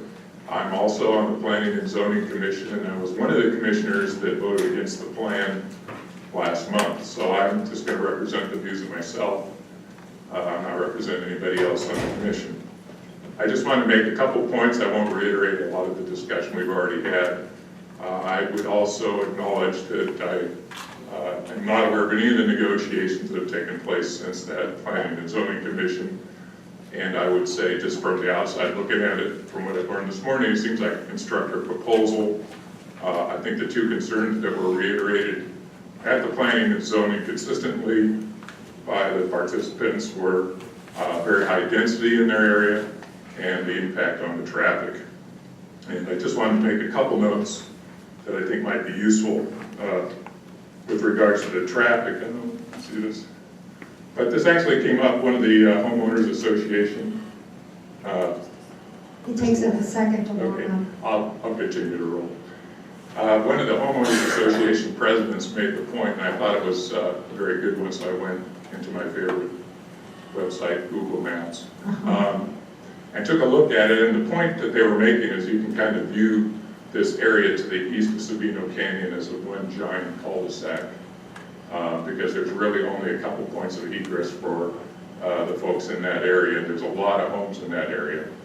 And when you take a look at this,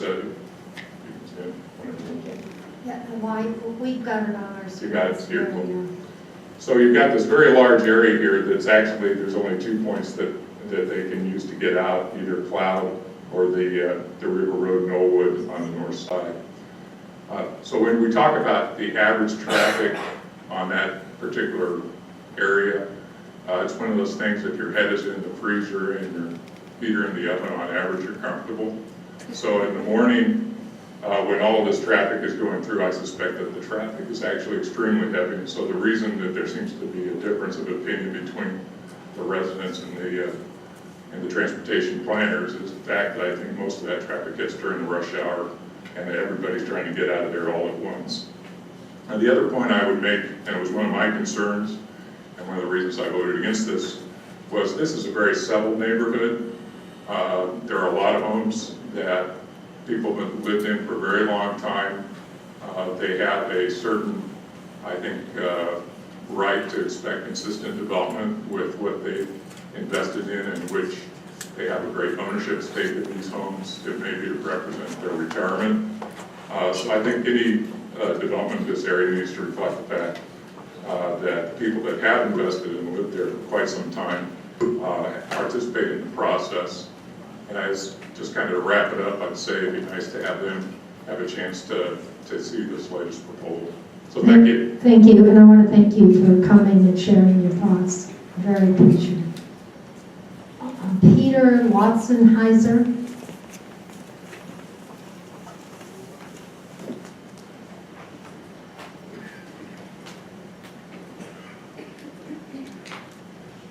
Madam Chairperson, Supervisors, my name is Peter Lautenheiser. Thank you very much for pronouncing it correctly.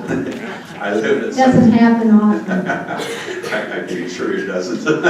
I live at 7022 East Blue Lake Drive. That's in Indian Ridge Estates. And we're not represented by the Sabino Joint Neighborhood Committee. My wife grew up there. However, I spent 42 years in the military, so I've lived everywhere but Pima County until the last 2 years. 3 quick points. The majority of the neighborhood remain in opposition to this rezoning and development. Point 2, water and traffic solutions we feel have not been identified or proposed. Rather, only these already overcapacity, overtaxed resources can absorb more usage. Point 3, this is directly, I feel, a District 1 and District 4 issue because of the proximity of the borders between the districts. And Supervisor Carroll, we do thank you for your intervention in attempting to facilitate compromise. We recognize that. Summarize this, in my conversations with my neighbors, and I've spoken to many of them over the length of time that this issue has occurred, we would like to see a delay on this vote to allow some time for additional compromise. Personally, I'd love to see a rack of no more than about 5.0, to maintain the compatibility with the surrounding neighborhood, and also to allow proposals for real relief on traffic and water issues. Lastly, I'd also ask the board that any disagreement between the supervisors not work to the disadvantage of the constituents. And similarly to the time is of the essence, it's a principle militarily called stay inside your enemy's decision cycle. And I think that this last compromise has achieved just that. So I would request that this last minute compromise needs more time to be reviewed. Thank you for your time. Thank you. James Marion?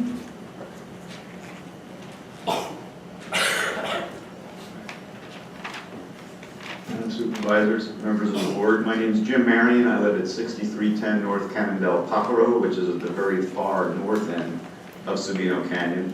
And I office at 7411 East Tanque Verde, which is just east of the intersection of Sabino Canyon and Tanque Verde. Needless to say, I pass by the site many, many, many times every week.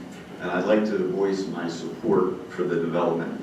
As a commercial real estate agent that has specialized in selling land for over 30 years, I believe without hesitation that this is an excellent location for low-density luxury multifamily use. I've heard other speakers refer to this as high density. High density in the zoning code is up to 43 units per acre under TR. This is low density, and it's a luxury complex that's going to have $1,000 rents.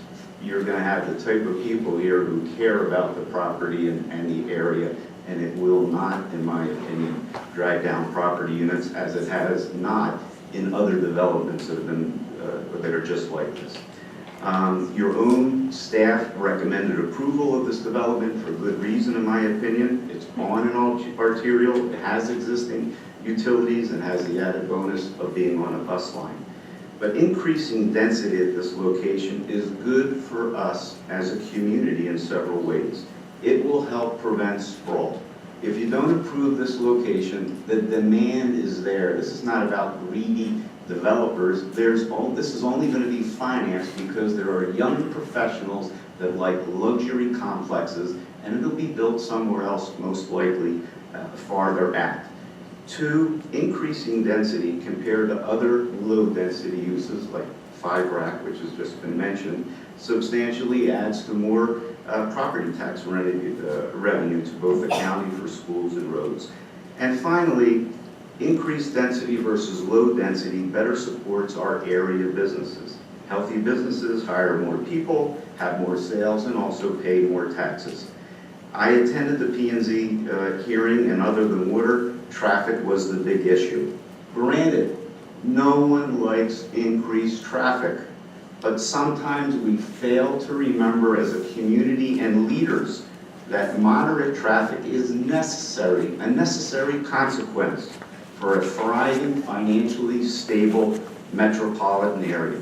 To not want traffic at this location means we want to discourage the use of mass transit and encourage sprawl.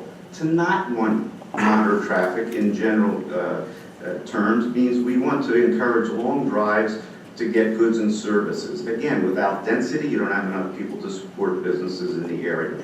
I'm sorry, sir, but your time has expired. Thank you. I hope you listen to staff and approve the project. Thank you. Patty Smith Lacombe.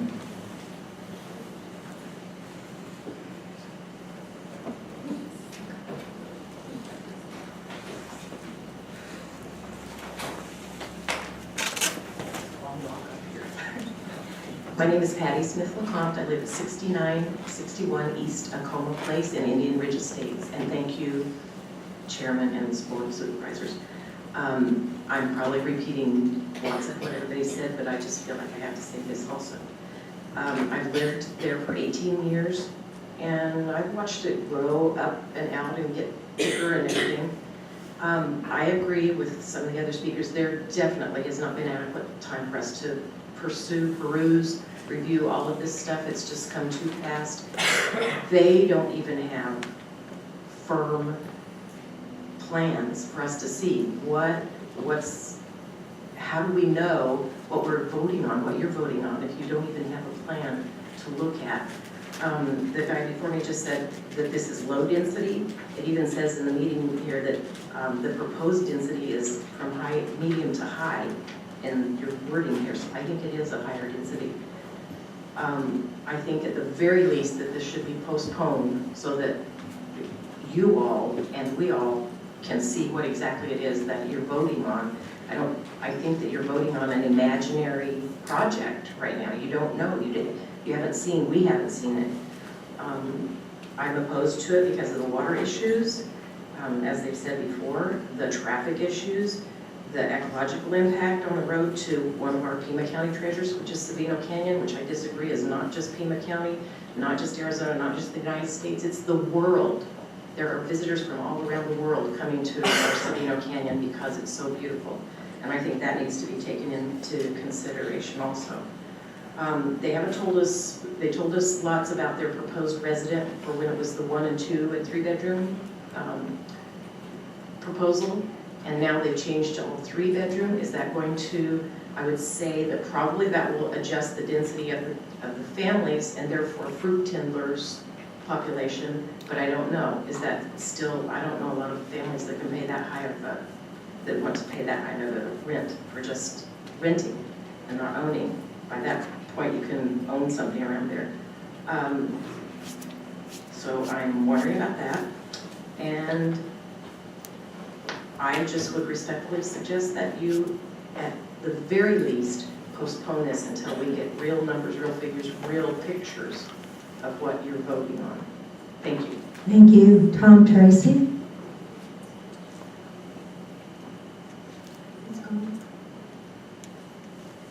Jim Entwistle. I didn't pronounce it right, did I? No, you did. Oh. You did a fine job. Madam Chair, Supervisors, my name is Jim Entwistle. I live at 3613 North Sabino Creek Place. I'm in the Sabino Creek neighborhood. I'm within the 1,000-foot boundary, but not within the 300-foot boundary. That property is directly to the northeast of the property in question here. A lot of the points I was going to make have been covered, so I'll be brief and just cover a few.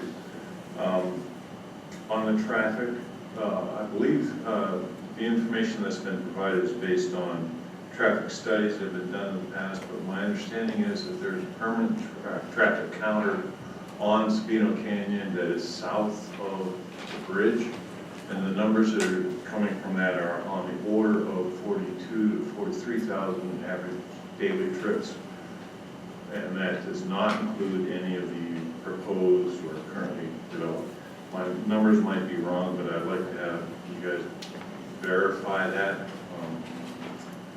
On the comprehensive plan that was mentioned, for infill, there's concern about privacy and character. Now, the developer has talked about what he's going to do for buffer yards and setbacks and planting, which gets into the privacy. But I don't believe he's addressed the character of the community that we have. And personally, I believe that the density is going to be too high for that area. If you think of proportionality in terms of the amount of increase, our development is at approximately 2.24 rack right now. With the compromise item, that still is a factor 4 increase in density of what we have. The development across the street, across Sabino to the west side, went from about 4, slightly over 4 to about 9, so a factor of 2. If you apply that proportionality, that would suggest a number closer to, say, 5, perhaps 6. I'm of 2 minds about this. This is the first number I've seen that's below 10. And so I'm thankful for that part. I still believe the 8.5 that is recommended is going to be too high. Just one last quick point. I have been a participant of the Sabino Joint Neighborhood Association. I was one of the initial founders of that organization. It is not a representative organization. It is a group, a loose group of homeowners that have taken on an initiative to get information out and where necessary to support the organization of the protest. However, they do not represent the homeowners, and to the point that was made earlier, that they don't necessarily represent the homeowners from a standpoint of being able to agree to a compromise. Thank you. Your time's up. Thank you. And finally, Bruce Romano.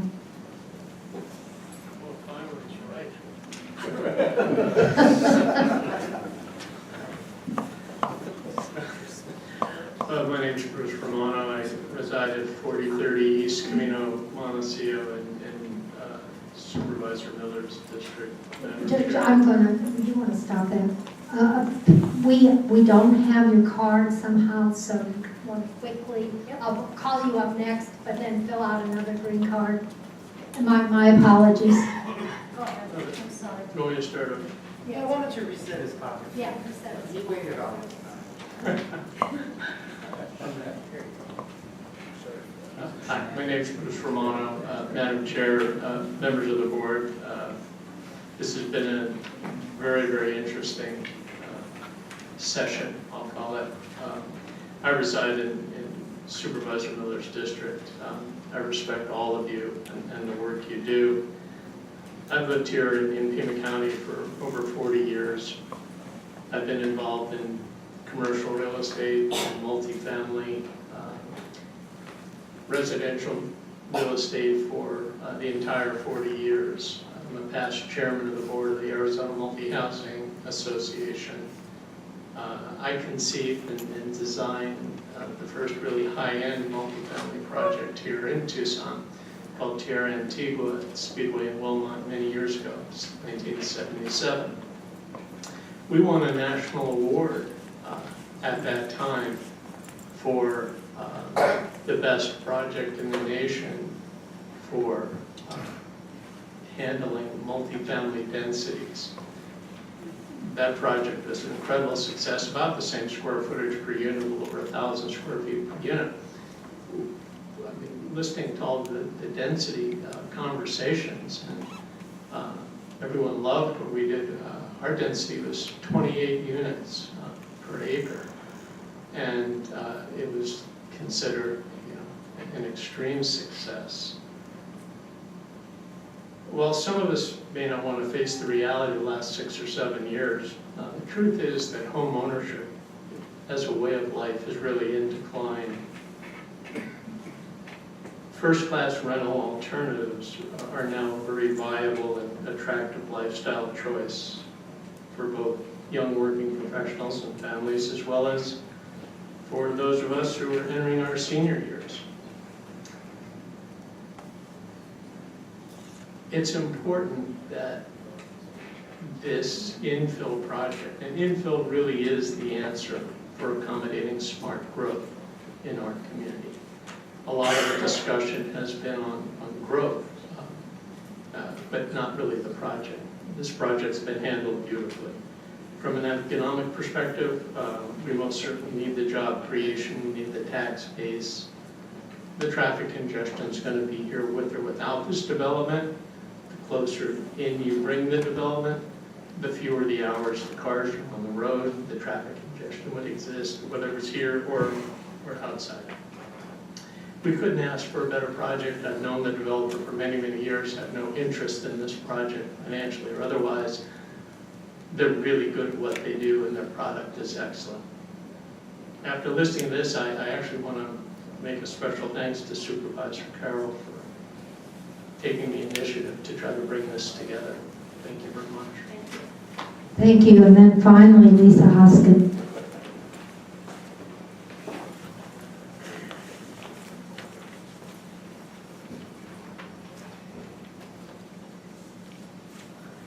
Good afternoon, Madam Chair and Supervisors. I apologize for the little hiccup earlier. I did turn in the speaker card. I'm not sure where it went. My name is Lisa Hoskin. I live at 7211 East Sabino Vista Drive. My husband and I have lived there for 20 years. We raised our kids there, who are, one's out of college, thank goodness, and one in, so that's good. The rear yard of our home is adjacent to the eastern boundary of the subject property. When this originally was going to P&Z, I spoke to Mr. Gugino and said, I'd like to get our neighbors along Sabino Vista Drive together with you. We'd like to see what you're proposing. I believe, and I think it's obvious, that the homes along this eastern boundary of the proposed development are most directly impacted. There's no doubt. It's literally in our backyard. Well, not literally, but very close. I want to thank Mr. Gugino and the area team for working with myself and my neighbors on Sabino Vista Drive to address our concerns, our primary concerns, and I'm not going to list everything, but our primary concerns were that we wanted a residential only component, whether that be single family or multifamily. We didn't want any type of commercial development. That it be only single story. We didn't want anything that was large that blocked the views that we have. The setbacks from our homes, landscape buffers, and I do want to add that, as Mr. Colton mentioned, we would like the Cloud Road be an exit only behind our homes. I strongly believe through the efforts of the parties, my husband and I were able to support the rezoning, and even happier now with the lower density of 130 units, but quite frankly, we were on board with 169 units because we felt our concerns had been addressed by the developer.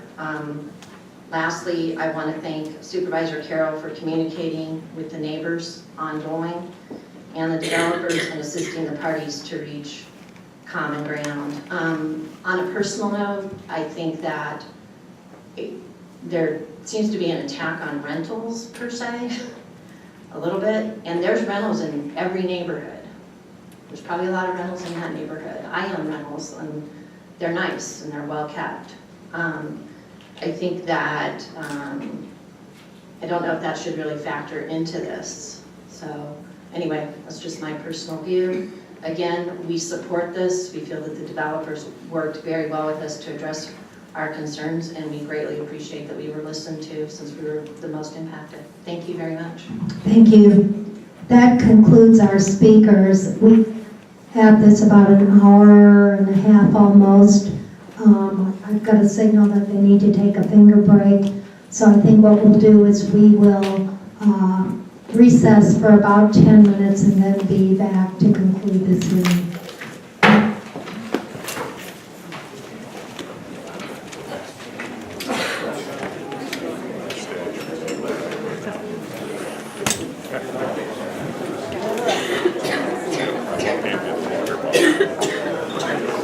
I can hold it right here. I promise I won't spill it.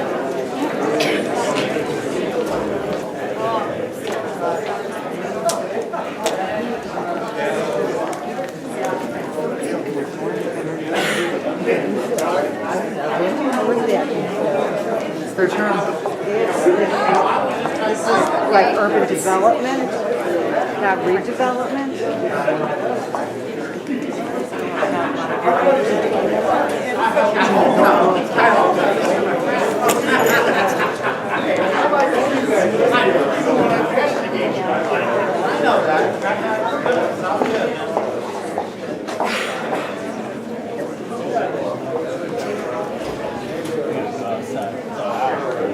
I know, it's my fingers are like.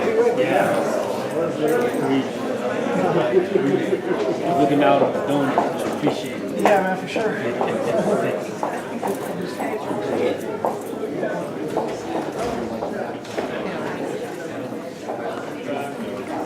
Blood flowing. Huh? It's blood flowing.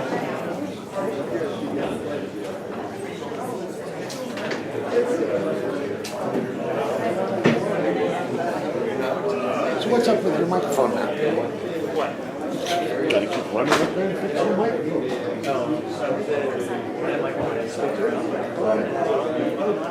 No, I just Awesome.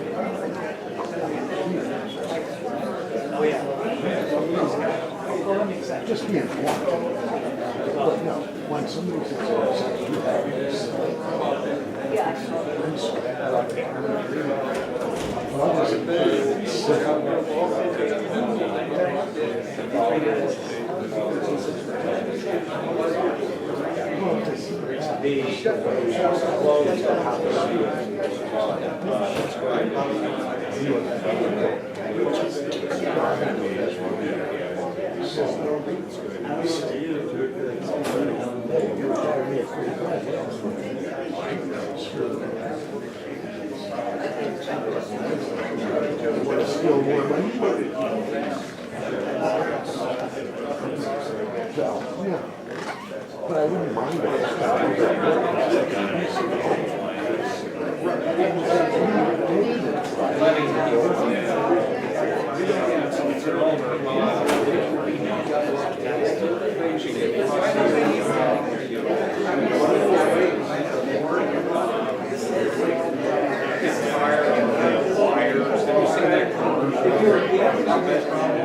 Guys talking about hanging wires and the sun is popular or whatever. I didn't I noticed a wire maybe on the wall or painted, so I want to get my wife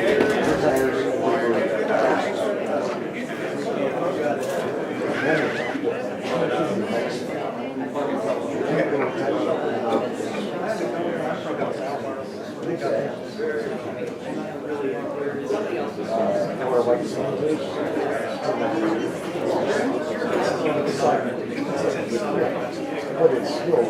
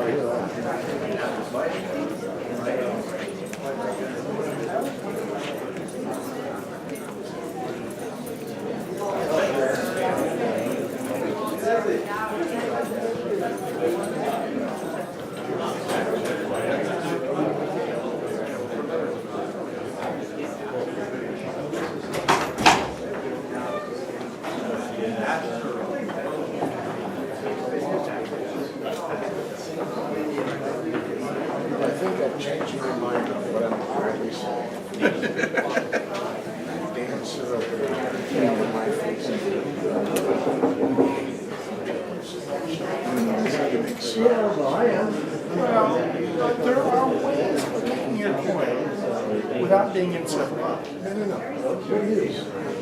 Now I come to comment.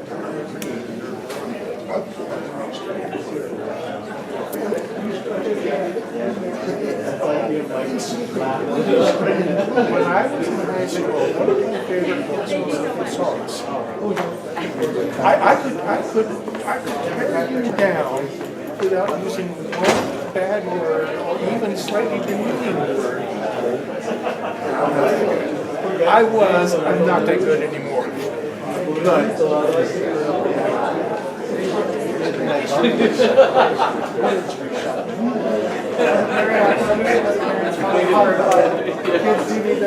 No, I see that.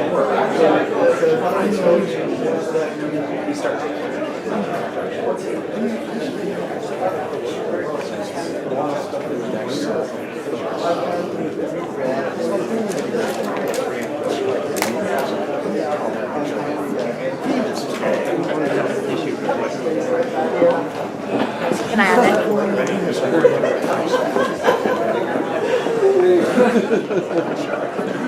At least it's not like the military or something. You don't have to worry about it. Oh no! Well, that a friend of mine brought that up. You know, at least he's Right, yeah. No, we should have a fun thing.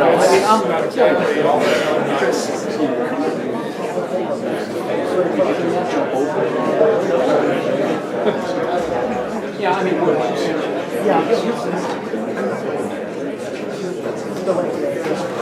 Yeah, I'm sure you got your Can't take it back now. Yeah, I know.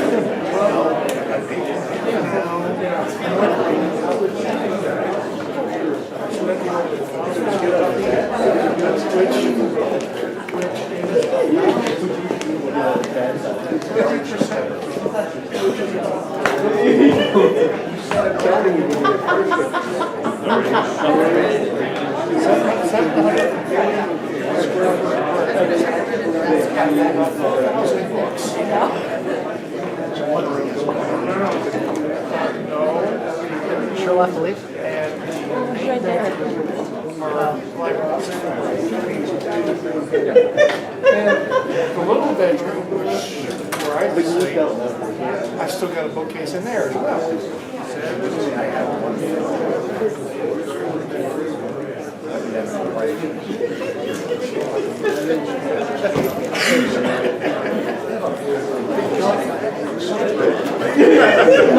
If I could get everyone to be seated and ask that the supervisors return to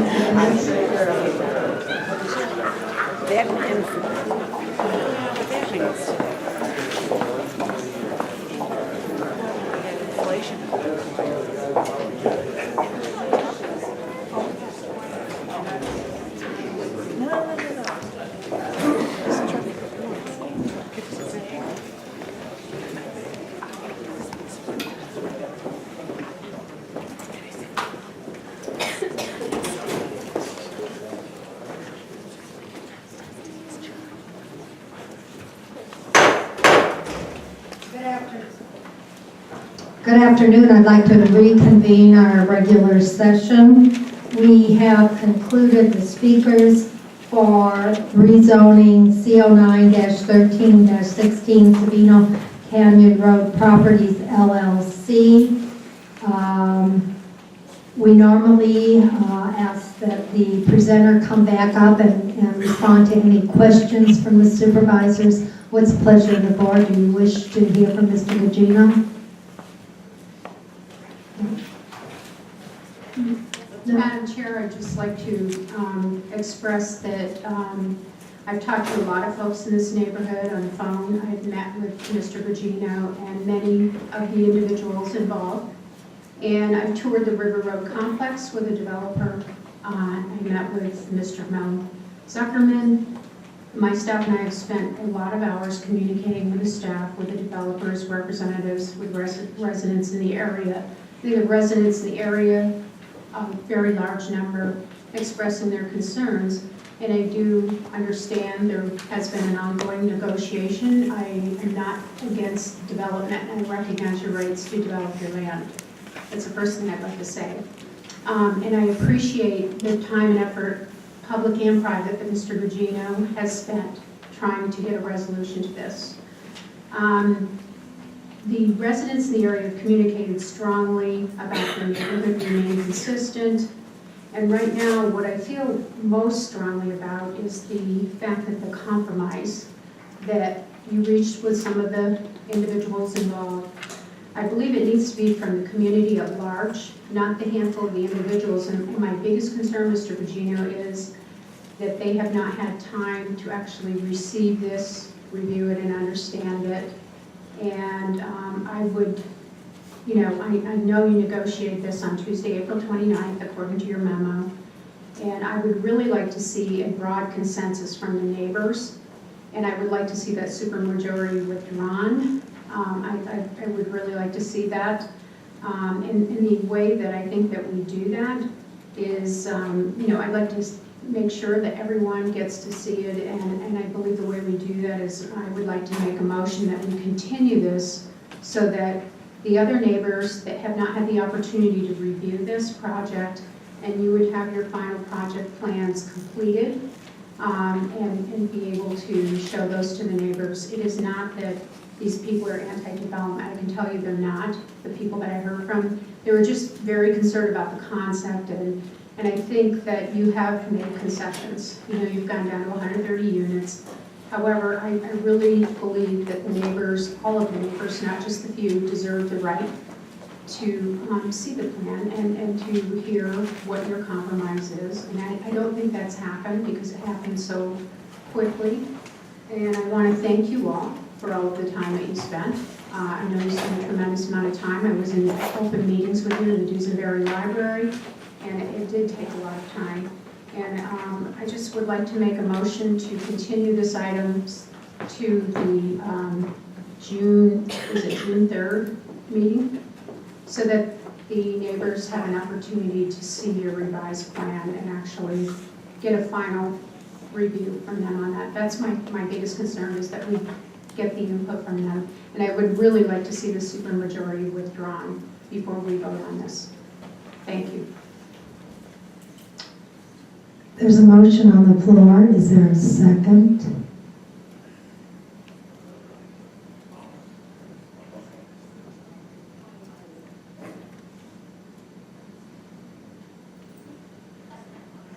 Motion dies for lack of a second. What's the pleasure of the board? Madam Chair, Supervisor Elias. you know, I want to thank everybody who came out to a number of the meetings and public hearings that have taken place. Everybody's conducted themselves very nicely, and I appreciate that. And I especially want to commend Chair Bronson for having conducted a good public hearing that's fairly contentious, but everybody was very polite and kept under control, and I think that's important. Several things do strike me, though, as we look at this development. There are a number of comments during the speaker session about rental housing and how horrible rental housing is, and nobody likes their neighborhood to change. But we have to understand that simply because a project is a rental project does not mean that it's bad. And that is covered under the Fair Housing Act that we spoke about earlier today and passed a proclamation on. Pima County recognizes and values the efforts of those who seek to reduce barriers to full and fair housing opportunity, covered under Section 808E, number 5 of the Fair Housing Act. And actually, every 5 years, every jurisdiction who here in the United States has to complete a consolidated plan. We will be doing ours next year. Part of that consolidated plan looks at the analysis of impediments to fair housing choice. So they actually review choices that are made by the Board of Supervisors that were made particularly to impede the development of rental housing. That is wrong. That cannot be. There's a lot of other reasons why you might be opposed to this project, and I was glad to hear people articulate those, but solely being rental housing is not one of them. It's against the law. Okay? That's number one. Secondly, it is not a traditional infill project, but it is an infill project. We have to look at the nature of Tucson and how it's developed. We have to look at the nature of the area. The zoning request is for C4. Across Sabino Canyon Road, we already have CR4. Across Cloud Road, we have CR5. To the east, we have CR2, and on the north side, we have CR2 and CR4 on another western portion of that property. So this is not an unusual upgrade. It is not an unreasonable request from somebody who wants to develop their property. And given the personal property rights that people have here in the United States, and particularly here in the state of Arizona, with propositions that have been passed by voters regarding this same issue, private property rights are respected and will continue to be respected. I appreciate Mr. Gugino working and developing a compromise that reduces the number of homes in this project by more than 25%. I think that's significant. I think that's a good offering. I think that's an intelligent way to do business. With that understood and all of that taken into account, we are left with a very difficult decision. And I'm going to make a motion and see if I can get a second for it that would include the compromise worked out with the neighborhood committee, the Sabino Canyon Joint Neighborhood Committee. Number one, 130 one-story, 3-bedroom homes containing 1,244 square feet. supporting Cloud Road being an exit only and request rezoning condition 7B to be revised so as to provide for that DOT recommendation. But as Arlen said, that will require a traffic impact analysis to be completed. So I want to include that as a part of my motion. The earth tone color palette of the homes that Mr. Gugino described. Homes will be depicted on the exhibit shown at the meeting that he had, I think it's laying right there on the table, closest to the microphone right there. And I think that needs to be an important part of this because it breaks up the lineal effect of those homes along the exterior streets that gives it a much more improved curb appeal. The perimeter walls will be a combination of 5-foot masonry split block and wrought iron, capped and staggered. The way the neighborhood committee worked out together with Mr. Gugino. No for rent signs will be placed on plowed or no wood, and 52 garage spaces available. I would note the April 23rd memo to Arlen to the Board of Supervisors identifying condition 7E and the maintenance of a bus stop there along Sabino Canyon. The April 11th letter with conditions regarding the setbacks and renumbering lots 83 to 101. The masonry wall I already described, additional trees. We already talked about the single story, and the last additional item to this motion, sprawling as it is making sure that we have a revised preliminary development plan before the conditional road rezoning is issued. And the last thing I want to do is to thank Supervisor Carroll as well for his work. It became obvious through the speakers that he's worked hard on this issue, and I commend him for that. And I think his staff did a good job working with people and talking about very difficult issues in a very difficult setting. Is there a second to that motion? Second. There's a motion and a second discussion. I think Supervisor Miller, I can understand her concern over the supermajority requirement. And I just want to note for the record that 20% of the property area requirement was only met as a result of a protest filed by the Sabino Vista Townhouses Association, which is the townhome subdivision south of Cloud and east of Sabino Canyon. Prior to that, the other total protests were about 2 acres, and 2.8 was what caused the supermajority. And frankly, looking at the Sabino Vista Townhouses Association, have some concerns that that is really a legal protest in the way it was presented. So I'm not sure we even have a supermajority, but I will defer to staff because they have counted it as such. I also have concerns, there were some concerns mentioned about Knollwood. I would hope that when we do the new traffic analysis, that gets addressed. Not something I want to see as a rezoning condition, but this is something I see happening not only in neighborhoods in this area, but across the region, across the county and the city, where we have a lot of cut-through in neighborhoods with existing traffic. And I realize that we've got traffic issues throughout this community, both as we deal with capacity and as we deal with the state of the roads.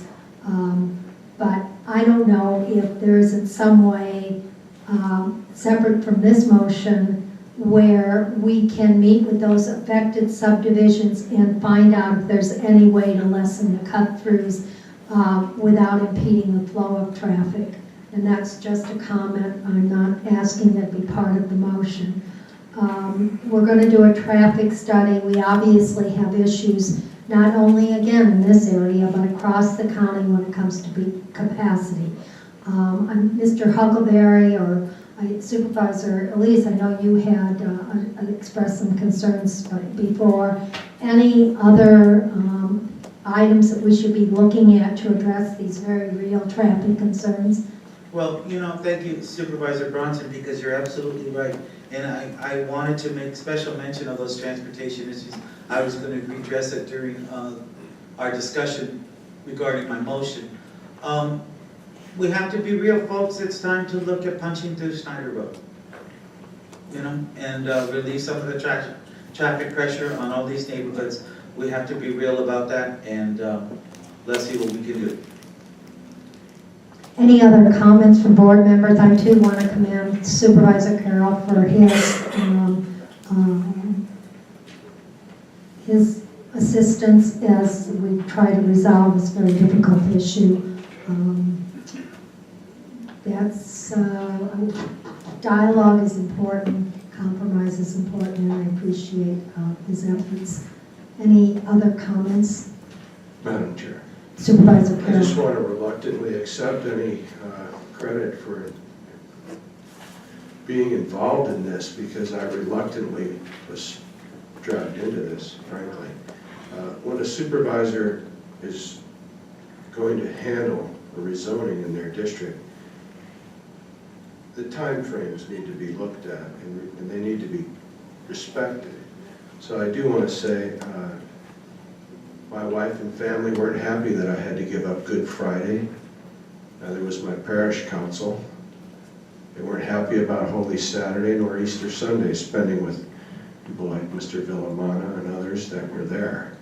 But I wanted to make sure that, in doing so, I had to be first reminded that I was the supervisor. These are the canvases of the elections of those days when District 4 encompassed that area up to River Road, obviously even more so up to Sunrise at one point. Times change and representatives change, but relationships don't change. And that's the reason why I stood at the call and responding to whether it was Lisa or Chuck Zink or the others that were involved in this, including Mr. Monson, Mr. Villamana, who I've sat with and really had no prior relations with. But it's important for me to be able to say, reluctantly, I accept that I had to be a part of this, because when a supervisor abdicates out of their district, they don't abdicate to the neighboring supervisor or the one that used to represent the place. They abdicate to the majority here. And I appreciate being able to explain that and to be able to say I did make attempts to talk about this rezoning with District 1. They didn't turn out well. I did remind Supervisor Miller that her staff needs to call Mr. Zink, and that might have helped with some of the expediting negotiations. Since that didn't happen, I reluctantly, as I say, accept responsibility for being part of this, although it was reluctantly. Thank you. Thank you. And Supervisor Elias, I don't think you closed the public hearing in that motion. I would add that to my motion, and I would ask Supervisor Valadez to accept that as a part of my motion. Apologize for making that mistake. Are there any further comments? If not, I'll call the question. Roll call. Supervisor Carroll. Aye. Supervisor Elias. Aye. Supervisor Miller. No. Supervisor Valadez. Aye. Chair Bronson. Aye. Motion carries.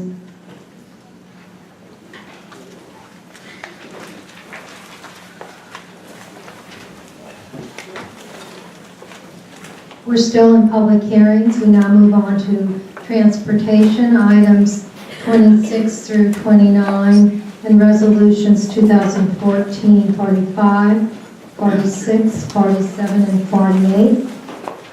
These are public hearings. Is there anyone in the audience that wishes to address us on these items at this time? If not, Supervisor Elias.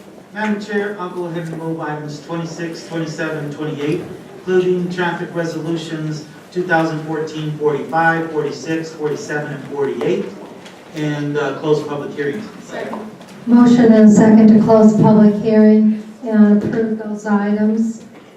Objections? Hearing none, motion carries. Moving on to Board of Supervisors sitting in regular session. We are on the addendum agenda, and we are on items 3, 4, and 5. Item 3, let's take first, fire restrictions and fireworks ban in unincorporated Pima County in Resolution 2014-51. What's the pleasure of the board? Supervisor Carroll. Not long ago, that we had fought and won the Bullock fire, and just a year later, we fought and lost the Aspen fire. So with that in mind, I move resolution 2014-51 and close the public hearing. Second. Motion and a second to close public hearing and approve resolution 2014-51. Objections? Hearing none, motion carries. Moving on to Sonoran Corridor Major Streets and Scenic Route Plan Amendment. What's the pleasure of the board? Move the item. Second. Motion and a second to move item 4, Sonoran Corridor Major Streets and Scenic Routes Plan. Objections? Hearing none. Supervisor. Before we finish up, I just wanted to comment very quickly that I'm not sure I'm in favor of the Sonoran Corridor, but I'm going to go ahead and vote for this item because I think the public needs to be heard on it. Gotcha. Okay, with that comment, are there any other comments? Any objections? Hearing none, motion carries. Item 5, Youth Corps of America funding. What's the pleasure of the board? Madam Chair, Supervisor Elias. I'll move this item. Second. Motion and a second. Objections? Madam Chair. Supervisor Miller. I object strictly on the basis that the contingency fund is already overrun.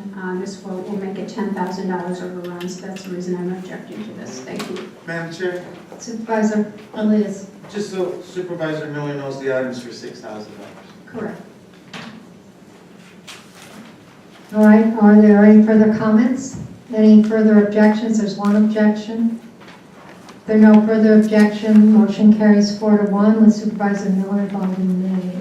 Moving on to contracts and awards, information technology, item 6. What's the pleasure of the board? Madam Chair, Supervisor I'll Elias. move the remainder of addendum.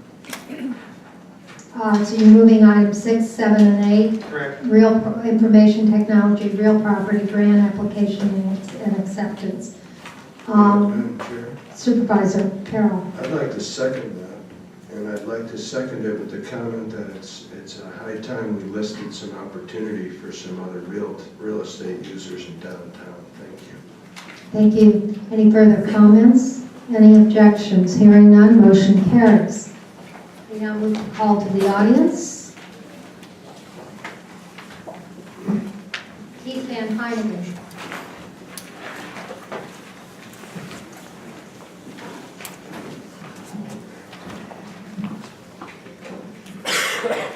Good afternoon. My name is Keith Van Heineken. I'm a Tucson resident and American citizen.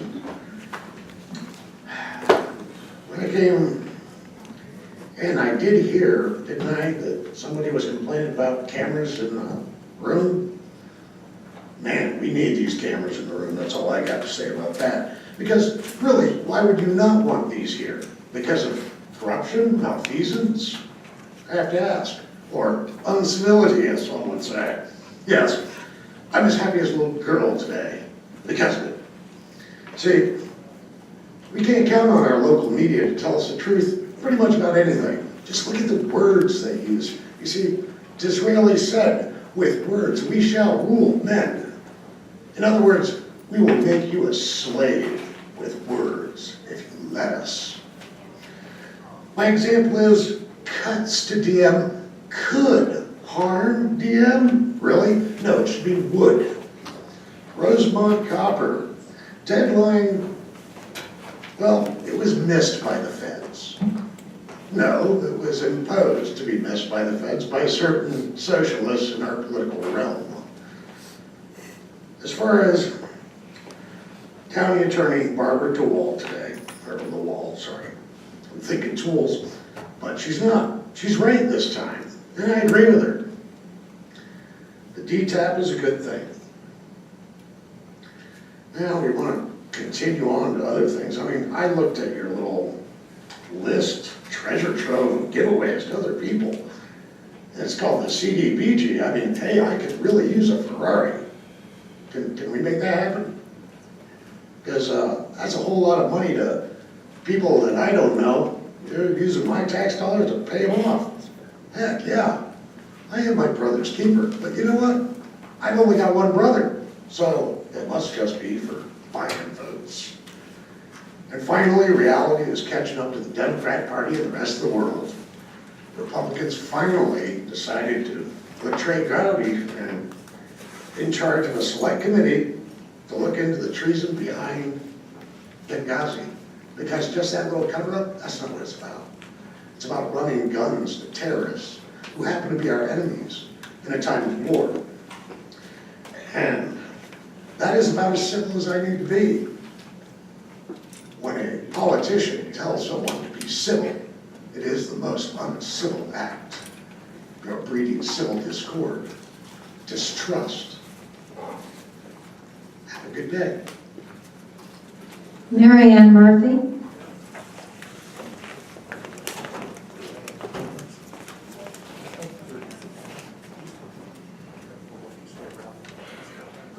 Good afternoon, Board. Buenos tardes. This is Dos Carmen do that. I like it. I took that Spanish class when I was 10, when my family was starting in town in Green Valley. I liked being called Maria. But how do you solve a problem like Maria? I hear anger, I hear treason, I hear all this other stuff, and I'm reminded of my grandmother back on the south side of Chicago. We'll take it back a little bit, Mr. Carroll. It's before your time. The same people that said word phrases like "come the revolution." My grandfather went out and did his job on the city streets. They are something to be contended with. You get back home, how was your day? This, that, or the other thing, and it'd be Johnny. I do my best for Johnny. Could it be the corruption? Is it the corruption? I heard infill for the first time today, so I have homework to do. And I want to challenge anyone to go on the internet and look at a phenomenon called the butterfly effect. I'm here on behalf of my family. My horse Snowman was on the big screen at Elcon. They reran Ben-Hur. There he was in all his glory. I want to take you back to the summer of 1980, when my parents, my pedigree, first moved to Green Valley.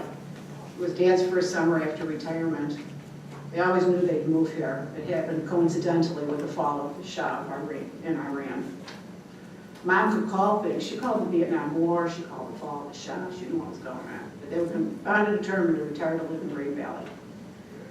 And here they were that summer, 1980. It's the same summer Mr. Huckleberry and Mr. John Brunel were doing a drainage study. It was the same summer I first put on a hard hat and ventured into the world of men in engineering and construction. It was Ray Carroll's first summer out of high school.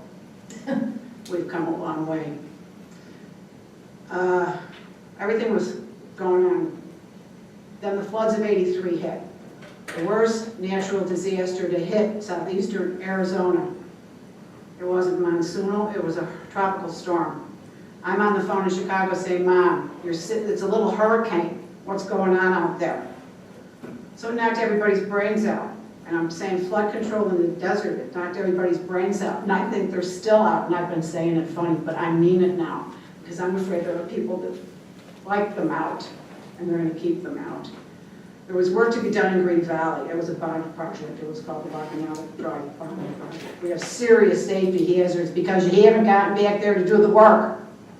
Time is of the essence. This hasn't been done. It's 30 years. Now I'm here to tell you. And I was to the Arizona Daily Star, and I want to see how they're going to cover it too. Green Valley has not recovered from the flood of '83. Thank you very much. Thank you, Robert Harris. My name is Robert Harris, 20960 South Total Lane, Legal, Arizona, 85641. Madam Chairman, Supervisors, Administrator Huckleberry. I'm going to talk faster today than I ordinarily do. I'm sure that by now you understand how severe my disapproval is with the proposed open pit copper mine in the Santa Rita Mountains and the Coronado National Forest. I've heard many comments today concerning neighborhood changes. I wish my concerns were simply higher density housing. My concerns are with an open pit half a mile deep, a mile across, and 25 square mile under mining claims. Comments were made about supervisors making decisions out of their district. Isn't this what Supervisor Miller is doing by carrying the flag for Rosemont, Copper, when it's not in her district? My comment today relates to Supervisor Miller's free time on 104.1 FM, James T. Harris's program. April 30th, Miller Time was opened with the instruction to call in on phone number 791-1041. After calling several numbers, I was informed that you have never allowed and never would allow phone calls. At the end of the program, you and James T. Harris described a caller attempting to call in as rude and curlish. Oh, I love that word. You made the comment the caller opposed Rosemont. Curlish is defined as vulgar, marked by a lack of civility and graciousness. Boorish, these are harsh words for someone who wishes to speak to you. Generally, the two of you hid behind a blocked phone line and denigrated whomever you wished. This time it was I and your fellow supervisors. Who next, Ms. Miller? Who next? I've called you several times asking to talk to you concerning Rosemont, and you either never return phone calls or never call me back. I'm tired. I've fought it for 7 years, but I'll fight it until the end. Thank you for your time. Thank you. This is called to the audience. Is there anyone who wishes to address us? Anyone else at this point? If not, then without objection, this meeting stands adjourned.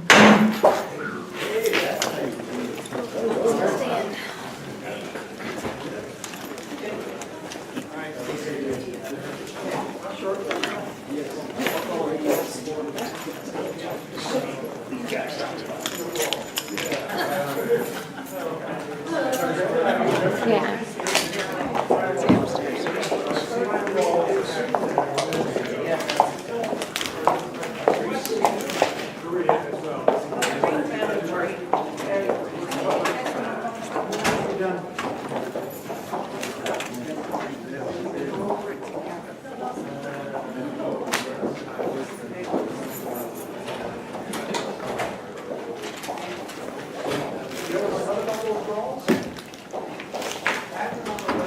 Good day, Johnson. Take care. See you tomorrow. I see you, Joe. Okay, bud. See we meet again. Yeah. 3 minutes isn't enough. Not enough. Not enough. I'll be back. Go get him right now. Let's talk to him. What did I ask you? I don't even know what I'm talking about. Hey, Chris, we'll see you, buddy.